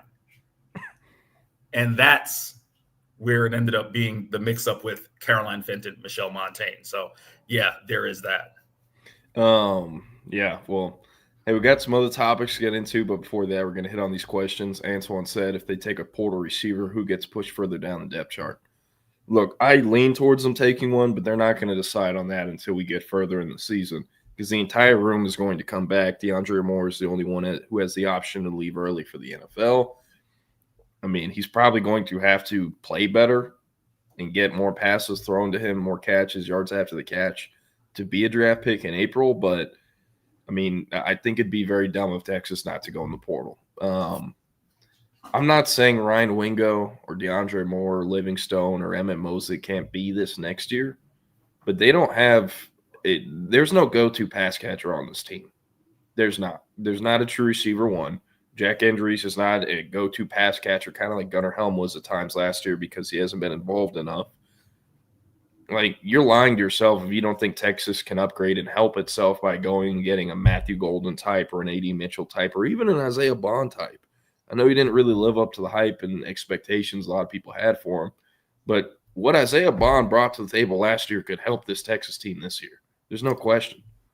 Jordan, can I ask you a quick question? I'm just laughing at the comment by Jake Bellis, his future Longhorn Dallas Wilson.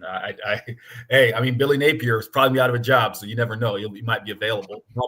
Jordan, what would you say to the people who say that, and I've gotten this comment a couple times, that Texas is missing a shifty guy amongst the receivers, right? Obviously, Parker Livingstone, a bigger guy. Ryan Wingo, obviously a sturdier guy, right? I think Demo is shifty, but Texas people have said to me, "Oh, Texas is missing a shifty guy that you just give him the ball in space and then he goes and does his thing, as opposed to a bigger body receiver." What would you say to that? Yeah, I mean, I'd agree right now. I think Aaron Butler has some of that to him, but they don't trust him enough to play him. And also, you're not taking DeAndre Moore off the field to put him on the field. I think Dalen McCutcheon has some of that, but outside of those two, I mean, it's kind of it. Like, Texas has a lot of really good athletes, guys who went sub-11, but not a ton of twitch to them. Ryan Wingo is a straight line runner. Parker Livingston is a straight line runner. DeAndre Moore, he has some of the make you miss and, twitch ability, but I've always viewed him as kind of being a jack of all trades, but master of none. He's great at or good at everything, great at everything, elite at nothing, really. But that's fine. I mean, he's been very productive in his career. He's been consistent, far and away the most consistent receiver on this team the last 2 years. And it's helped, but that is a good question because it leads me into this one. I fully expect Jermaine Bishop to play offense. It has not been figured out yet. They're still under the approach. You're going to get here. We're going to try on both sides, and you can pick or we'll pick or whatnot. He's really talented at corner. I think he's an NFL player at corner, safety, or receiver. But he brings something different to the table and raises the floor for the Texas offense. He'd have to play slot because due to his size, speed markers, measurements, he can only really operate out of the slot, I think, or only will operate out of the slot in college. But, if that's taking DeAndre Moore off the field, how is that going to work? So with Bishop, I expect him to play as a freshman. I don't know about start. I think he might start as a freshman. He'll definitely rotate in, but I like him at receiver. And as far as who would get pushed out down the depth chart, Eric, I don't know what you'll think about this, but if they go and get a difference maker like a Matt Golden or an A.D. Mitchell type, it's going to cost a lot, probably 7 figures. Eric Singleton went for, I think, 1.4 to Auburn. It's going to cost a lot, right? When you do that, you have to – if you're paying the player that much, they have to start and get a lot of balls. So who do you take off the field? And who do you piss off from taking off the field? Well, if they do go out and get a true difference maker at receiver – they might have to make some cuts for the salary cap, not to fit it in the budget, but if we're just using hypotheticals here, if they go and get Cam Coleman and he's making $1.6 million at Texas next year, and again, this is hypothetical, it probably wouldn't make a ton to, I don't know, keep paying Parker Livingstone hypothetically $900K, right? So it's either Parker, we're going to pay you $600, you're going to come in off the bench, or you can go in the portal if you don't like it. That might be what it is. Teams have to make decisions with the salary cap. You cannot have one position room go over the budget and just be cool with the other one being under the budget because the position group that's under the budget is going to get their ass kicked. You have to have it balanced. So I think there could be some cap decisions, not just at receiver, but other positions, because I do think at some spots there's some young guys getting paid way too much who cannot play till year 3. And I know you have to pay those players because you can't get them out of high school if you don't. But, there will be decisions made that are based on how much that player is making. If you don't take the pay cut, cool, get your ass in the portal. That is the way teams go about this. Jordan, super quick, I'm glad you said that because I, if you don't mind, I want to ask you, bounce this off you, because I just kind of assumed, not being in the weeds with recruiting as you are, that you have to look at high school recruiting kind of like the draft in the old era, right? Now with the draft, you have that salary cap high. So, so you can't have the Jamarcus Russell contracts where, you're automatically the 5th highest paid player in the NFL coming out of high school. But you don't have that in college, right? So what happens if you have insert 4-star or 5-star recruit, let's just say 4-star, we won't say 5-star, who maybe we really want this kid, but they're not going to be ready for a year or 2. I would assume what you just said happens, right? You got to have a discussion. It's look, we want you here. And if you want to go test the free agent market, you can. It's what you get. But otherwise, you're going to have to take a pay cut until you either are that guy or can show that you're worth it. I mean, that's essentially happening in big-time college football, no? Yeah, and I mean, man, the guys who make 7 figures, they play as freshmen. You don't pay someone $1 million to sit on the bench. It's a waste of an investment. What is the ROI? You have to play that player that's getting paid that much because they don't get better without reps. and you want the investment on the field, right? So, Michael Fasusi is a guy I think of for this hypothetical scenario. I don't know the exact number OU's paying him, but I know it's less than Texas is offering. Felix Ojo, there's a huge deal. The deal he got, it's 5.3 or 5.1 across 3, really guaranteed, 1.7 a year. Texas offered Michael Fasusi more than that on signing day, very close to $2 million a year, just under. If they got him and were paying him that number like they would have if they got him, he would have been starting, because you don't have a $2 million player on the bench. You don't, especially at offensive tackle where he can make an impact. And because of that, if they were to get him, he's probably right tackle, and Brandon Baker's probably playing guard and left guard. So the budget thing is really important.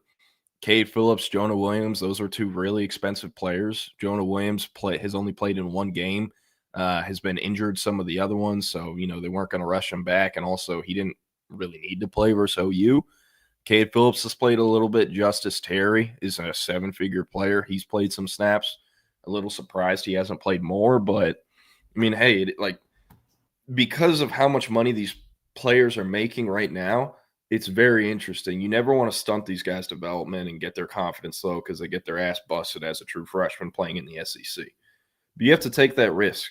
And on top of it, you have to think, the closer you are to the line of scrimmage, the longer it takes to be able to get ready to play.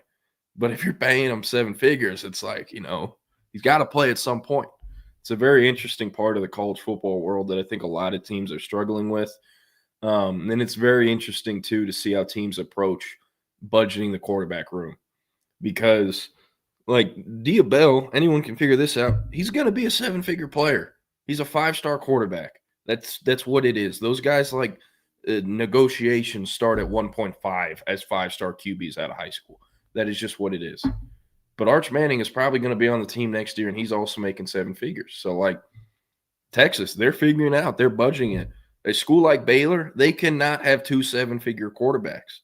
So it's very interesting, and it's even more interesting because none of this is ever public information with how much these guys are making, how much money a roster actually has. But I don't know.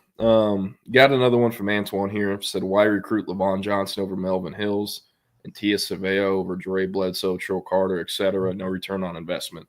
Tia Saveo was always a depth piece. Trill Carter, kind of the same thing. Dre Bledsoe, he showed flashes, but they did not ever trust him to do the right thing. And also, they had other players who they did trust to do the right thing who were also better and more ready to play. Dre Bledsoe was not a guy that they fought to try to keep from going in the portal, and he's now at Mississippi State. Levon Johnson, on the other hand, and Melvin Hills, with all due respect to Melvin Hills, if Kenny Baker got the Texas D-line job a year or 2 before he did, they might not even offer Melvin Hills. The strategy in recruiting defensive line has been night and day between Bo Davis and Kenny Baker. A lot of people shat on Bo Davis because he was not a good recruiter. 99% of interior D-line recruiting is getting these NFL bodies from the Southeast, and it purely comes down to who's going to pay them the most, and Texas wasn't paying.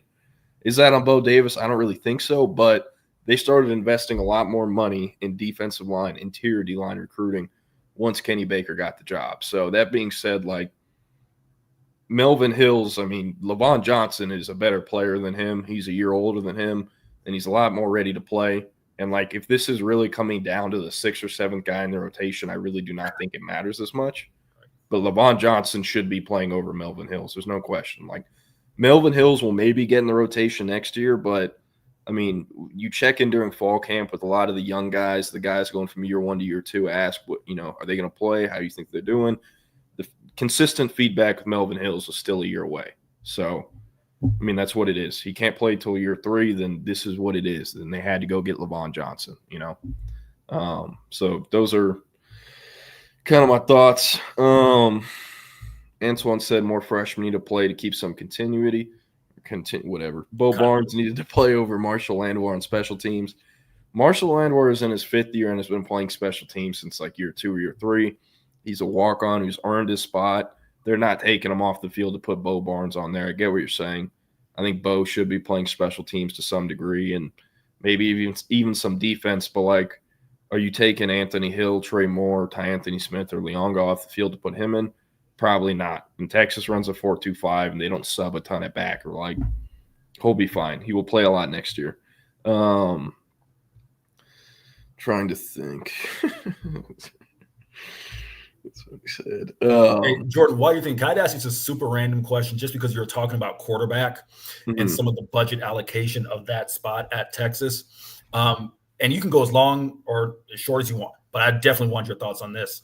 A, what the hell was Drew Messmaker as a prospect coming out of Vandergrift? B, could that be an option where it's like, hey, look, right, like, let's just call a spade a spade. You're not going to the league from North Texas and you're not an NFL quarterback, but maybe it's a Matthew Caldwell situation where it's like, we can pay you X to come home and be a veteran, right? You're not going to get paid $1 million. You're not going to get paid $500,000, but we can give you certainly a hell of a lot more than UNT can to, well, I mean, maybe UNT could pony up to keep him. You never know, but you get the point I'm making, right? Like Texas could pay a salary that's like, come home, come be a backup. Thoughts on that? No, very unrealistic with Messmaker. He is in year 2, redshirt freshman. He has 3 seasons left after this year. And I mean, he's been arguably the best G5 quarterback. Like, this is his final year at North Texas. He's going somewhere in the Power 4 and is going to make 7 figures. And by the way, Eric, talk to Tommy Yarish's girlfriend, who's now at UNT, working with the student newspaper. Haley. Yeah. Apparently, after like week 2 of being the starter earlier this year, Messmaker stopped doing media availabilities. And the media would ask, and you'd be like, no, he's only doing paid interviews now. He got an agent and everything. He's not doing any interviews. So, like, he's 1,000% out of there. Okay. As far as the recruitment, how he slipped through the cracks, he was a year behind a 3-year starter at Vanderbilt, was a year, or at Vandergrift, so a year younger. Didn't have a shot to start until his senior year. And then the offseason of his junior year going into his senior year, Vandergrift had a transfer move in, Deuce Adams, who's now at Louisville. And he used to be at New Braunfels Canyon. His dad was a coach there, but they kind of blew up that staff at that school, cleaned house. And it was basically, hey, hire the dad, you get a 3-star QB committed to Louisville. That is what Vandergrift did.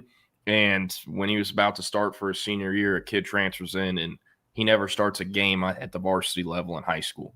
He did have a few starts, freshman B team on JV, and he was the varsity backup as a junior, but like, he slipped through the cracks because he never started a varsity game, and he ended up at UNT because he camped everywhere, but he would only get PWOs, and the biggest school to give him a PWO was UNT. And he became either the 2nd or 3rd string in regular season behind Chandler Morris last year. But once Morris went in the portal, they had their backup go in the portal. He was the only QB left on the roster in their bowl game, and he started, won. And I mean, the Drew Messmaker kind of story took off from there, and he's obviously now their starter. So probably won't be a league guy, but I mean, he will make 7 figures next year. He'll probably be the top G5 transfer quarterback, I'd assume. So, I mean, maybe Texas offers him $200K, but like Mizzou or Penn State, someone will offer him 7 figures to play in the Power 4. Sure. But I do see the vision of what you're saying. And I mean, look, like, I haven't heard anything definitive that Trey Owens is entering the portal, but he has now been passed up by a player a year younger than him in KJ Lacey. There's a 5-star coming in. He is not on the travel roster. He is not suited up. He did suit up for the Sam Houston game. I saw him in that one. Yeah. But not on the travel roster, did not travel for Texas OU, but Lacey and Caldwell did. Like, the signs are pointing to him either being cool with being a career backup at Texas or he's going in the portal. It's one of the two. And he recently posted on Twitter he has a new agent. Signs are pointing to him going in the portal probably in January. That is just what the signs are pointing to. So that means Texas would have 3 scholarship QBs next year. Diabell, the true freshman, KJ Lacey, redshirt freshman, and Arch Manning, the starter. Could they go and get, a career backup G5 QB just for depth purposes and pay him $50K a year like they probably are with Matt Caldwell? Yes, I think that is a very smart idea. But also at some point, like, you have to realize is when you continue doing that, you continue to piss off the young players in your room, so how's it going to work? Like, if KJ Lacey is ready to be the backup next year and they trust him enough, unlike they did with Trey Owens this offseason, they should not go get a Matt Caldwell type. If they don't think Lacey's ready, like they didn't think Owens was ready in January, then they should go get a Caldwell type, Going to be up to them. Oh, yeah. And by the way, the father of that Louisville commit played at Texas, Mike Adams. And he's now an admin, I think, in Pflugerville ISD. Yeah. All right. So some other stuff wanted to hit on. Why can I not close this? There we go. Texas men's basketball did media days, SEC basketball media days. I know, football, it's the focus right now. We're at the halfway point of the season, but anything that really stood out from Sean Miller, Kendall Weaver, I think Dalen Swain was the other Longhorn that made the trip. Any thoughts, takeaways from basketball media days? Nothing from SEC media days. I'll just kind of give a quick update from when we spoke with the coaching staff a few days back. Because, SEC media days, I mean, it's for what it's worth, guys, and Jordan kind of knows this with football, you get so many big picture questions that have already been answered for those of us locally. It's kind of there's literally no point in us going, right, locally, because we've heard Sean Miller talk about why he recruits internationally, why Texas, the recruiting budget. We've heard all those things, right? So just a quick update of things that I think are noteworthy for Texas men's basketball. One, the bigs, Lucina Traore and Matis Vokatitis. I still need to get the pronunciation guide on Matis, so we're just going to call him Matis for right now. They both are cleared, ready to go, and they, Jordan, like the idea. Not 100% sure that they'll do it right now, but they're not completely closed off to the idea of playing both Lucina and Matis, who are both 6'10 plus, on the floor together, right? So because, they're new age bigs, right? One kind of stretches the floor a little bit. One will play down low, so there's that. Other two quick things I think are noteworthy. One, Jordan Pope. Everyone I keep asking is, where is his defense? Because if you know Jordan Pope, he could light it up against New Orleans and is kind of like a streaky scorer. He was Oregon State's leading scorer back-to-back years, but defensively, he's barbecue chicken last year in the SEC, right? I mean, that's just called what it was. They really have been, all the coaches have said all the right things, said he's taking strides defensively as a player. So I think that's going to be the big thing for getting him on the court. Now, the flip side, Kendall Weaver. As much as I hear about, Kendall Weaver, Energizer Bunny, dives on the floor, blah, blah, he's got to be able to shoot the ball, okay, right? He's super athletic. He can jump out the gym, but he needs to work on his shot. And everyone has been saying, oh, he did it at UT Arlington. No disrespect, UT Arlington is not the SEC, all right, where you have legit 6'6", 6'7" wings who with 7-foot wingspans. Everyone keeps saying that Kendall Weaver's three-point shot is coming along. And Sean Miller said that top four, even some of the assistants, top four shooters on the team, Kendall Weaver's right there. So those are a couple notes right now that when I do a notebook next week will be in there. And horns247.com. You'll get the whole notebook coming up next week. Man, I'm very curious to see the shot from Kendall Weaver. He, I don't know if I've told it on here, but I don't know if to you. For whatever reason, I never cover high school basketball, but I wanted to go to, would have been March or February 22, the 2022 basketball Texas State Championships. The way they do it for basketball is different than football. For the UIL, they have semis and the actual state game all in the Alamo Dome, and it's like a 3 or 4 day week of that, and it's the week before or after they do it for women's. It's a really fun weekend in San Antonio. Mansfield Timberview went to the semis and I think lost at state, but Kendall Weaver was on that team, and I swear to God, he was the same player he is now. 1,000% balls to the wall effort on defense, jumping out of bounds to save balls, stuff like that. But I mean, dude, he might have attempted 5 shots outside the paint that night. He was dunking everything, driving everything. He knew his strengths and weaknesses. He was not a shooter. And I was like, man, this is an awesome high school player. It's kind of I remember Googling him and trying to see where he was going. And I'm like, oh, wow, this kid doesn't have offers. I followed him on Instagram. I was taking photos that tournament, sent him some. And then a few months later, in May or June, super late in the process, because he was a senior already, he posts he's going to UTA. And I was like, oh, cool, he found a spot. And then a year later, it's Texas got this dude at the portal. I was like, oh, shit, that's the little Mosey-looking dude from Timberview. They had a fun team. They had 3 or 4 guys on that team that went G5 or whatever the FCS equivalent is for basketball. Mid-major. Yeah, they're now playing like Power 4 ball or G5 ball. They've had a lot of guys that have transferred up in that team, and I mean they finished second in state in 5A. So, yeah. But hey, speaking of the transfer portal, hey, Jordan, real quick, can I answer Jake's question about the starting 5 against Duke? Yeah. My bad. Yeah, no, you're good. Jake, this is what I think it's going to be: some combination of Tremont Mark, Kendall Weaver, Dalen Swain, Camden Heidi, the big 4 they got from Purdue, and then Lassina Troyer. Got it. All right. So speaking of the portal, the football portal rules have changed. Went over this a little bit. The main, I guess, rule change to know: when a head coach gets fired, instead of a 30-day window opening immediately for the players on that team to go in the portal or whatnot after their coach is fired, the window now will not open until 5 days after a new coach has been hired / announced, which I'm curious about because, like, usually reporters break a story and then the next day it's official when the coach at the press conference. When is that timer going to start? I don't know. We'll see. But now it goes from a 30-day window to 15, and instead of it starting immediately, there's now a 5-day timer upon a new coach getting hired to where players can go in the portal. But there is more. Now, and there's more clarification on this. The NCAA sent out memos to schools last year or this week to clarify some stuff. So if a coach is fired before January 2nd, which is when the portal opens, I believe it runs January 2nd to January 16th. If a coach is fired before January 2nd, the portal is just opening January 2nd for those players. They don't have to wait for a new coach to be hired. Now, or here, I'm just going to read it from the story. It does a better job explaining it to me. So, for example, if a college football program hires a new head coach on November 25th, the portal will not open until January 2nd. If a program makes a coaching change in the spring and hires a new head coach, players will not have to wait as long as the hire is made before June 30th. So that kind of keeps schools from like holding guys in late or holding coaches over late so that they can keep most of the roster. But it is interesting. Woodcrest said, how many freshman receivers do you see transferring after this season is over? At Texas right now, none of them. I could see maybe 1 or 2 leaving, but right now I'd say no.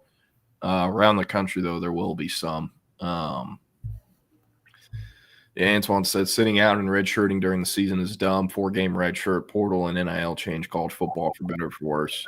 I mean, look, players should have always been paid. I think that is definitely for the better. As far as all the it's pretty much the Wild West unregulated. That part has made it worse, but that is also all on the NCAA for allowing this and opening it up without having any rules in place. And then getting the shit suit out of them because they tried to, in retrospective, enforce the rules. So, yeah. What I think they should just do, make it easiest, 5 for 5. Yep. Do that. I think that's what pretty much everyone wants. The only problem, read a Ross Dellinger story today. Like, when you do that, you're kind of screwing whatever recruiting class is coming up. Like, I was class of 2021. My class, a lot of kids in my grade, guys in my grade, lost opportunities or offers or had to decommit or go JUCO because of the 2020 rule that allowed players who were on teams that year to have another year. Because teams are expecting to lose, 20 to 30 guys, and it's, oh, wait, we can retain the entire team, So you're making cuts in your recruiting class. That same thing will happen if they go 5 for 5. At some point it has to happen, so you have to rip off the Band-Aid eventually, but it'll be interesting to see how the 5 for 5 thing will affect whatever recruiting class is up next. But Jordan, real quick, are programs any more or less equipped to handle that because of the COVID year, which essentially was 5 for 5, or in some cases 6 for 6? Yeah, I think so. But I mean, like, you still have 85 or 105 scholarships, True. So, True. That's part of it. And also, like, some people are worried, like, the 4-year thing, it's because it lines up with the academic years and calendar and everything. Like, if you do 5 for 5, it doesn't really line up as well. And Also, I mean, there's some concern apparently from the decision makers in college football that if they go 5 for 5, what's stopping lawyers and Diego Pavia's people from pushing for 6 for 6 or 7 for 7 or 8 for 8 or whatever? But I mean, I don't know. I get it. Just make it 5 for 5 at some point. Some other things. I saw someone ask Dallas Wilson. Yeah. It was Jake Bayless. Yeah, I thank you for bringing this up. I wanted to talk about this. So a lot of people keep asking me, like, is Texas going to be interested in Cam Coleman or Dallas Wilson? The answer to that question is yes. Will Texas get those guys? I do not think so. Cam Coleman, look, no one at Auburn is there to play for Hugh Freeze. They're there because Auburn paid the most. So I think they have a really high chance of keeping their roster intact if they can make a competent hire, which shouldn't be hard to do. But with Coleman, originally from Phoenix City in Alabama, was an early commit to A&M. They were his very first offer, Damian Craig and all them. So I do think that if he ends up in the portal, A&M's the school to watch. Holman Wiggins recruited him to Bama. He's now the A&M receivers coach. As far as Dallas Wilson goes, his agent / manager / handler is Vernell Brown Jr., the father of Vernell Brown III. And all three guys named Vernell Brown played football at UF. They're Gators through and through. And Vernell Brown Jr. has repped Dallas Wilson going back to high school. Vernell Brown Jr. was who pulled the strings and helped get him out of his letter of intent at Oregon and to Florida. Vernell Brown's son is the other star true freshman receiver, and again, he is a UF alum. Do you really think Vernell Brown Jr. is going to advise their best player, not just best young player, their best player to go in the portal as a UF alum when it's very public knowledge that he's repping him? I highly doubt it. Now, Dallas Wilson can always drop him as his agent. It happens all the time. Players drop agents all the time. He can't always do that, but the relationship they've had, he's friends with his son. Like, I kind of struggle to see Vernell Brown Jr. taking that negative PR hit and advising him to go in the portal. Because, I mean, the Florida fan base would lose their mind on him. He would probably have to pull his son out of the program at that point. So I don't think Dallas Wilson's going anywhere, especially if they can hire or make a good hire. So that's the latest on those two. But someone said, is Calzada 9 for 9? No. He has been benched. Cutter Boley's playing. So, yeah. And I mean, Antoine, I don't mind this either. The old redshirt rule. It is. I do kind of like the 4-1 though. 4 games because the old redshirt rule. I just think about Tyrone Swoops. Texas was up on I think Kansas or Kansas State or something. Shitty ass game, and the game ended at 1:30 because of weather delays. And Mac Brown put Tyrone Swoops in as either a true freshman or he was a second-year player, and he played 3 snaps and burned his red shirt in a random ass game. So yeah, people know what I'm talking about. At least CB will. I know we chatted in the comments about it. Ryan Williams, maybe. KJ Lacey, that's his best friend, high school quarterback. Or TCU 2013, my bad. Apologies. Ryan Williams, maybe, but I don't know. Kind of doubt it. Eric, I know you got to run. I'll just say it super quick. Just on to I think it was here who said about the old redshirt rule. The reason why you mentioned the Tyrone Swoops thing, where those coaches' decision. This is just from my days covering Group of 5 football, Jordan. I think I mentioned this when Sam Houston was coming to town, when they had 3 quarterbacks get hurt, and they basically had to tell their starter who was hurt, who in the first half was in street clothes, hey, buddy, go get warmed up and go put on your pads, right? That, you don't want to lose your red shirt in that sense, where it's we randomly had 3 in, one guy got hurt in warm-ups, 2 guys got hurt in the game, and all of a sudden we got to burn your red shirt, right? So the 4-game red shirt rule is a little, wonky at times, but I don't like all right, you play 2 snaps, it's burned either. So yeah. The main thing I like about the 4-game red shirt, it doesn't count bowl games or playoff games. So if you get screwed by opt-outs or injuries, those guys are still. All right, I got to run. They're testing Steve's audio, so you're all good. Yeah. We'll see you, Eric. I was going to bring this up. USC listed a player as out and at halftime got the medical team at USC to clear him, and he played. And the Big Ten only fined him $5,000. Like, that is a humongous deal. I don't know how this isn't being talked about more by national media. Like imagine if Trey Wisner breaks his ankle, they put Christian Clark in there, and he gets a concussion. And Texas is just like, yeah, CJ Baxter, who he marked out. Oh, he's running through the tunnel. He's going to come save the day. Like, it's basically what USC did on Saturday with Brian Jackson. So, yeah, like if 5K is a penalty, I mean, shit. Like, you could play 4D chess out here with a lot of these teams. Mark players out. Hey, we're only going to get fined 5K. Yeah, play them. They didn't prep for them.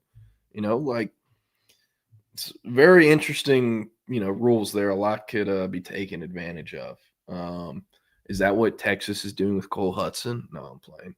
He got hurt on Tuesday. So, yeah. All right. Tomorrow I'll be on with Nick. Going to be talking some recruiting. We haven't gotten to any recruiting at all. I found something very interesting regarding quarterback play at Texas and recruiting quarterbacks at Texas. Yeah, we'll hit on that. We'll talk about the Penn State job. I love Matt Rule as a guy. I do not think they'd be smart to hire him. And then Texas also they've offered Micah Smith, 2026 kind of guard tackle tweener, which, I mean, man, Kyle Flood and these guard tackle tweeners, man. I don't know. They should offer Rhett Gray. If I'm in charge of Texas, I'm offering Rhett Gray at Rutherford. He's going to play left tackle in the NFL. He's committed to Houston. That's the guy they have blocking for Keyshawn Henderson's blind side. And, Willie Fritz and them, I think, do just as good, if not a better job, scouting, evaluating, and recruiting players in the state of Texas than anyone else in the state. So, yeah. And Dylan Waters out of Fort Bend Marshall, he is getting a look. He was at the Texas OU game in Dallas. He's a 26 kind of corner safety hybrid, whatever you want to call it, that's committed to Utah. Bit of a late riser, but over 6 foot, has long arms. I believe has gone sub 11 and has run pretty well in the 200 as well. I mean, he's a Fort Bend Marshall Buffalo. All those guys run track. But it's him, Josiah Vilmel. He's a 26 corner they're looking at. Was committed to Oklahoma State, recently decommitted. But yeah, I'll talk more about Micah Smith tomorrow. The guard tackle tweener, committed to UCLA currently, but probably not much longer.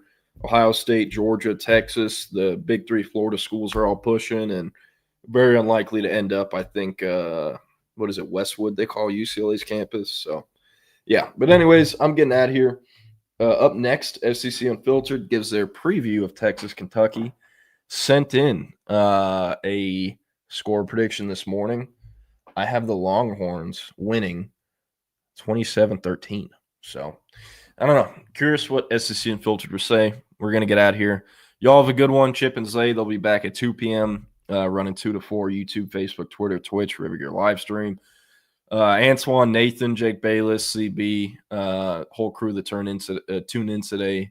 Woodcrest, appreciate it a ton. Y'all listening on podcast platforms, appreciate it as well. I'll see you tomorrow. Lone Star Playbook.